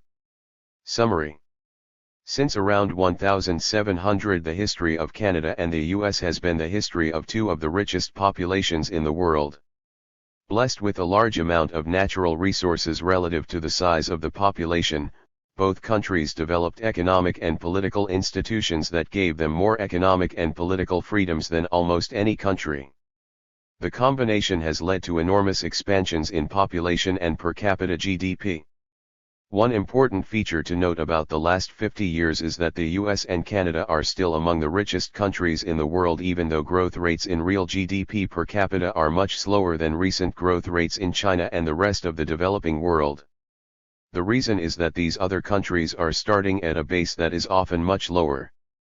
Thus, 10% growth in China raises real GDP per capita by $500 to $600 per year currently, while 1.6% growth in the US raises its per capita GDP by over $700 per year. A number of people considered to be poor in the US and Canada have incomes that are above the median in more than half of the world's nations. I3. The Great Depression of the 1930s and the world economic crisis after 2008. Kevin George Joerg. Ever since the Second World War, generations of economic historians have taught their students about the Great Depression of the 1930s and the lessons that we thought we had learned from it. Friedman and Schwartz 1963, Temin 1989, Eichengreen 1992. The experience since 2008 has been both reassuring and unsettling for the profession. Reassuring, because it seems that the lessons of the 1930s still have relevance for today. Economic history is a fruitful source of knowledge about the way the economy works. Unsettling, because so many of the mistakes that were made in the 1920s and 1930s were made in the first decade of the 21st century, and continue to be made in its second decade. As always, there are points of both similarity and difference between the two crises. A first point of similarity is that both crises were preceded by a rapid build-up of debt, and associated bubbles in asset markets. When bubbles burst, holes were created in the balance sheets of banks, lending and investment came to a grinding halt, and private spending more generally declined sharply as both households and firms attempted to deleverage. The lesson that financial markets require strict regulation was learned during the Great Depression but forgotten from the 1970s onwards. Many commentators have speculated that this can be explained by generational shifts, with the grandchildren or great-grandchildren of those who experienced the Depression firsthand forgetting the knowledge that had been gained so painfully by their ancestors. When the world economic crisis erupted with a vengeance in 2008, commentators were stunned by the rapidity of the collapse in economic activity. Figure I 3.1 plots monthly indices of world industrial output from the peaks in 1929, June, and 2008, April. It shows that the fall in world industrial output was as rapid in the more recent crisis as in the earlier one, for about a year or so. Figure I 3.2 repeats the exercise, this time comparing monthly indices of world trade in the two periods. Strikingly, the collapse in world trade was far more rapid in 2008-09 than in 1929-30. Figure I 3.1 world industrial output during two crises, monthly index values, through July 2014, source, Eichengreen and O'Rourke, 2009, updated. Figure I 3.2 world trade during two crises, monthly index values, through July 2014, source, Eichengreen and O'Rourke, 2009, updated. If the magnitude of the initial shock was the same in both cases, the recovery came much earlier in the more recent crisis, starting after a year or so, rather than only after 3 or 4 years. This reflects two lessons that were learned about how to deal with such a macroeconomic crisis, once it erupts. The first lesson has to do with the exchange rate regime, although here the history of how that lesson was absorbed by policymakers is somewhat complicated. The second lesson has to do with appropriate macroeconomic policies when faced with a lack of aggregate demand, and mass unemployment.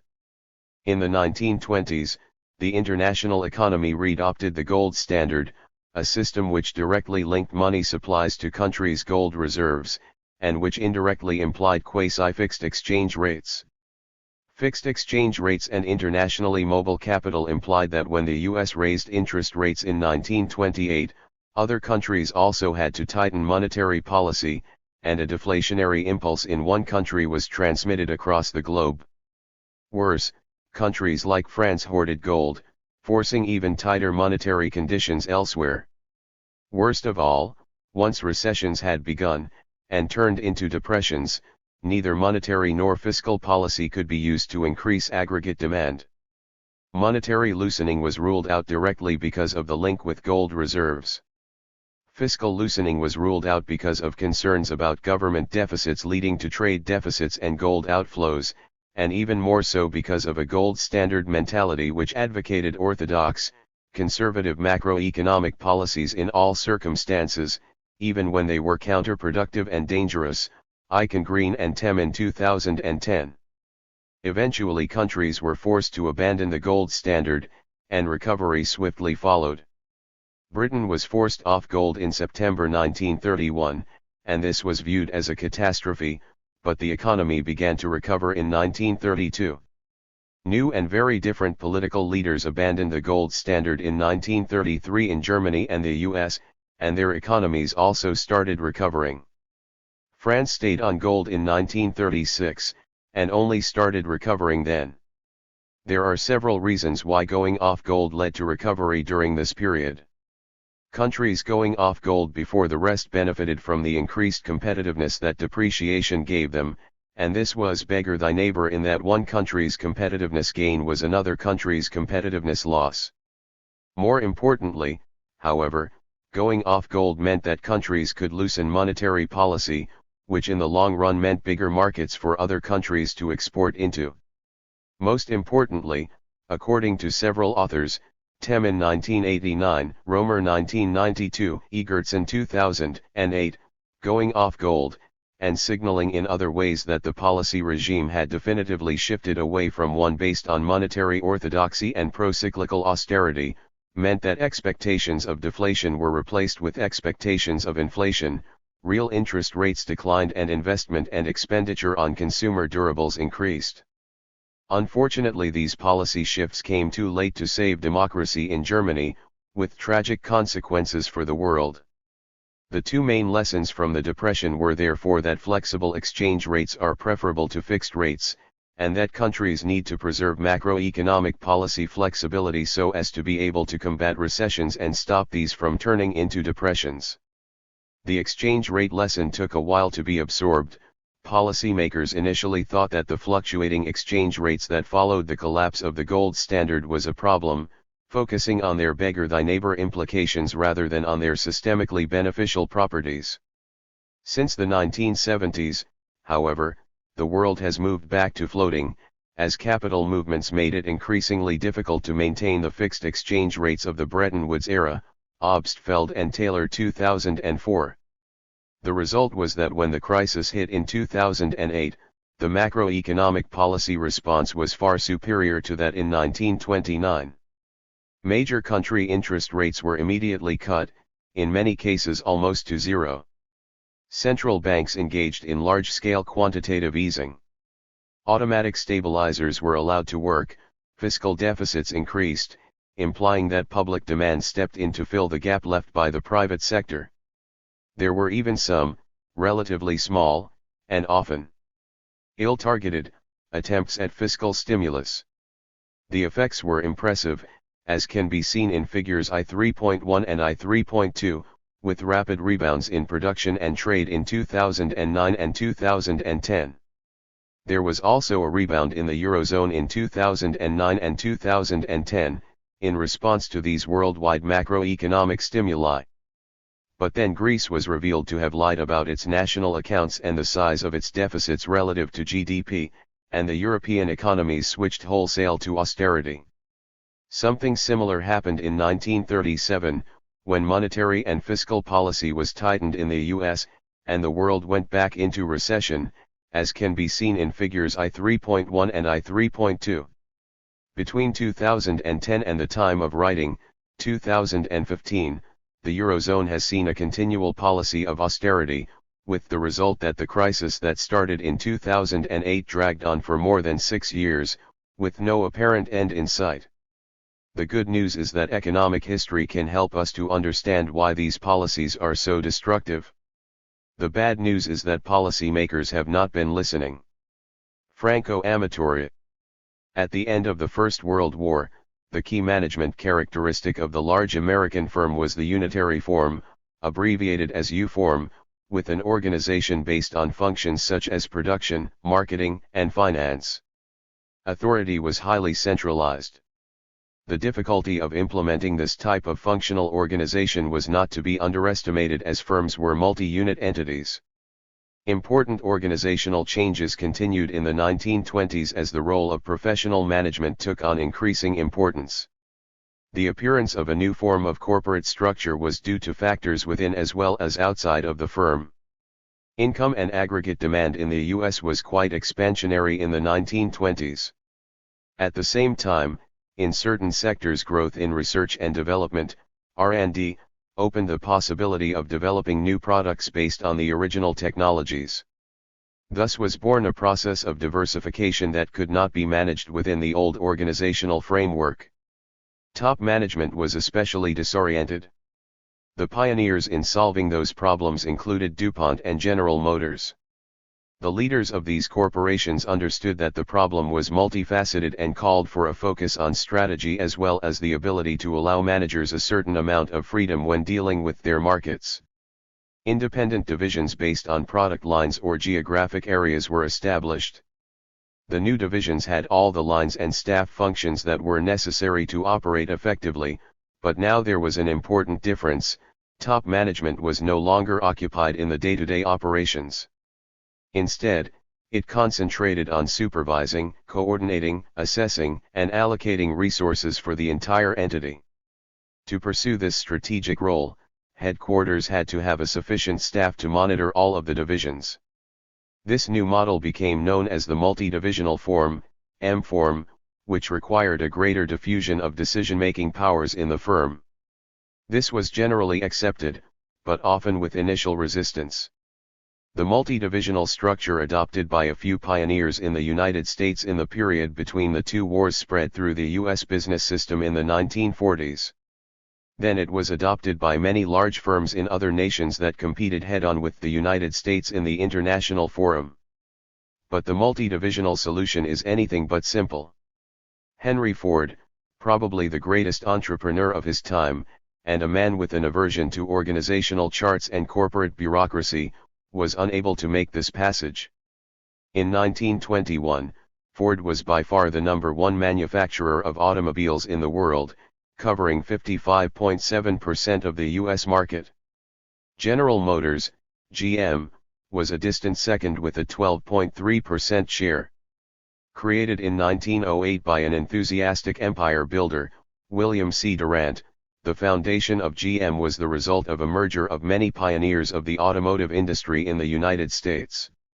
Unfortunately, Durant's overly optimistic demand forecasts left GM with increasing financial difficulties in the 1910s.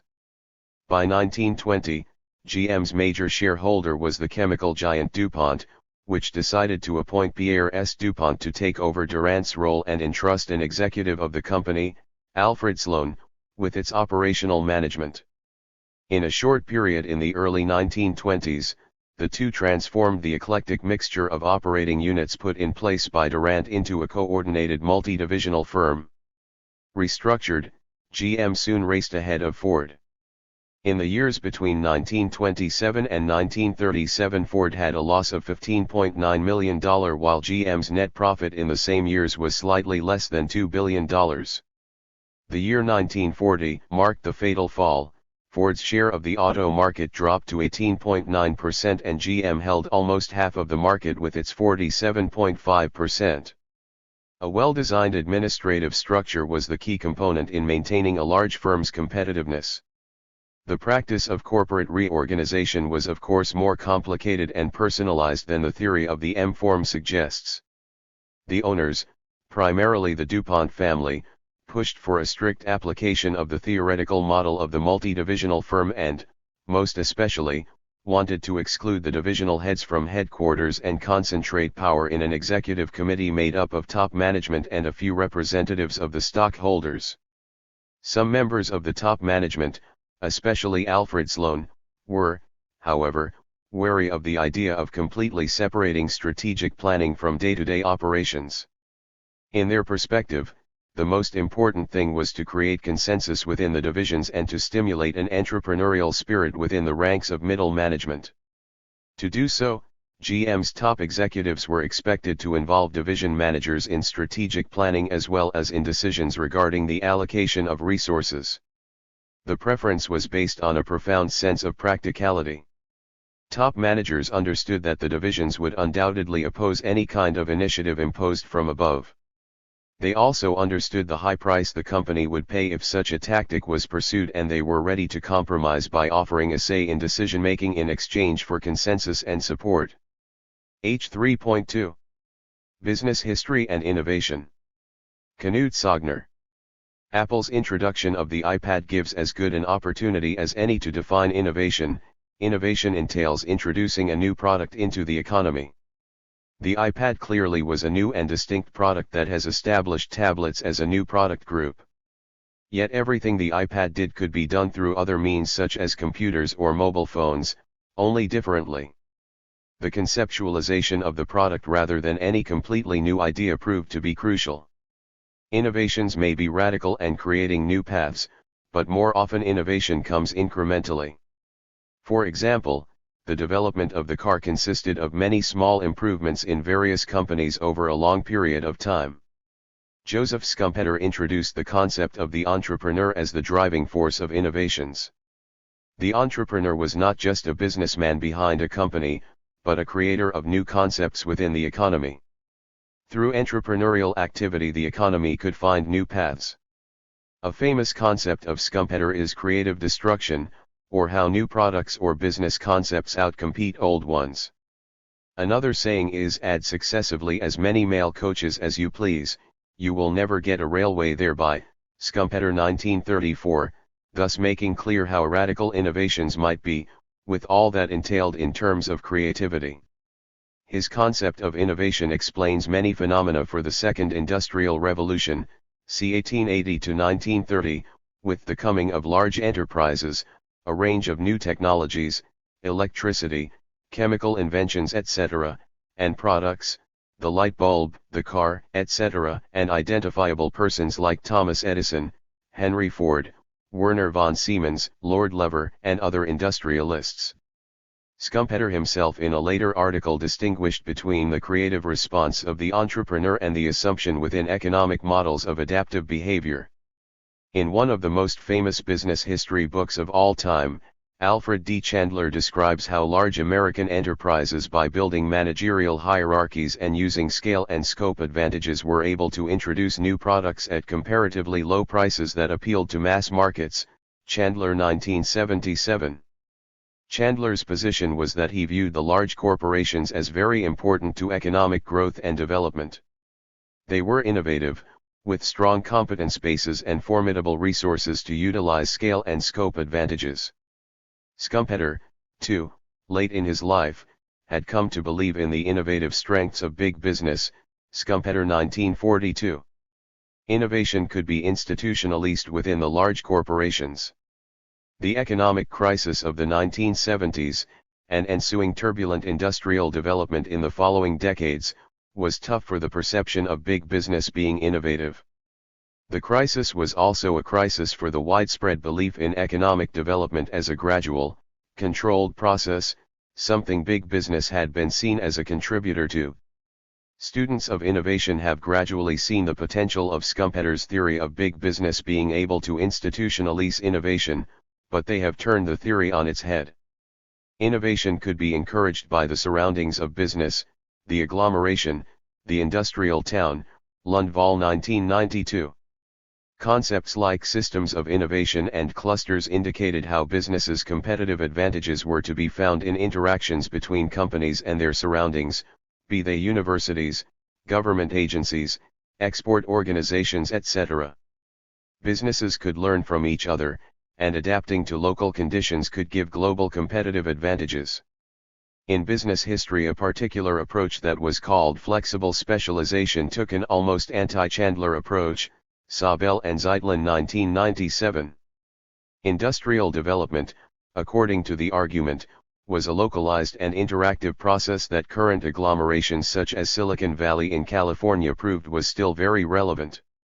The coming of large enterprises to dominate the economy of the 20th century was, according to this perspective, to a large extent the result of the use of economic power, not necessarily the result of efficiency and innovative performances.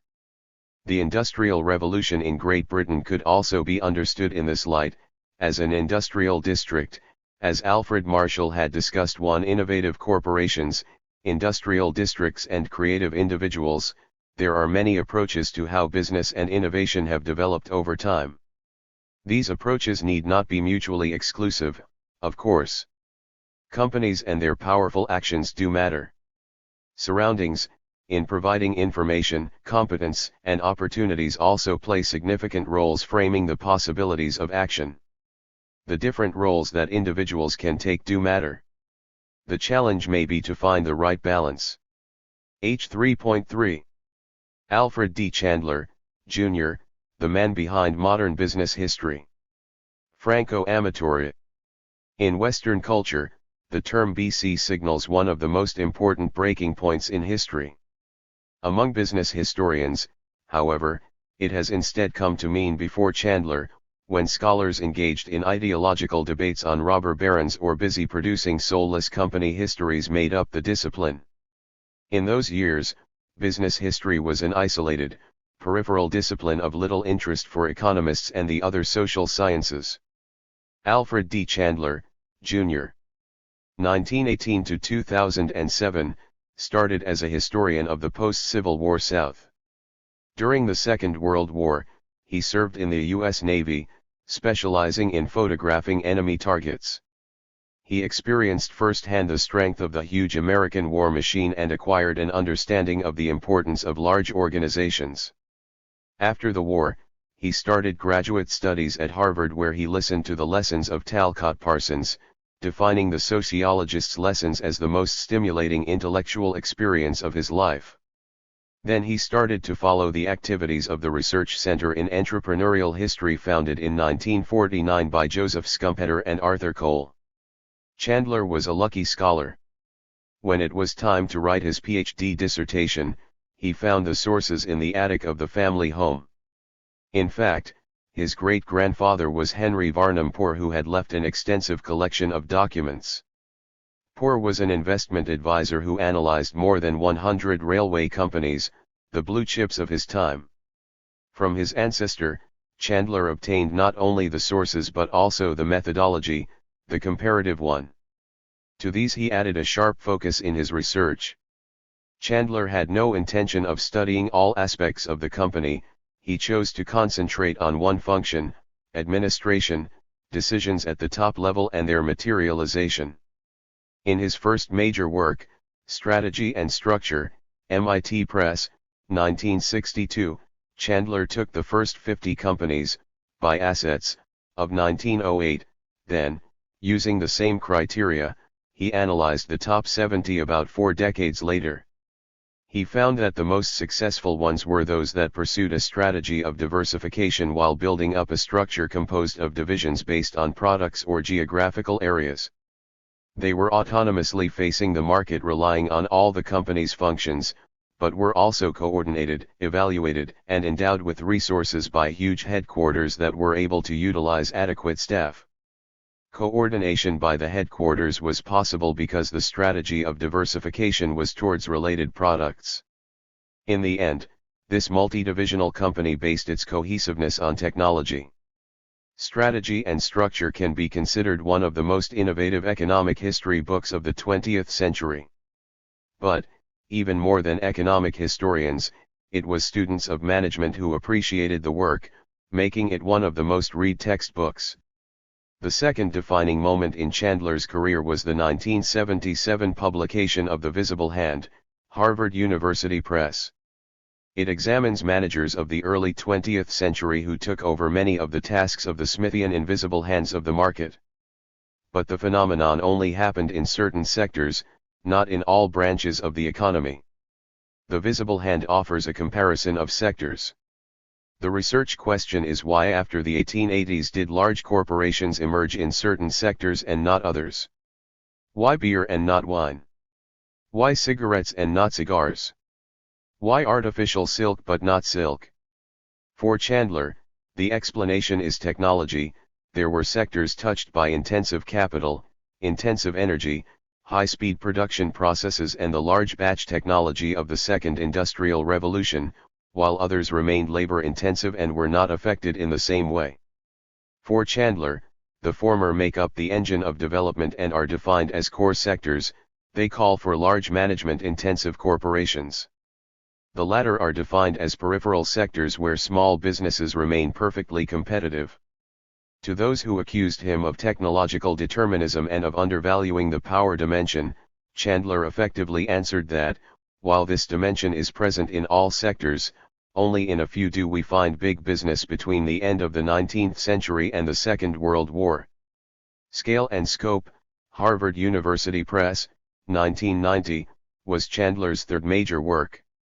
A breathtaking comparison of nations, it picks up where the visible hand left off. Chandler emphasizes the need for a heroic firm rather than the representative firm of Alfred Marshall.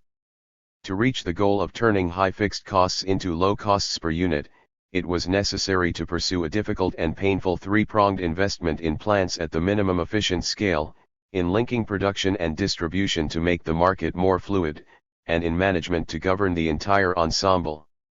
National peculiarities were based on differing dynamicity of the markets, different regulation of competition, and the ability to accept the universalistic rules of big business. Chandler has been criticized for being too focused on the American model. Yet, it is impossible for business historians to ignore his monumental work. 4. Latin America. Luis Bertola and José Antonio Ocampo. It is difficult to talk about the economic history of Latin America as a whole. Latin America is a large world region, a mixture of countries of different sizes, geography, climate, population, socio-economic structures, and factor endowments. However, the existence of common features in Latin American history is clear: the Iberian colonial experience, specialization in natural resource-based products and primary export patterns are examples of these common traits that make it possible to distinguish Latin American countries from other regions and to consider them as a unit of analysis. Latin America is not part of what is regarded as the developed world. None of the countries has attained uniformly high enough living standards. Even more, some of them are still very poor and have large segments of their populations on the sidelines of modern economic and social development processes. Even so, Latin America as a region has made large strides in bringing about very notable economic, social, and political changes over the last decades. These transformations have placed the region on a development path that has enabled it to attain middle-income status on a global scale. Despite these changes in most Latin American countries, there are aspects that remain unchanged. The bulk of the Latin American countries have not been able to leave their natural resource-based production patterns completely behind them. Their pattern of trade specialization has held them back from gaining access to more technologically dynamic segments of the global market or segments in which the growth of demand is more robust. This, coupled with the region's markedly cyclical access to capital markets, has undercut its development efforts. Conversely, other countries and regions have been able to leverage their natural resource endowments in ways that have enabled them to bring about sweeping economic changes. With differing degrees of success at different stages in their development processes, the United States, Canada, Australia, New Zealand, a group of countries that we will call, using Madison's terminology, the Western offshoots, and the European Nordic countries provide examples of countries that have taken advantage of their natural resource endowments to place themselves upon development paths that have been more successful than those followed by Latin American countries. East Asian countries that have based their development strategies on their abundant labor supply, which shares some traits with some areas of Latin America, have been much more successful in achieving sustained economic growth in recent decades and in improving their population's quality of life. The Latin American region's limited success in terms of economic development has made it especially difficult for it to sustain broad coverage welfare policies. This raises the question as to what factors have held Latin America back from making more radical changes in its economy and society and from doing more to improve its populations. Quality of life. The answers to this question cannot be provided by economic analysis alone.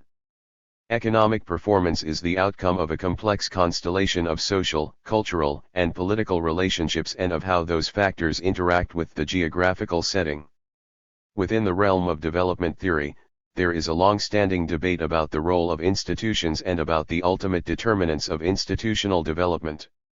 The region's social structures, the distribution of power and wealth, the role and strength of its elites and the complex, often painful process of state building, which in many cases has resulted in endemically weak nation-states, in combination with the legacy of colonial times and the economic and political difficulties that the newly independent states had in positioning themselves on the world stage, have all been decisive factors and all have something to do with the successes and failures of Latin America's economies.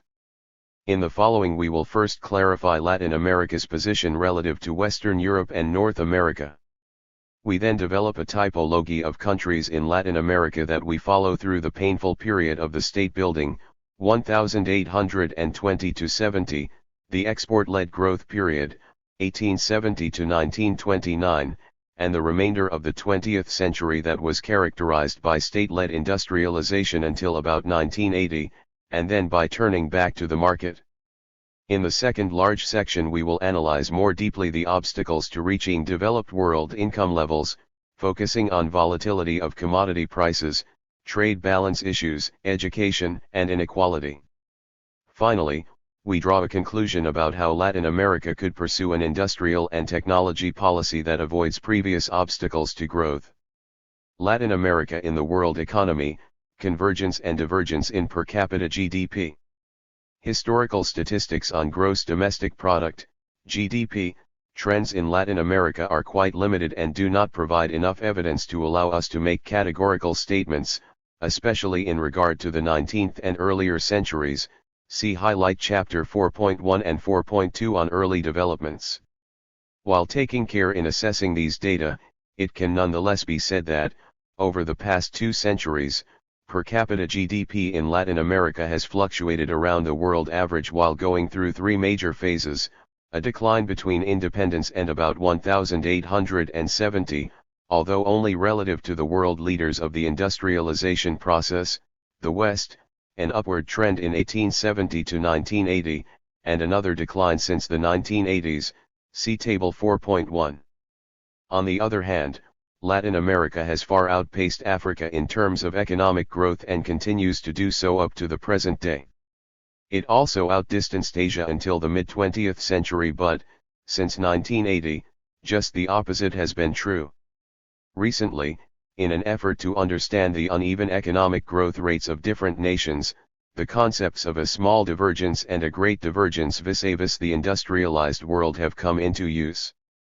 The Western economies underwent a major transformation as they transitioned from a pattern of slow economic growth between 1500 and 1820, during which these economies' expansion was mainly accounted for by the growth of the population and, to a lesser extent, an increase in per capita GDP, to a different pattern, starting in about 1820, in which per capita GDP growth was a far more important factor than population growth. During the first of these periods, the growth pattern of the rest of the world was entirely extensive, i.e., driven by population growth, and was slower than the pace achieved by the West, thereby giving rise to the small divergence too. During the second period, the increase in per capita GDP of the rest of the world proved to be, in the long run, no more than a third of that achieved by the West. This was the origin of the Great Divergence. Even since the time of independence, Latin America appears to have followed a growth pattern similar to that of the rest of the world, with the upswing in its growth rates being driven by the same factors as the rest. Population growth accounts for some 60% of its total economic growth, whereas annual growth rates for per capita GDP have been only 3/4 of the rates achieved by the West. Between 1820 and 2008, the gap between Latin America and the West widened from 0.8 to 2.7 times Latin America's per capita GDP. 3. According to Madison's highly speculative assumptions, it would seem that there was a substantial gap between Latin America and the West during the colonial period, although it did not increase to any significant degree during those years. During the early years of colonization, standards of living and, in particular, life expectancy at birth plunged. Then, however, the income levels were recovered, with the result that the gap at the end of the colonial period may not have been much greater than it was at its start. In sum, while the West's growth pattern entailed fairly slow rates of increase, the gap with Latin America was sizable but was not widening. When the West's growth pattern changed to one marked by larger productivity gains, Latin America began to fall further behind and the gap widened to substantial proportions, even though Latin America's pace of growth also picked up. Consequently, although the original gap and the legacy of the colonial period are subjects that attract a great deal of interest, the fact remains that new growth patterns emerged during the Industrial Revolution that radically changed the economic landscape and international relations. It would therefore be difficult to argue that the region's more recent history is nothing more than a reflection of its colonial past. A typology for an analysis of the Latin American countries. It is extremely difficult to find a typology for the Latin American countries that provides equally useful insights into their development process throughout the 200 years that have passed since independence. One typology may be more informative in one period but may contribute less to the analysis of another. Despite these difficulties, there are a number of specific features in the region that have remained in place over time and that even today have retained a certain explanatory power. As discussed by Cardoso and Pérez-Brignoli, 1979, Latin American societies have been shaped by the interaction of three different societies that came together in the Americas, those of the pre-Columbian indigenous population, Europe, and Africa. Drawing upon the ideas of these authors, who in turn based their work on many other attempts to construct typologies in this area, Furtado 1976, Sunkel and Paz 1970, Cardoso and Filito 1971, we will use the following aspects to establish a typology for the Latin American countries. For first, there were different ways in which the transition to the kind of wage-based labor market, typical of modern capitalist economies, was made. Cardoso and Pérez-Brignoli, 1979, have identified three major types of transitions. The first type was made by the Indo-European regions, where indigenous and mestizo groups constitute a large portion of the population. Located in what were the major centers of pre-Columbian civilization, they became pillars of the colonial structure, in which ranching and farming, indigenous campesino communities and mining activities were all combined. Various forms of forced labor were still in use in these areas until well into the 20th century. Another type of transition was seen in the Euro-African regions where the development of a slave labor-based economy and the complex process involved in the abolition of slavery have been pivotal factors. Finally, the Euro-American societies were located in the temperate zones of the southern cone, where European immigration has been the main factor in the growth of the population, or in enclaves within one of the other two types of societies. Second, the main type of commodity, particularly in export activities, differed between mining, agriculture, or forestry. In the case of agricultural products, there is an important difference between temperate and tropical climates, arising by the nature of the production processes and the types of competition or complementarity that production in these climatic zones entails vis-a-vis buyer markets. 5. The capacity of different economies to alter and diversify their export structure in ways that will increase value added is related to the main type of commodity that each country produces. When these two criteria are combined, a powerful typology can be constructed that captures a large part of the conditions existing in Latin America, especially up to the early decades of the 20th century, see Table 4.2. From the standpoint of the socio-productive structures, the different countries can be grouped in a simplified way into three categories: Group 1 where the hacienda, the indigenous communities and mining activities have predominated in primarily Indo-European societies, Group 2 where tropical plantations have been the predominant economic activity in what are for the most part Afro-American societies, and Group 3 in which Euro-American societies based on temperate zone agriculture or mining have predominated. The word predominant has been used repeatedly because, in each and every case, there is a mixture of these traits. The long delay, the decades after independence, 1820 to 1870.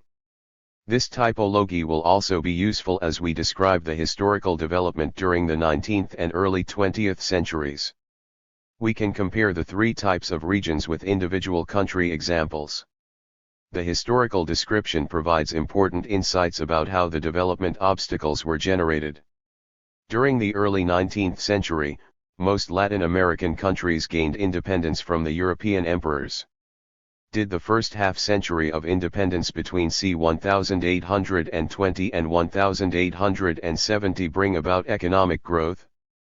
There is actually a debate among historians of Latin America on whether at least some countries developed well during this period, or whether the whole era between independence and the first wave of globalization should be interpreted as a long delay in Latin America's development, caused especially by major conflicts and internal political instability. 6. The aggregate result does not look very good. Per capita GDP grew only at an annual rate of 0.2%, Table 4.2a. In contrast, exports per capita grew stronger at around 2%. Using various sources of information on export share of GDP, we arrive at the conclusion that per capita output for the domestic market was virtually flat. Remember that the starting point for these calculations is 1820, when the wars of independence were coming to a close or were still in full swing. There are evident differences among the per capita GDP growth rates of the three groups of countries, and these differences are similar, but not identical, to those of per capita exports. Bertola and Ocampo, 2012, found that Group 3, the Southern Cone countries, realized the greatest increase of exports, and it also performed better in terms of per capita GDP, but in the years around 1820, the worst development was not in Group 1, countries predominated by Indo-European societies, but rather by the tropical economies that relied on slave labor, Group 2. Tracing the development of the Latin American countries during this early period, it can be informative to compare GDP estimates with other welfare indicators. The idea that decades following independence were featured by slow growth and even stagnation is reinforced by anthropometric data, see Figure 4.1. Both in Argentina and Peru, average male stature was lower by the 1870s than at the eve of the colonial period. In Brazil, a stagnating trend is first and slightly reverted after the 1850s. Figure 4.1. Height development in selected Latin American countries during the 19th century, male height, source, based on Baten and Bloom, 2014. We will now focus on four country examples, Peru, Mexico, Brazil, Colombia, to explain the difficult situation of the 1820-70 development phase. Peru is a good example of Group 1, and also an example of the central areas of the colonial economy. In 1820, Peru's population was more than 2.5 times larger than Argentina's. The Peruvian economy had a large silver mining sector and a vast campesino-based sector which was heavily concentrated in subsistence agriculture and produced very little surplus for sale on the market, or, at least, for other than strictly local markets. See also Map 4.1. Peru was one of the countries in which the local elites remained loyal to the crown. There, the War of Independence was a bloody struggle, and the emerging independent government took political and economic reprisals against the royalists and the local elites who had supported them. The Peruvian economy suffered grievously from the collapse of the silver mines. The average output for 1830-70 was 87% of what it had been in 1800, based on Contreras' 2004, Table 4.1.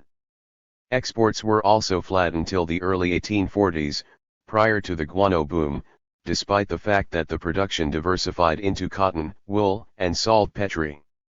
Map 4.1. Regional economic specialization in Latin America in the 19th century. Source, see Map 1.1. The decline of the silver-based economy dampened production activity in the haciendas that provided inputs for that sector, and these haciendas became increasingly self-reliant, a tendency that was heightened by a highly radical form of protectionism. In their turn, the main export activities of the coastal areas were hit by the dissolution of the slave labor system on which they were based, Gutenberg 1989. This downward economic slide was interrupted by the boom in the guano trade, a typical case of the commodity lottery, which had a huge impact on the Peruvian economy. The country's exports jumped by a factor of 7 between 1845 and 1860, and guano accounted for over 50% of total exports in the latter year, Contreras and Cueto 2004, 116. Mexico's, Group 1, short recovery after the War of Independence was soon cut short again by the civil wars and institutional instability of the 1850s, which lasted until the government of Porfirio Diaz re-established conditions that paved the way for economic growth. Sanchez Santiro 2009b. The conflicts that arose from the mid-1850s had a profound effect because they were widespread and made themselves perceptible in the vast rural areas of the countries, involved clashes between castes, different ethnic groups and haciendas, and entailed a deepening of the political and ideological divisions between radical liberals and conservatives, which was mixed, in turn, with the division between Republicans and monarchists. Sanchez Santiro 2009a, 102-03. The situation in Brazil, Group 2, 1820-72 was also a combination of stagnation and regional diversity. According to Leff, 1982-1997, from the time of Brazil's independence in 1822, its rate of GDP growth failed to outpace its population growth.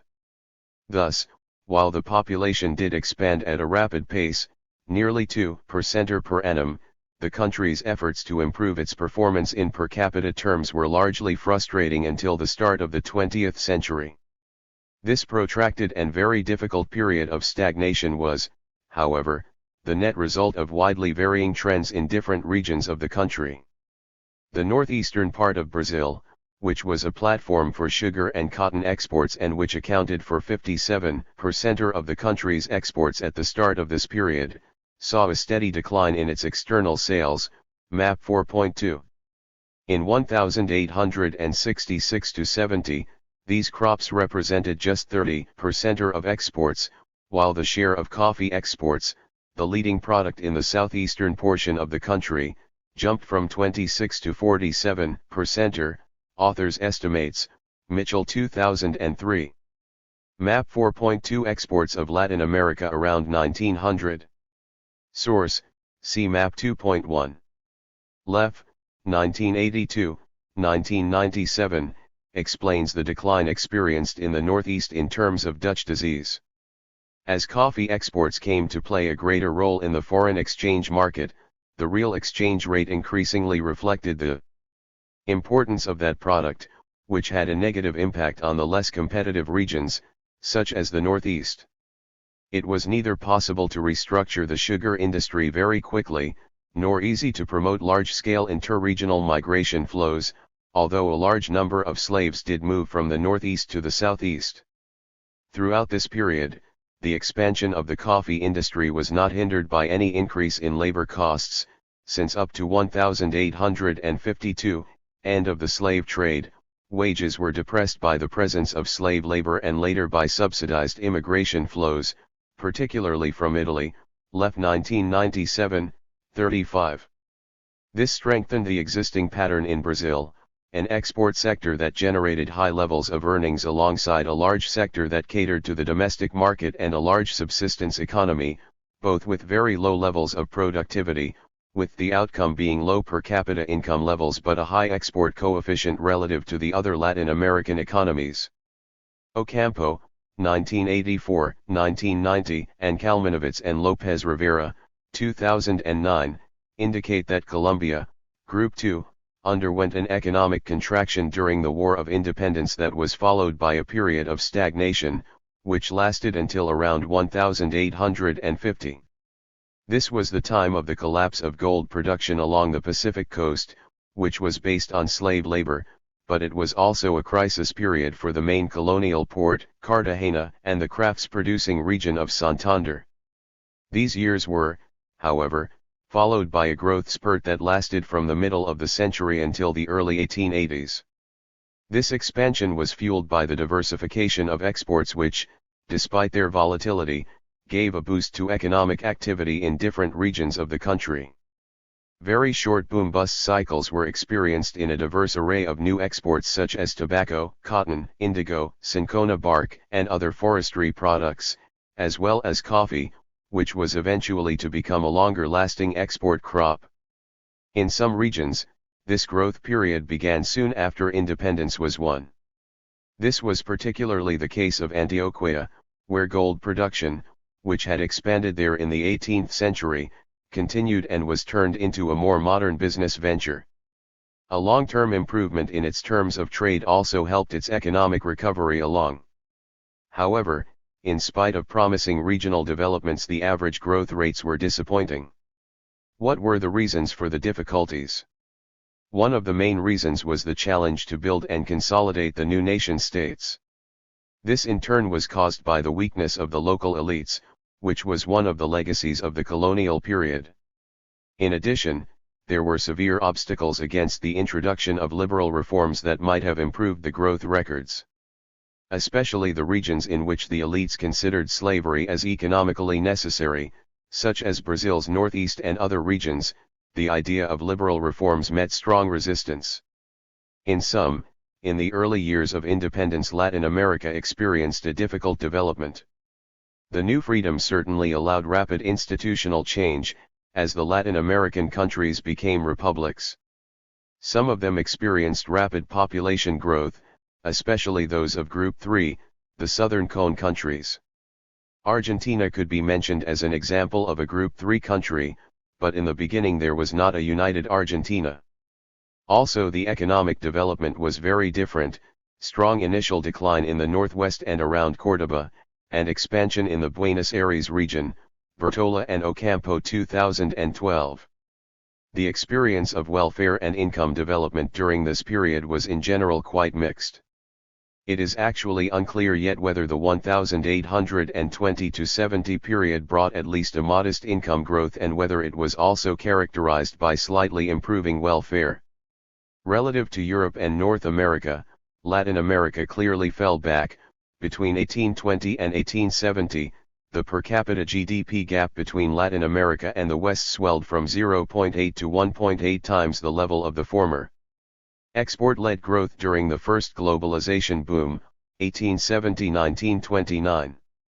During the final third of the 19th century, Latin America embarked on a fairly rapid growth path that allowed it to distance itself from Africa and Asia while more or less keeping up with developed nations.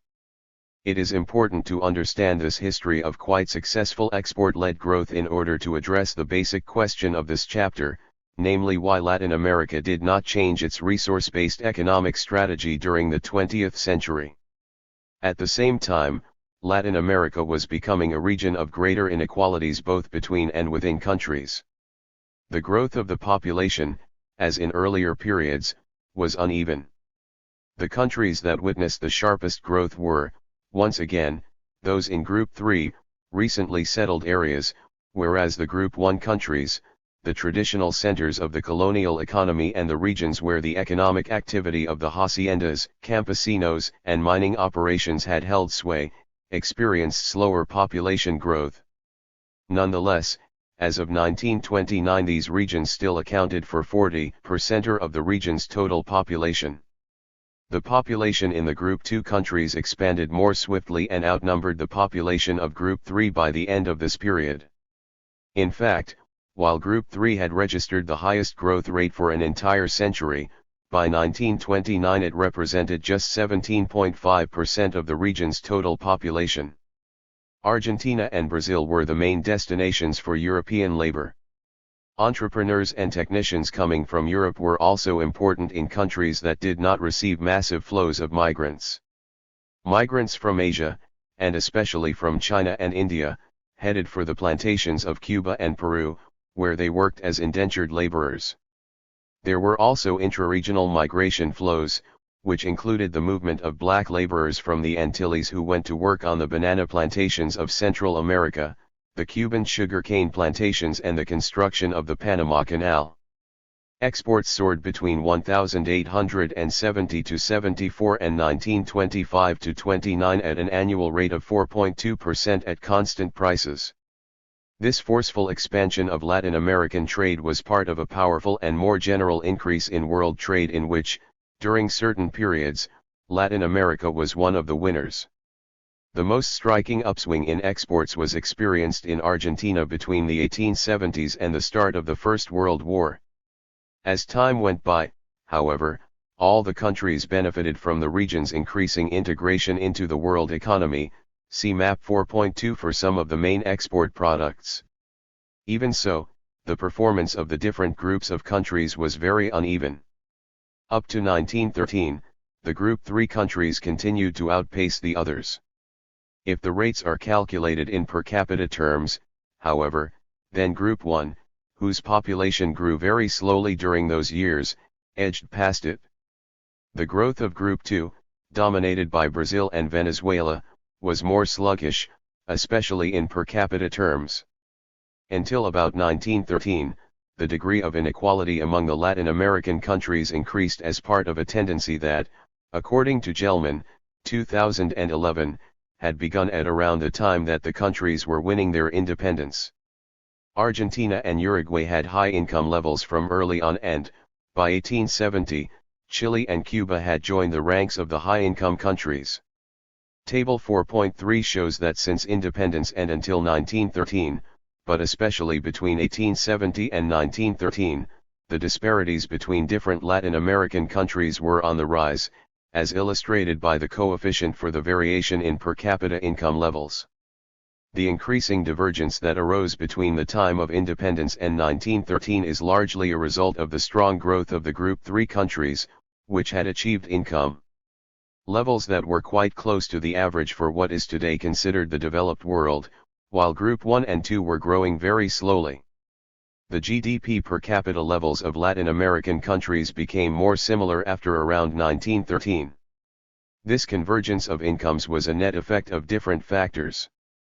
On the one hand, the growth of the economies of the Southern Cone began to flag, moving them away from the income levels existing in the West, at first at a moderate pace, but then, from the 1950s on, when the developed economies were experiencing a golden age, much more rapidly.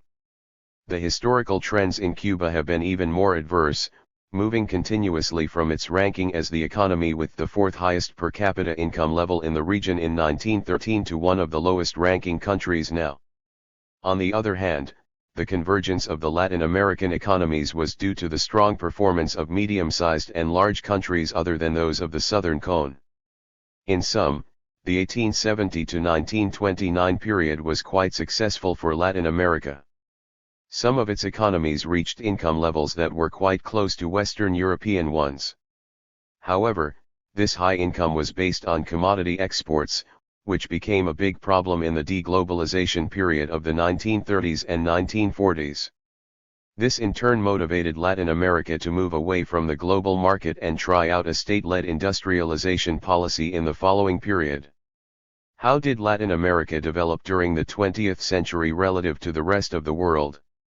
Overall, between 1870 and 1980, in very different contexts and with some fluctuations, Latin America improved its global ranking, in contrast to the decline registered by the rest of the world up to the mid-20th century. What is more, Latin America's share of world output climbed steadily, rising from 2.6% in 1870 to 5.2% in 1929 and to 9.5% in 1980, see the last row in Table 4.1. Even so, the region was unable to narrow the gap with the West, which remained fairly stable during this period and actually widened somewhat during some years, especially between 1950 and 1973, when the Western economies marked up record-breaking growth rates during what was known as the Golden Age of capitalism. Since 1980, Latin America has not only been lagging further behind the developed economies, but has also lost ground vis-a-vis the world average. While many nations, especially in Asia, have joined others on a rapid economic growth path, Latin America has grown at a substantially slower pace. As a result, the region's share of world output slipped from 9.5% in 1980 to 7.8% in 2008. Analysis: Convergence/divergence cycles, financial crises and volatility. After describing some of the main characteristics of Latin American development over the past 2 centuries, we now turn to a deeper analysis. 2 major interrelated factors lie behind the trends of convergence and divergence.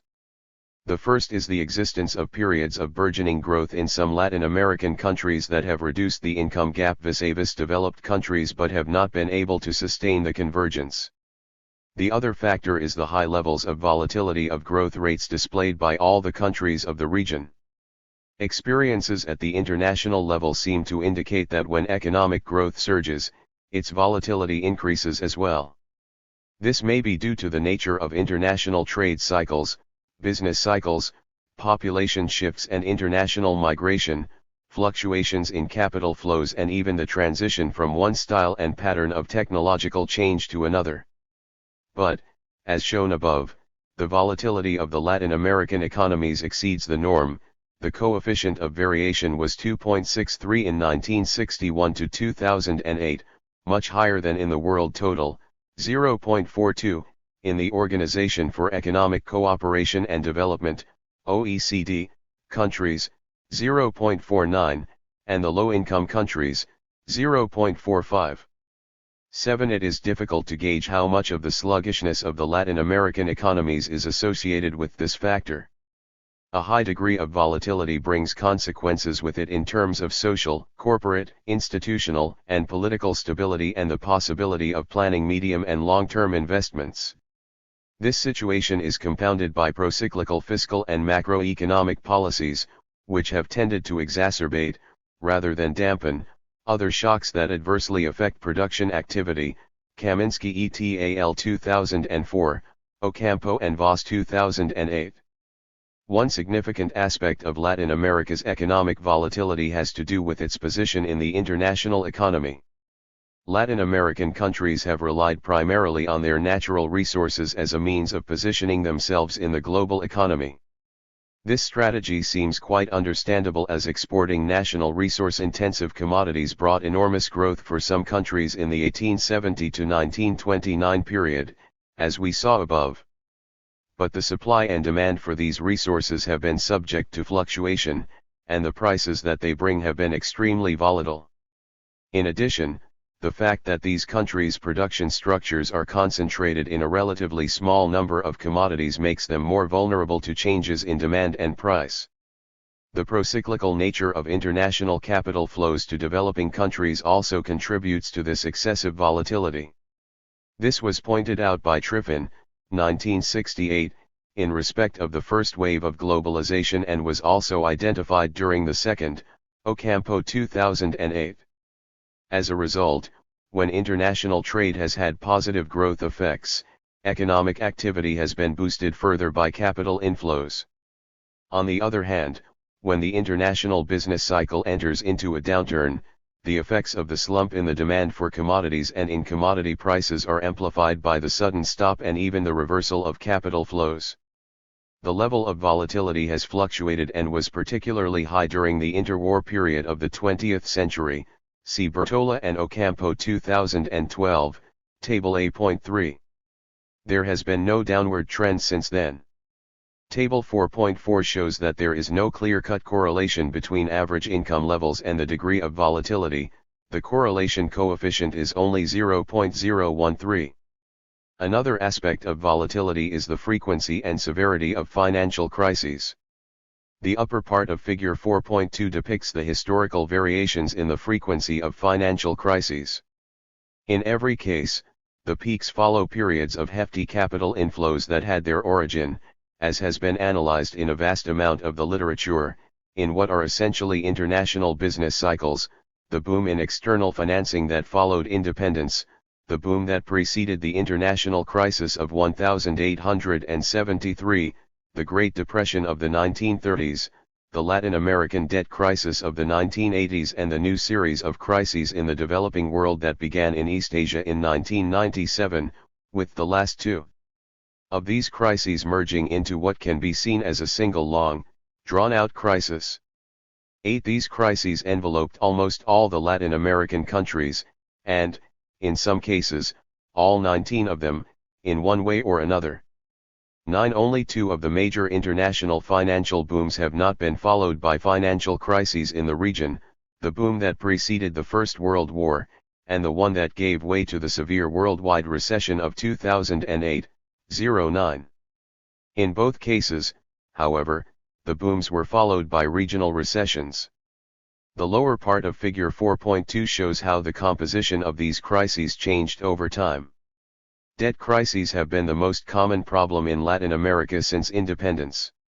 Steep devaluations associated with balance of payments crises have been frequent since the First World War, and this situation was also the main factor behind the crises that occurred between the mid-1950s and mid-1960s, which were not preceded by a boom in external financing. Finally, the most recent type of crisis has been in the banking sector, and these crises have become increasingly frequent since the 1980s. As a result, since the 1930s, most crises have been dual, combined debt and balance of payments crises, and, since the 1980s, many of them have been triple crises, the above two plus banking crises. Actually, in recent decades, we should also add in a number of other dimensions, such as high inflation, which, in Latin America, has historically been closely correlated with balance of payments crises, balance of payments collapses and, in fewer cases, domestic debt crises. 10. Figure 4.2 Economic Crises of Latin America, 1820 to 2008 notes, the definition of crisis according to Reinhardt and Rogoff is the following: currency crisis, annual devaluation greater than, or equal, 15% or with respect to the US dollar, or the relevant currency; external debt crises, outright default on payment of debt obligations including principal or interest; banking crisis, bank run that leads to the closure, merging, or takeover by the public sector of one or more financial institutions. If there are no runs, the closure, merging, takeover, or large-scale government assistance of an important financial institution, or group of institutions, that marks the start of a string of similar outcomes for other financial institutions. Source: Database of Reinhardt and Rogoff, 2009, kindly provided by the authors. There has also been a notable degree of convergence between external trade cycles and capital flows. Crises are usually triggered by sudden export collapses that occur in the midst of critical international conjunctures, 1873, 1890, 1913, 1929, 1973, 1979, 1997, 2008, and that also lead to plummeting commodity prices, which in turn translate into trade deficits. More often than not, these crises coincide with a contraction in the supply of external financing, which is usually abundant when exports are on the rise. Integration into the world economy, volatility of commodity prices. One hypothesis is that volatility is brought about by external factors, either fluctuations in external markets or fluctuations in the terms of trade of each country. 11. Did the fluctuations occurring in those parts of the world, the relevant world, that have an impact on Latin America via its exports and its terms of trade matter? 12. It is important to note that Latin America experiences more volatility than its relevant world does, and the terms of trade appear to be the factor that transmits greater volatility to the region. Table 4.4 indicates that there is a fairly close correlation between volatility and export product concentration. Correlation coefficient is 0.44. Table 4.5 provides evidence of the extreme concentration in a very few product categories that has characterized the Latin American economies throughout their history. The specialization pattern of Latin America has been a subject of debate for many years. In the long tradition of the structuralist school of thought, it has been seen as the main reason for the region's failure to grow more rapidly. If we look at growth trends over the last 3 decades, it becomes clear that the fastest growing economies in the developing world have been those that have diversified their production and, in particular, have increased high-technology manufacturing exports. Hausmann et al. 2007, Ocampo et al. 2009. The first wave of globalization came at a time when world trade was based on an exchange of raw materials and food products for manufactures. At that point, Latin America was in a good position, given its pattern of specialization. A collapse of the international division of labor followed in the period 1914 to 45. After the Second World War, intra-industry trade among developed countries dominated. In addition, protectionism was strong against agricultural products and textiles coming from the developing world. In this setting, and given the biases generated by industrialization policies, Latin America's share of world trade sank to a level 3 percentage points lower than it had been during the boom of the 1920s. When the second wave of globalization began to open up more export opportunities for developing countries in the 1960s, and when Latin American countries began to shift their economic policies towards an emphasis on export growth in the closing decades of the 20th century, the region was able to regain some of the ground that it had lost, but it was still far removed from the levels that it had reached during the first globalization wave. Trends in the terms of trade. The trend in the terms of trade for commodities relative to manufactures is an important factor to consider. Starting in the late 19th century, but especially during the boom that preceded the First World War, the real prices of agricultural and mineral products trend upward, see figure 4.3. Then, in the aftermath of the First World War, this trend began to reverse, not continuously but in stages, or as the downward phases in long-term cycles. The first strong reduction came in the 1920s and covered all commodities. The second took place in the 1980s and 1990s and was characterized by a sharp drop in the prices of agricultural goods and a more moderate one in mining products. As a result, between the decade leading up to the First World War and 1998 to 2003, the terms of trade for commodities, other than oil, fell by 60%, with tropical agricultural products being the hardest hit and mineral products being affected the least.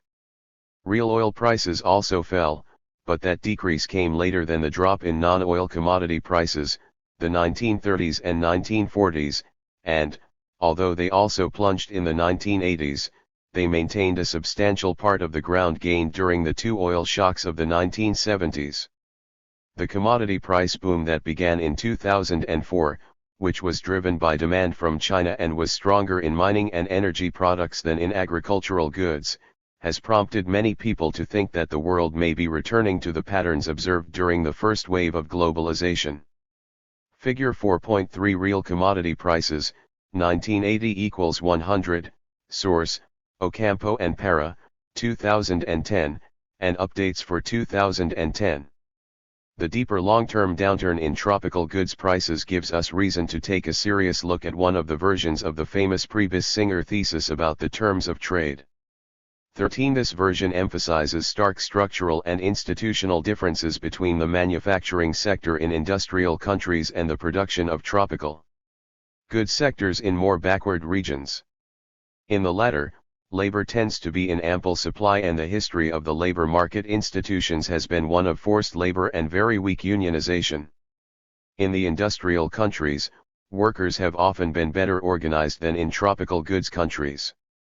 According to Lewis, 1969, 1983, international migration tended to be segmented into two different types of flows.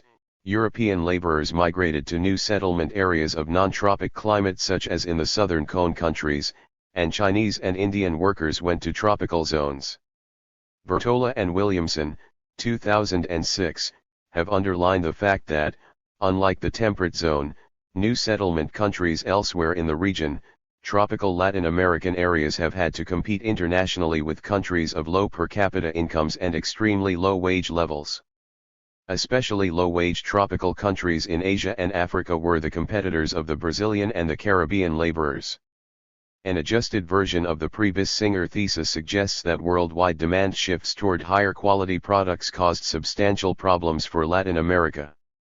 The industrialization process that firstly took place in Europe and North America was based on products that were highly demanded at higher income levels. It was followed by an expansion of the share of services sectors.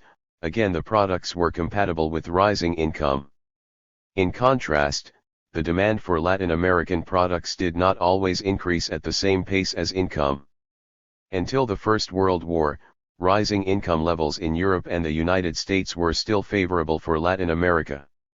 Meat and wheat were still highly demanded, and Europe's poor laborers consumed Argentinian wheat and beef instead of other, less nutritional products. In other words, the income elasticity of demand for these goods was high in this last period. 14. However, once this dietary transition had been made, the demand curve began to display a low income elasticity, as apparently occurred in the European countries after the 1920s. In periods of income growth, consumers did not demand proportionally more Latin American commodities anymore. 15. The trade balance. What would happen if Latin American consumers and firms at higher income levels demanded more and more foreign products, but foreign markets did not proportionally demand more Latin American products, at also higher income levels? In such a situation, Latin America would run into difficulties of the balance of payments. Structural changes would be needed in such a situation, only if Latin America started to produce other products, namely those with higher income elasticity in foreign markets. The balance of payment problems could be avoided and higher growth rates could be achieved. In this vein, and according to the theory devised by the Economic Commission for Latin America and the Caribbean, ECLAC, the fundamental problem of commodity exporters is that the income elasticity of the demand for imports to Latin America will inevitably be higher than the income elasticity of the demand of their exports abroad. 16. If structural change towards other economic sectors was insufficient, there would be a long-standing tendency to run trade deficits. The economy's growth rate will be determined by its relative propensities to export and import. Estimates of long-term growth fit in very well with a simple model that explains growth based on the relationship between the income elasticity of demand for exports and imports, Bertola and Porcel 2006. In the aggregate, Latin America's per capita GDP relative to that of the West dropped from 36% in 1870 to 27% in 2008. The relative income elasticity factor, assuming no structural change, may account for the overall drop in Latin America's GDP from 36% to 31%. The remaining 4 percentage points of the decrease can be accounted for by other factors, such as a decline in the terms of trade, over-indebtedness, or even population growth. 17. Education and human capital.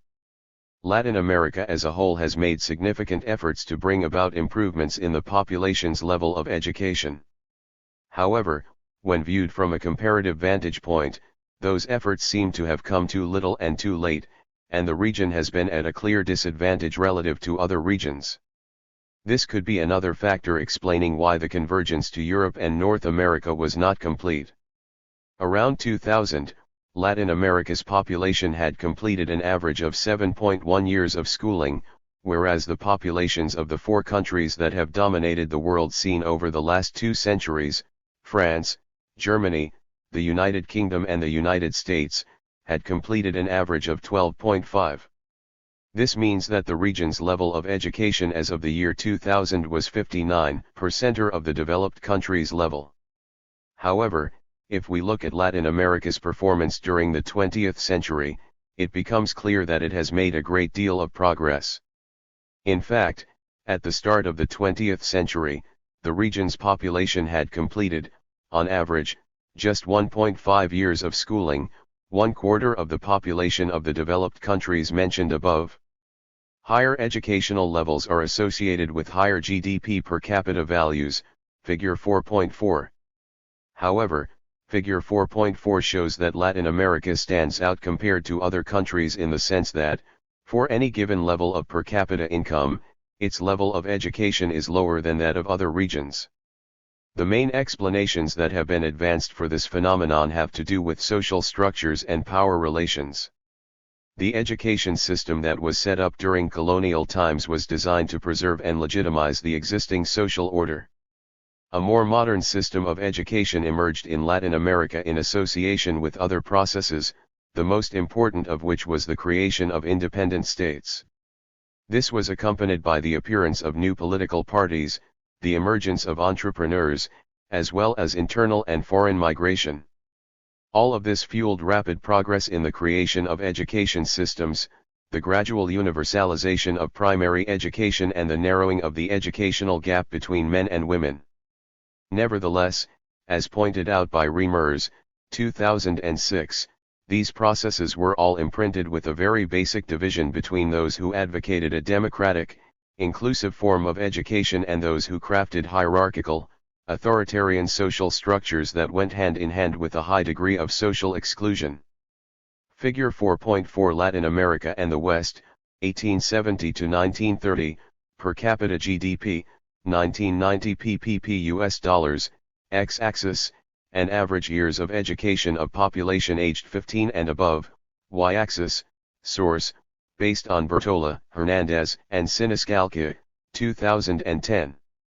Franquema, 2009, along with other authors, has looked for a relationship between the development of the education system and the concentration of land ownership. Large landholders are not in favor of educating the workforce because they fear that education will build workers' capacities and thus their political power, and because they are more inclined to make use of unskilled labor than to use education as a means of boosting productivity. Lindert, 2010, has recently described how the concentration of political power, the concentration of wealth and low levels of education are linked to one another. He also attempts to account for what he calls education anomalies, countries with higher incomes but worse education systems than others, by analyzing their tax systems and looking at how fervently opposed high-income sectors are to paying taxes to finance the cost of universal public education. There is another line of thought that complements this interpretation. Latin America's traditional export pattern shows that the predominant component consists of commodity exports that incorporate relatively low levels of value added but that nonetheless do generate economic rents. This would be the main factor underlying its tendency to have a high level of per capita income relative to its endowment of human capital as measured by levels of education. Inequality. It is well known that Latin America is the region with the highest levels of income inequality in the world, which is why there has been so much interest in inequality studies in recent years. One of the main questions to be asked is, to what extent does the existence of inequality help to account for the region's relative backwardness? Another question is, to what extent is this characteristic a result of the region's particular style of development? Most of the inequality research done on and in Latin America in the 1950s, 1960s, and 1970s, with, in the second case, the structuralist school of thought leading the way, stressed the importance of the oligarchic aspects of Latin American development, which were manifested in the concentration of political power, wealth, and income in elite groups of landowners and financiers who controlled labor relations and trade. The first wave of globalization was associated with the consolidation of the state's political power and a heavy concentration of wealth, along with a stauncher defense of the elite's property rights. The countries that were relying on immigration from Europe were a softer version of the latter rule. These new elements had their roots in the region's colonial legacy. These new types of relations played out in different spheres, however, owing to the interaction of powerful international forces, the Industrial Revolution, the independence of the United States, the outcome of the Napoleonic Wars, that influenced the liberal reform movement in Latin America. Neo-institutional theorists have revived this older tradition of research, although they generally ignore the older Latin American structuralist literature, arguing that the institutions set up by the colonial powers immediately following colonization created a long-term equilibrium situation marked by sharp political and economic inequalities, sluggish human capital formation and slow economic growth. These views have recently come under fire. Coatsworth, 2008, contends that the root causes of Latin America's backwardness should be sought in the period between 1770 and 1870, when the Latin American economies missed the opportunity to engage with the Industrial Revolution and bring about one of their own. In his view, the local elites did not become stronger in the colonial era but only later, towards the end of the 19th century, and, contrary to what the neo-institutionalists contend, that reinforcement would not have been possible had it not been for economic growth. Viewed from this standpoint, the concentration of economic power was not an adverse factor but instead one that fostered development. Unlike the advocates of earlier traditions, the neo-institutionalists looked to local conditions as the sole explanation for the region's development path and inequalities, while turning away almost entirely from an analysis of how those inequalities were reproduced at the international level and how they influenced the existence of inequalities at the national level. Similarly, the emphasis on colonial institutions has diverted attention from research into how institutions have been altered by their interaction with national and international processes of change, with the most significant of those processes undoubtedly being the Industrial Revolution and the ensuing succession of economic growth impulses, technological change, and structural and social transformations, Bertola 2011. The period of state-led industrialization had differing results in terms of equity in different countries. In those that developed some form of welfare state, this was a time of declining inequality. This is the case of countries such as Argentina, Chile, and Uruguay. In other countries with very large domestic markets and highly segmented labor markets in which a large percentage of the population was made up of the descendants of slaves or of mestizo campesinos, i.e., peasants of mixed American Indian European ethnicity, or indigenous groups, the industrialization process heightened the concentration of wealth and, even among wage earners, led to a growing polarization of income levels. Brazil may be regarded as the epitome of this type of experience. In still others, these kinds of phenomena were in evidence until the industrialization process was quite far along, but at some point distribution began to improve, particularly as the surplus of rural labor began to shrink and the effects of the development of the education system began to be felt. Mexico, Venezuela, and Colombia are some of the main examples of this type of pattern.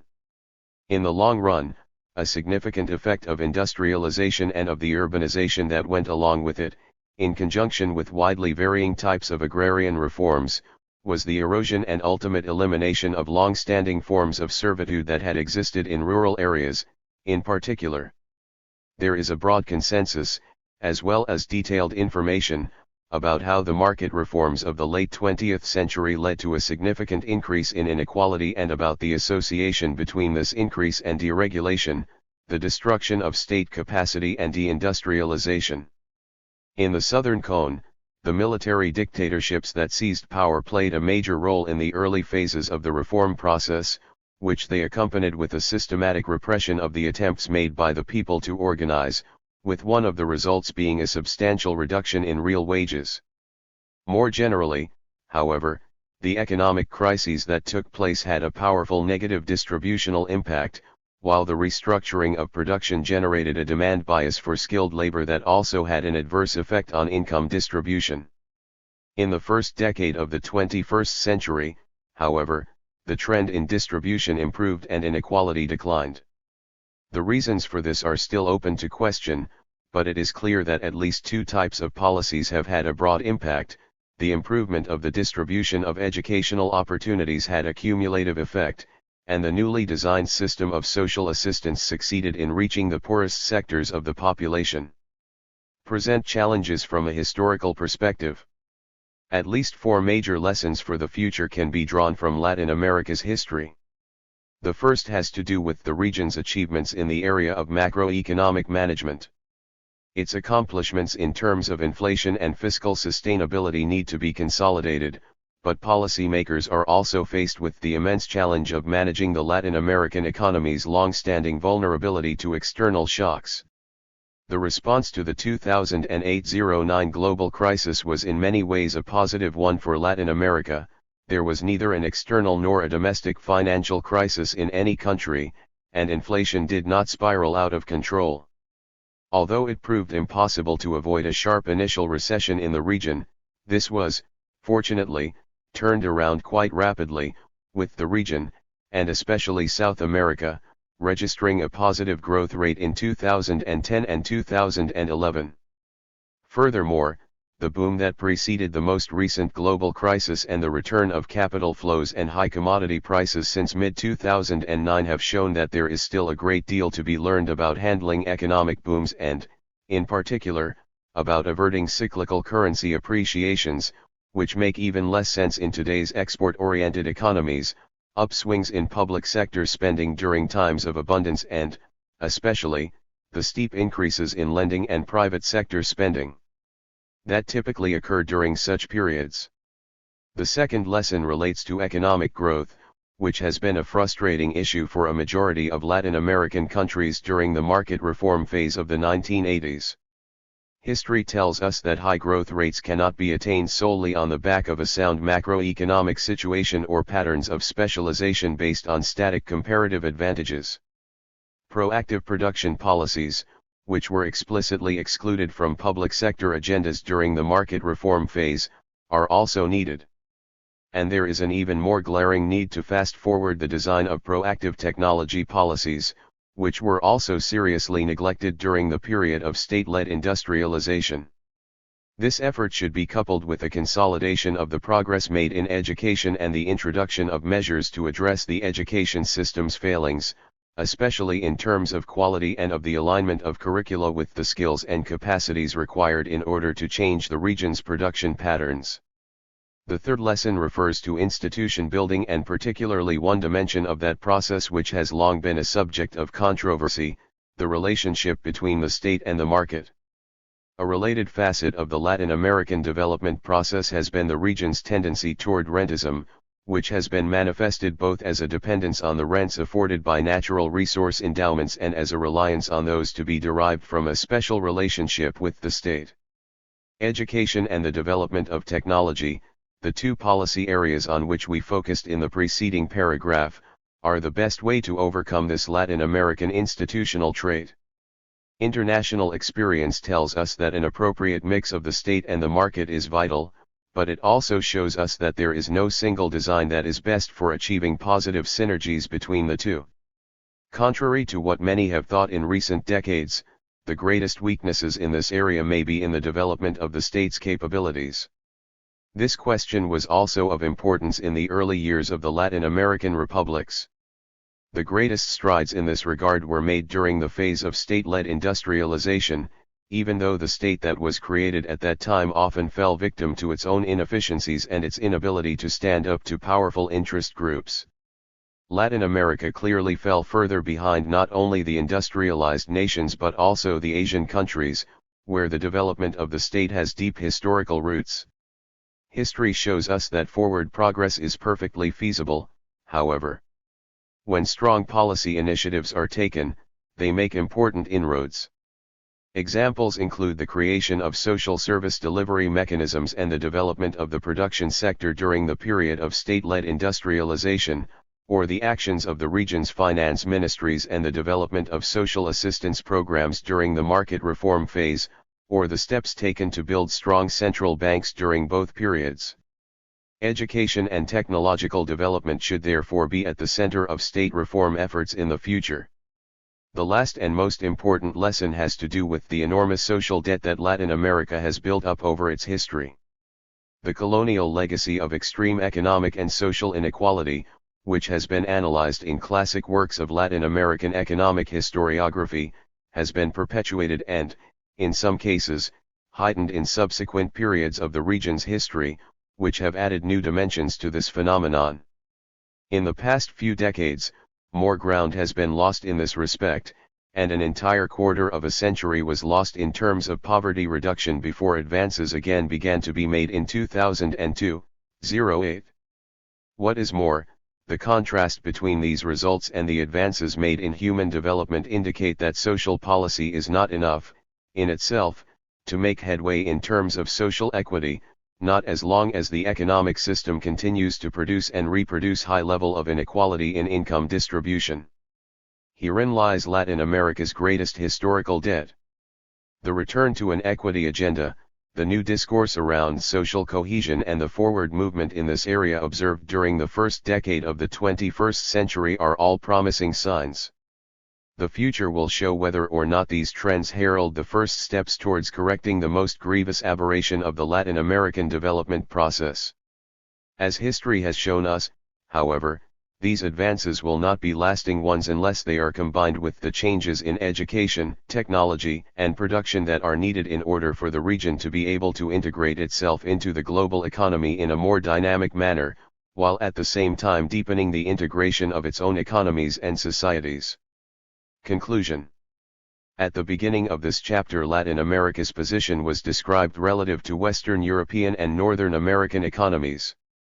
Afterwards, a typology of Latin American countries was developed by the analysis of three distinctive periods, among them the state-building period, the export-led growth period and the later state-led industrialization period, until the economies finally turned back to the market. With these insights in mind, a subsequent analysis of volatilities of commodity prices, trade balance issues, education, and inequality aimed at explaining the income gap between Latin American countries and higher developed countries in Western Europe or North America. In sum, Latin America was on the one hand falling farther behind the Western countries over the past 2 centuries. This can be explained by Latin America's high concentration on primary commodities as well as the state of the educational system and institutional structure, some of which are still closely related to its colonial past, others to recent political developments. Consequently, further improvements in technological and industrial policies need to be achieved to successfully integrate Latin America's economies and societies into the global markets and to converge to the richest world regions. I-4. Was there a curse of natural resources? Joerg Baten. Latin America and Africa were the world regions which economic observers after the Second World War expected to be growing quickly because they had many natural resources. In contrast, East Asia was expected to remain poor because of its poor resource endowment. These expectations were quite wrong. When societies simply sell their natural resources abroad in exchange for large transfers of money, it is surprisingly difficult to turn this income into continuous economic development. The availability of oil, diamonds, gold and other natural resources often resulted in specific types of political economies, in which small groups obtain great wealth to the disadvantage of the majority of the population, and the income and political participation of the majority remains dramatically low. If revenues are large and sudden, it can be a mixed blessing. The hypothesis of the curse of natural resources suggests that countries that are overly abundant in natural resources are on average rather unsuccessful in terms of growth. Sachs and Warner 1995, Auty 1993, as it was the case in Nigeria during the second half of the 20th century, or Venezuela during the early 21st century. Since being resource abundant had been regarded as a positive factor of growth, the empirical evidence for the hypothesis came as a surprise in the 1990s. A number of explanations have been developed for this result. Sachs and Warner observed that the production of industrial goods is often unprofitable in resource-abundant countries due to disadvantageous currency exchange rates. Most industrial goods are thus imported. Oil and other resources also resulted in higher inequality, and a large part of the population considers their share of income and political participation to be insufficient. Van der Ploeg 2011. This in turn can lead to political instability, high public deficit and a dictatorial government system, as well as underinvestment in education. Julfason and Zoiga 2006. Finally, resource abundance at home or in a neighboring country can lead to a military bias. Collier, 2007, has recently pointed to the influence of oil and other mineral resources in the genesis of civil wars. On the other hand, Brunschweiler and Bolt, 2008, have pointed out that military conflicts can lead to more resource extraction, hence the direction of causality is not obvious. Observations show that resource-abundant countries and their neighboring states have relatively high military spending, and that the military is regarded as the most attractive field for the elites. Conquering resources in military conflicts is perceived as the easiest way to gain wealth and reputation in resource-abundant economies. However, this means that talented and innovative entrepreneurs are missing in other industries and services, and that the actual basis of development in a country is eroding, in particular as the subject of further conquests is increasingly unattainable. Do we observe effects of a curse of natural resources in the long-run development as well? Pamuk and Williamson, 2010, argued that a variant of the curse of resources accounts for the slow development of the Middle East, and in other world regions, similar phenomena might have occurred. As late as 1800, the Ottoman Empire that constituted the core region of the Middle East was completely self-sufficient in textile production. Pamuk and Williamson 2010. but in 1910 its textile production had fallen to less than 20%. Why did this strong deindustrialization occur? British textile imports outperformed many local producers. At the same time, the terms of trade of cash crops were improving strongly. Raw cotton prices increased substantially, for example. This change in terms of trade tempted the Middle East to specialize in this area of primary production. Cotton and other commodity exports were the resource that became a curse as the Middle East deindustrialized. This development was later reinforced by oil exports. Another important case was the Spanish Empire that obtained enormous wealth in Peru, Bolivia, and Mexico in the 16th century. Spain was wealthier than England in the 15th century. Its resource-rich South American colonies provided large cash inflows from silver, but at the same time reduced incentives for industrial development in Spain. Spanish entrepreneurship seems to be reduced by natural resource abundance, as profits could be made by resource extraction involving less risk and effort. Innovation and investment in education were therefore neglected, so that the prerequisites for successful future development were given up. Thus, Spain soon lost its economic strength in comparison to other countries, such as the Netherlands or Britain. However, the interaction of rich resources and fairly growth-promoting institutions seems to be rather a blessing in some countries and periods. For example, Norway and Botswana were resource-abundant and developed well during the later 20th century because a good institutional framework allowed them to reinvest resource income to generate stable future income. At the same time, there are a few more examples of historical economies benefiting from resource abundance. For example, according to Allen, 2009, coal reserves fueled the Industrial Revolution in the UK as technical innovations, such as steam engines, were more economical to use than elsewhere. Allen argued that exceptionally high wages in Britain alongside cheap coal played a decisive role in the Industrial Revolution by inciting an early adoption of technological innovations. Between 1560 and 1800, there was a 66-fold increase in coal production. In the UK, coal fields were available and could be exploited. Belgium, Germany, and China only developed similar coal mining techniques much later. The price of coal in London was not exceptionally low compared to other areas of the world, but the coal price in the western areas and in the northeast of Britain was the lowest observed for the pre-1800 period, figure I 4.1. 1. Figure I 4.1 Energy prices in different locations, 1750/1800, gram silver per million British thermal units BTU. Source, Allen 2009. In sum, it seems that large transfers of natural resource income are quite difficult to digest for countries with imperfect institutions. Only countries with very good institutions or human capital, such as the UK in the early modern period or modern Botswana and Norway, made good use of income from natural resources. There is much scope for additional historical studies on these issues because the economic historiography of resource-abundant countries is so far constrained to very few examples. Note 1. Kelly et al. 2014, argued that, while the relative cost of energy might in fact be important, there are some doubts about its exogeneity. In some regions of England, such as in Cornwall, coal was really expensive. In this region, the high cost of coal influenced technological progress to move into another direction. In Cornwall, the high cost of coal stimulated coal-saving technology such as the one developed by the Cornish engineer Arthur Wolff, Nuvolari and Verpagen 2009. This suggests, in the view of Kelly et al., that there were deeper forces that influenced both high wages and the development of low-cost coal as well as technological progress in England in general.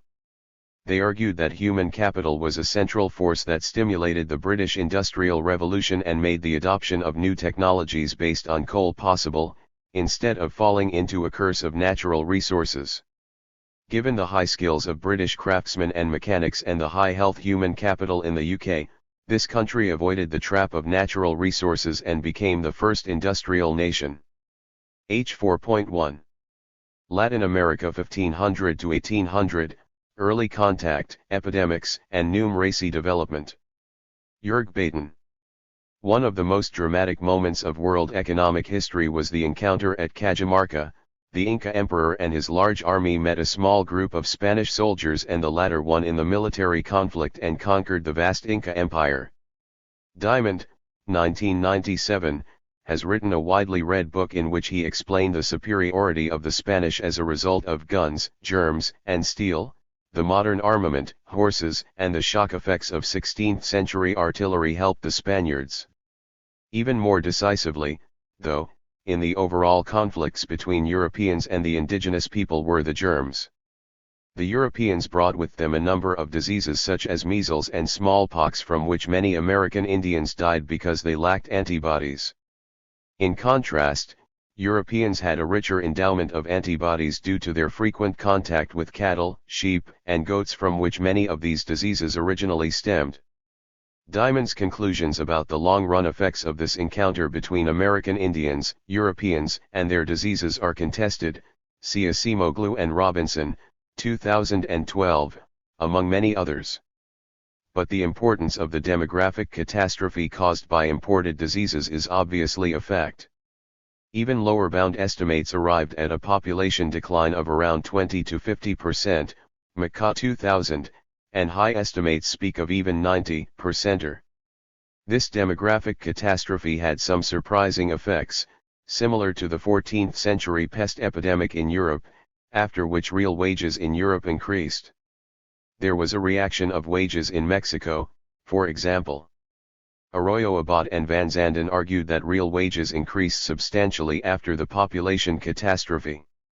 While a family could not be nourished even with basic subsistence by one wage earner alone in the 16th century, by around 1700 the real wage had tripled.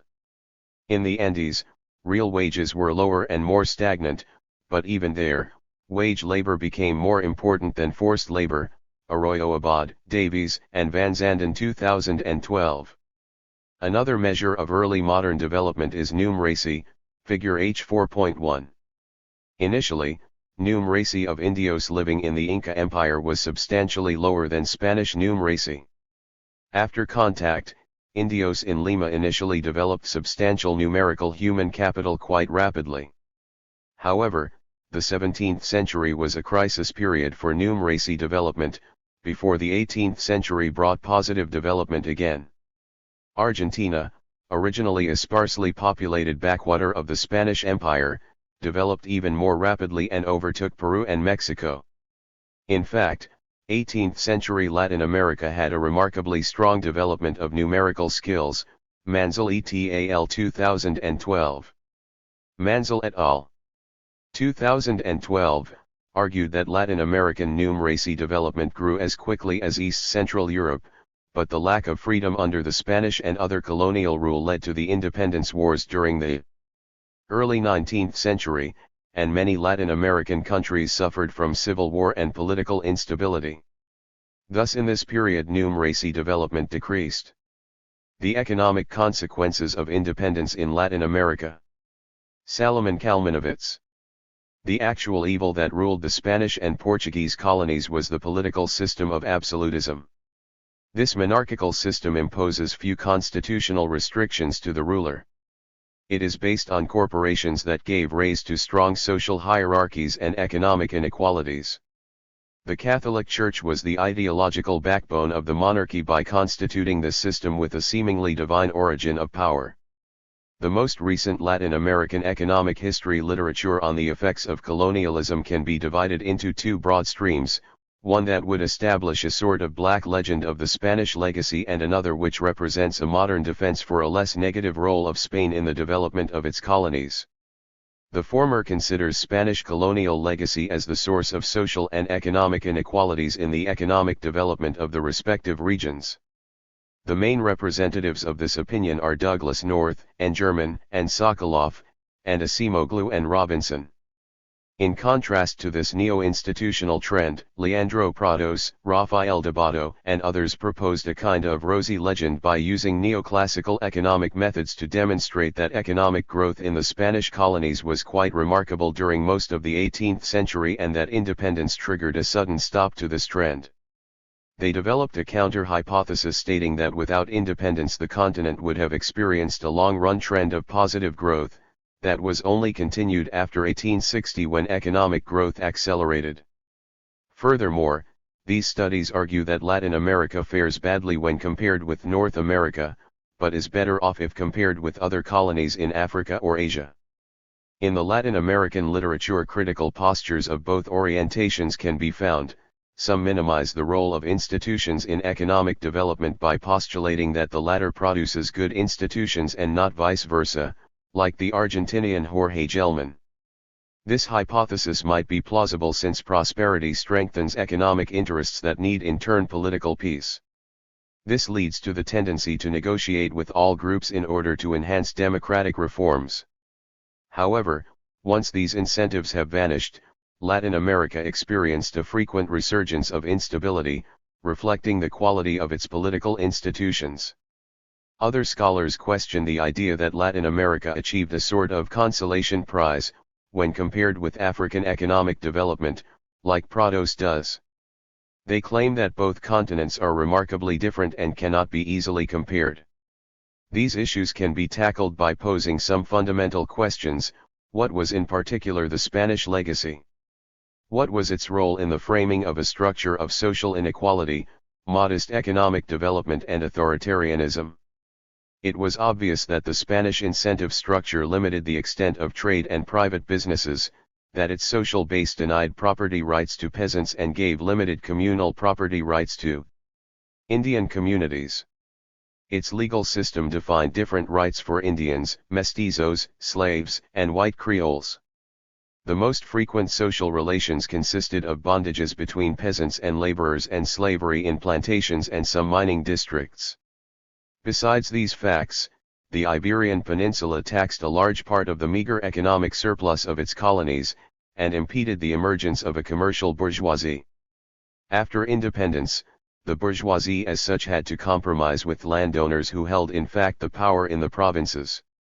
As a result of this development, nowadays, a big mass of poor landless peasants exists, which has now mostly migrated to the cities. Having these aspects in mind, a new set of questions arises. Until when does the colonial legacy exert its influence? Does the post-colonial course follow a predetermined path set by the colonial institutions, the so-called path of dependency defined by North?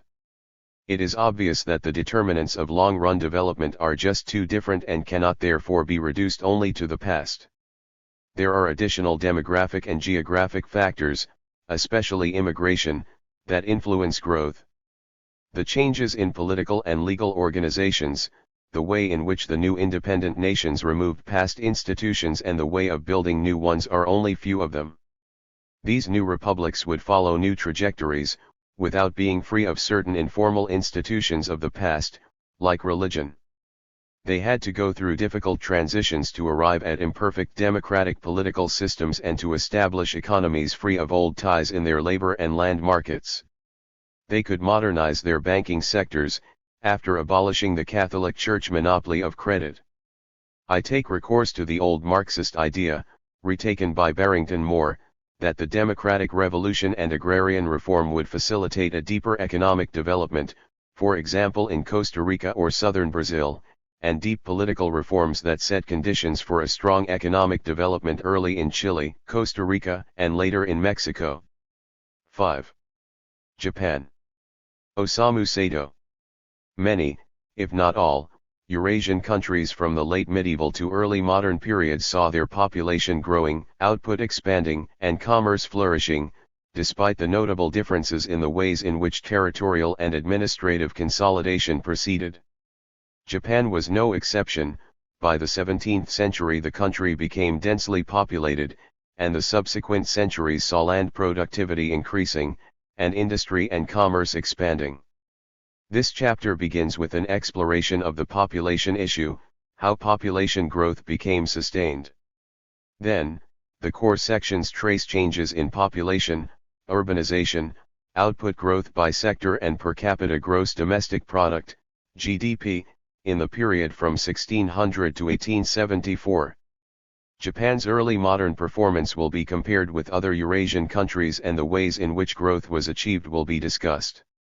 The final section touches on Japan's growth process since the Meiji Restoration of 1868 and the subsequent periods up to 2010. Population and trade developments before 1600. Located at the eastern end of Eurasia, Japan is an island country, located less than 200 kilometers off the Korean peninsula but 800 kilometers from the coast of China, the civilized pool of both knowledge and parasites in East Asia. This geographical position had a demographic implication. The physical distance tended to insulate the archipelago from disease contacts with the world beyond. This was, however, a mixed blessing, for insulation allowed relatively dense populations to develop which were then vulnerable to unusually severe epidemic seizure when some new infection did succeed in leaping across the water barrier and penetrating the Japanese islands. McNeill 1979, 133. This is what actually happened, says McNeill. The Japanese archipelago remained sparsely populated long after the first contact with mainland China, which meant that a number of important and lethal diseases that became chronic in China could not establish themselves lastingly among the Japanese until about the 13th century. McNeill 1979, 133-34. This dating may be debatable. There is a possibility that the critical threshold was passed much later than he assumed. But he was probably right in arguing that, as long as the island populations were not sufficient to enable such formidable killers as smallpox and measles to become endemic childhood diseases, epidemics of these, and other similar, infections coming approximately a generation apart must have cut repeatedly and heavily into Japanese population, and held back the economic and cultural development of the islands in drastic fashion. McNeill 1979, 135. This mechanism may be called the McNeill-Lien trap, which was not unique to Japan. Indeed, similar logic applies to other peripheral areas at both ends of Eurasia, as McNeill demonstrates in relation to the British Isles. McNeill 1979, 135-36. In other words, a real advance in terms of economic development was made only after the demographic threshold had been crossed. For the Japanese archipelago, as I will argue below, it may well have taken place in the 16th century. According to traditional interpretations, the real break with the past pattern is said to have come at the turn of the 16th century when a 150-year-long period of civil war came to an end. The Tokugawa clan and their allies won a decisive battle with the opponents and cleared the way to form a new shogunate government in 1603 when population stood as low as 12 million, according to Akira Hayami. However, recent estimates suggest that the transformation had started in the mid-16th century, and that the population total in 1600 was 17 million. The new estimate is consistent with a reconstruction of famine chronology. According to the estimated frequencies of famine, while the 8th and 9th centuries saw a nationwide or cross-regional famine occurring one in less than 3 years, its probability was still high in the late medieval period.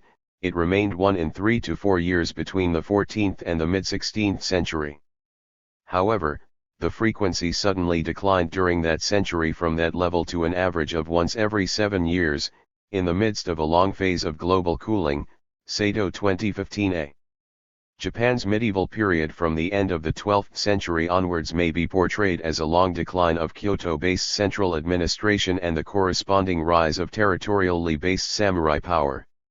After the collapse of the Kamakura and Muromachi shogunates, 2 successive samurai regimes, the late 15th century saw the country thrown into a prolonged period of political instability and warfare. Kyoto completely lost control over territorial warlords, daimyo, who started fighting with each other over political and military hegemony. It was in this warring states period when the drastic decline in famine frequency took place. Although it is difficult to relate any increase in the number of battles to the reduction in famines, This finding seems to suggest that although the frequency of devastating harvest may not have declined noticeably, the probability of the poor harvest resulting in a mass starvation or excess mortality was actually reduced under warlords' rule. What the 16th century warlords brought about is territorial consolidation and administrative integration.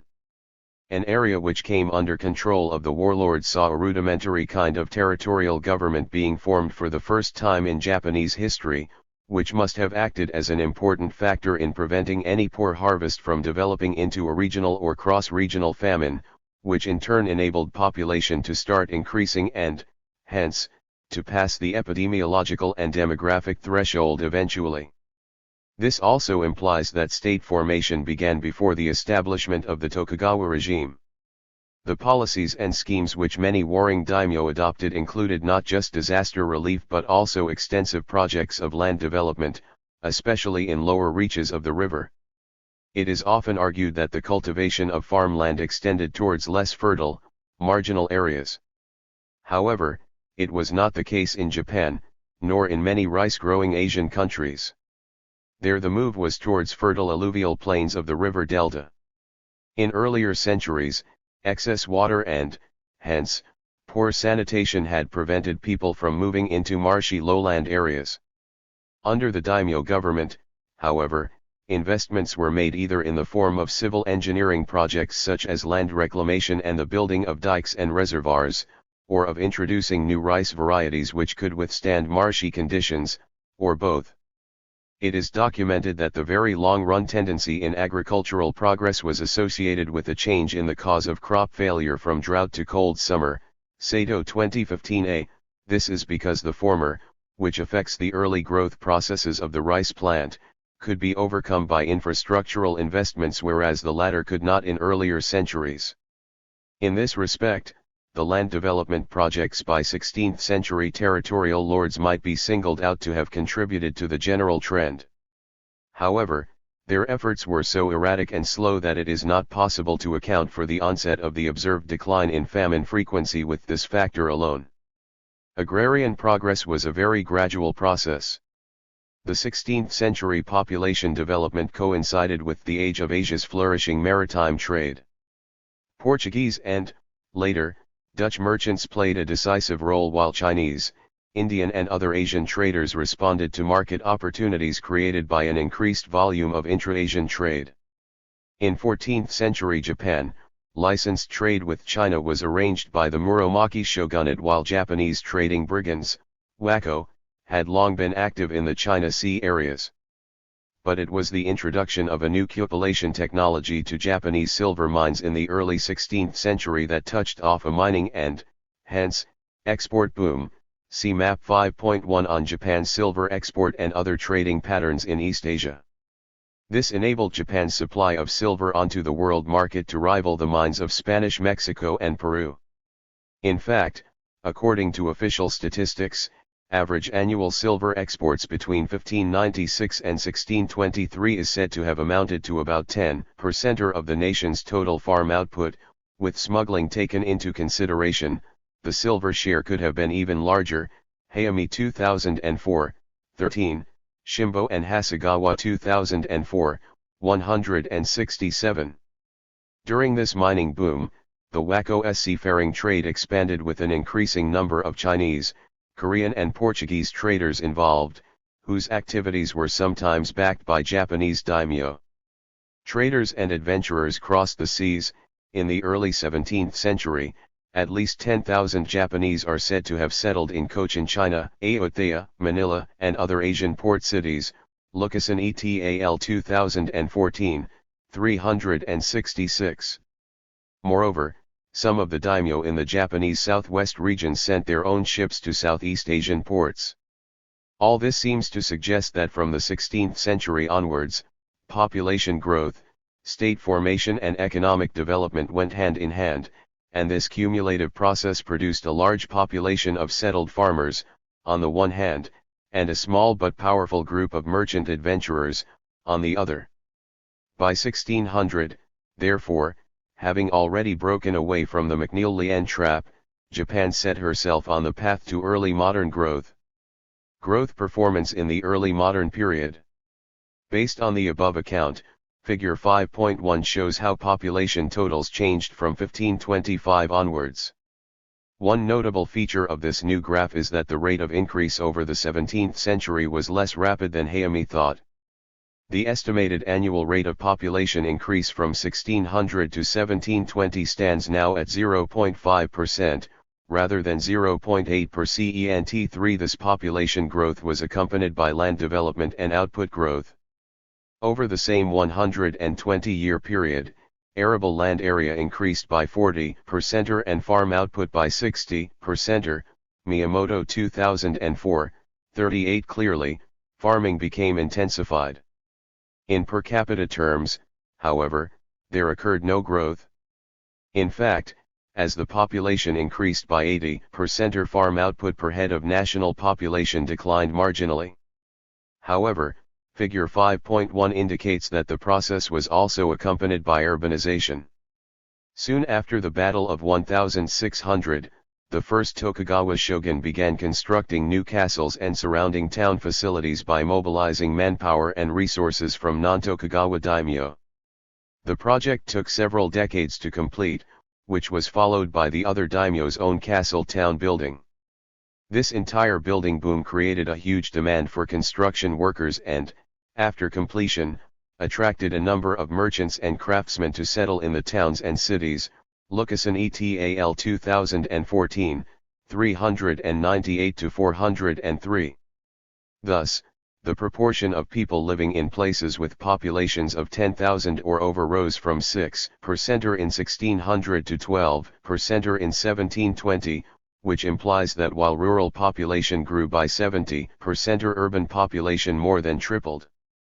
Whether people's overall standard of living declined or not hinges on the estimation of GDP, more specifically on that of output in the secondary and tertiary sectors at both the beginning and the end of the 120-year period.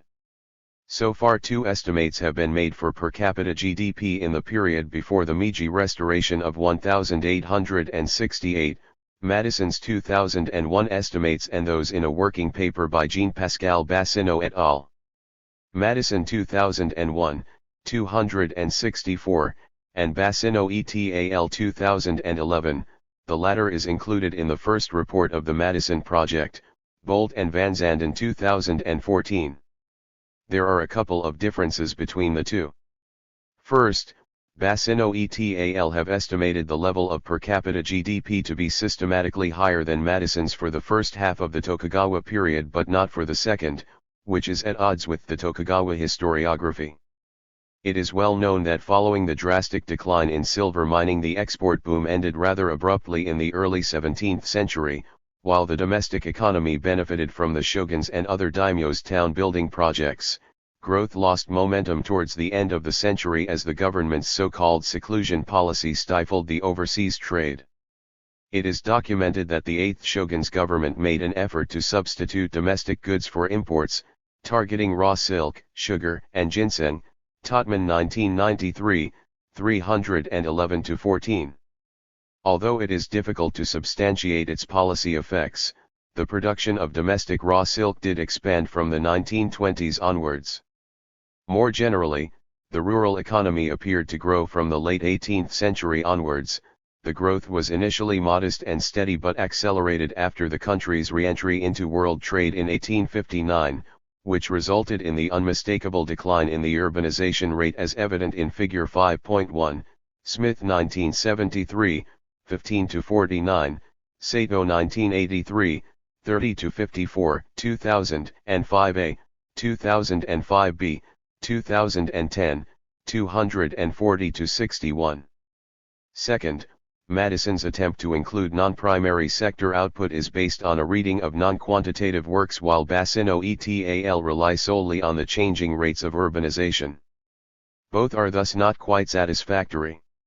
A new attempt to estimate secondary and tertiary sector output has been made by Masanori Takashima and myself. Our method utilizes not only the rate of urbanization but population density as well, both derived from Meiji period prefectural panel data, based on which regression analysis is conducted for the secondary and tertiary sector shares separately, With the estimated parameters, the sectoral shares are back projected to the Tokugawa period. 4. The point of employing this two-parameter method is that it allows us to measure the impact of proto-industrialization better. 5. As figure 5.1 makes clear that while both population totals and the rate of urbanization increased until 1721, the two graphs diverged from the late 18th century to the 1870s, a period when rural industry and commerce advanced at the expense of the urban sector. Our two-parameter model captures the impact of this trend on both secondary and tertiary sector output far better than any one-parameter method. The new per capita GDP estimates are presented in Table 5.1 and graphically in Figure 5.2 together with Madison's for comparison. Both are in 1990 international dollars. It is interesting to note that the level of both estimates have come very close to each other in the mid-Tokugawa period, i.e., 1700 to 21. On both sides of this midpoint, however, there emerge differences. From 1721 to the 1870s, the gap between the two widens and ours ends 14% or higher than Madison's level, capturing the effect of proto-industrial progress made during that period. In the 1600 to 1721 period, the initial gap was non-negligible but narrowed towards the end of the period. This is because our estimates of per capita GDP imply that the trend was stagnant or growing marginally over the 120-year period. To put it differently, while Madison presented Tokugawa Japan's growth as a steady path, our estimates suggest that there was a turning point from the stagnant to the sustained growth phase. Does this finding endorse the claim that the early Tokugawa society was under the Malthusian pressure? The observed rate of change in GDP per capita was close to zero. Moreover, given the nature of our estimation methodology, it is likely that the mining and export boom that had started before Tokugawa was not properly reflected in our output estimate for 1600. As hinted earlier, the proportion of silver export to total primary sector output could have been somewhat higher than the 10% mark. If that amount should be added to our estimate of non-primary products in 1600, then the revised average annual rate of change in GDP per capita between 1600 and 1721 would become negative, 0.01%. Probably, therefore, we have to accept that it was a period of negative, but still close to zero, growth. It was partially accounted for by moderately high population growth of 0.5% per annum. Additionally, however, the decline was furthered first by the extinction of exportable silver and then by the end of the construction boom. During this process, men of pecuniary fortunes such as long-distance traders and large-scale developer-contractors disappeared from the center stage, and daimyo too must have squandered away a substantial portion of their wealth on the construction of their castle town. After about 1700, therefore, the market economy became more or less regular and orderly, and the market functioned generally well, even compared with other Eurasian countries. 6. In other words, all this does not necessarily imply that living standards worsened for the peasantry who probably made up more than 80% of the population at the beginning of the 17th century. During the first half of the Tokugawa period, as Thomas Smith argued decades ago, Smith 1959, individual farm families became the center of production organization and decision-making in relation to both external as well as market conditions. Within this agrarian framework and under a peculiar taxation system of the Tokugawa era, the intensification of agriculture paid, any surplus left was in the hands of the peasants, Smith 1958, 50-70. Moreover, the engagement in non-farm subsidiary employment also paid. It brought in more cash incomes to the household.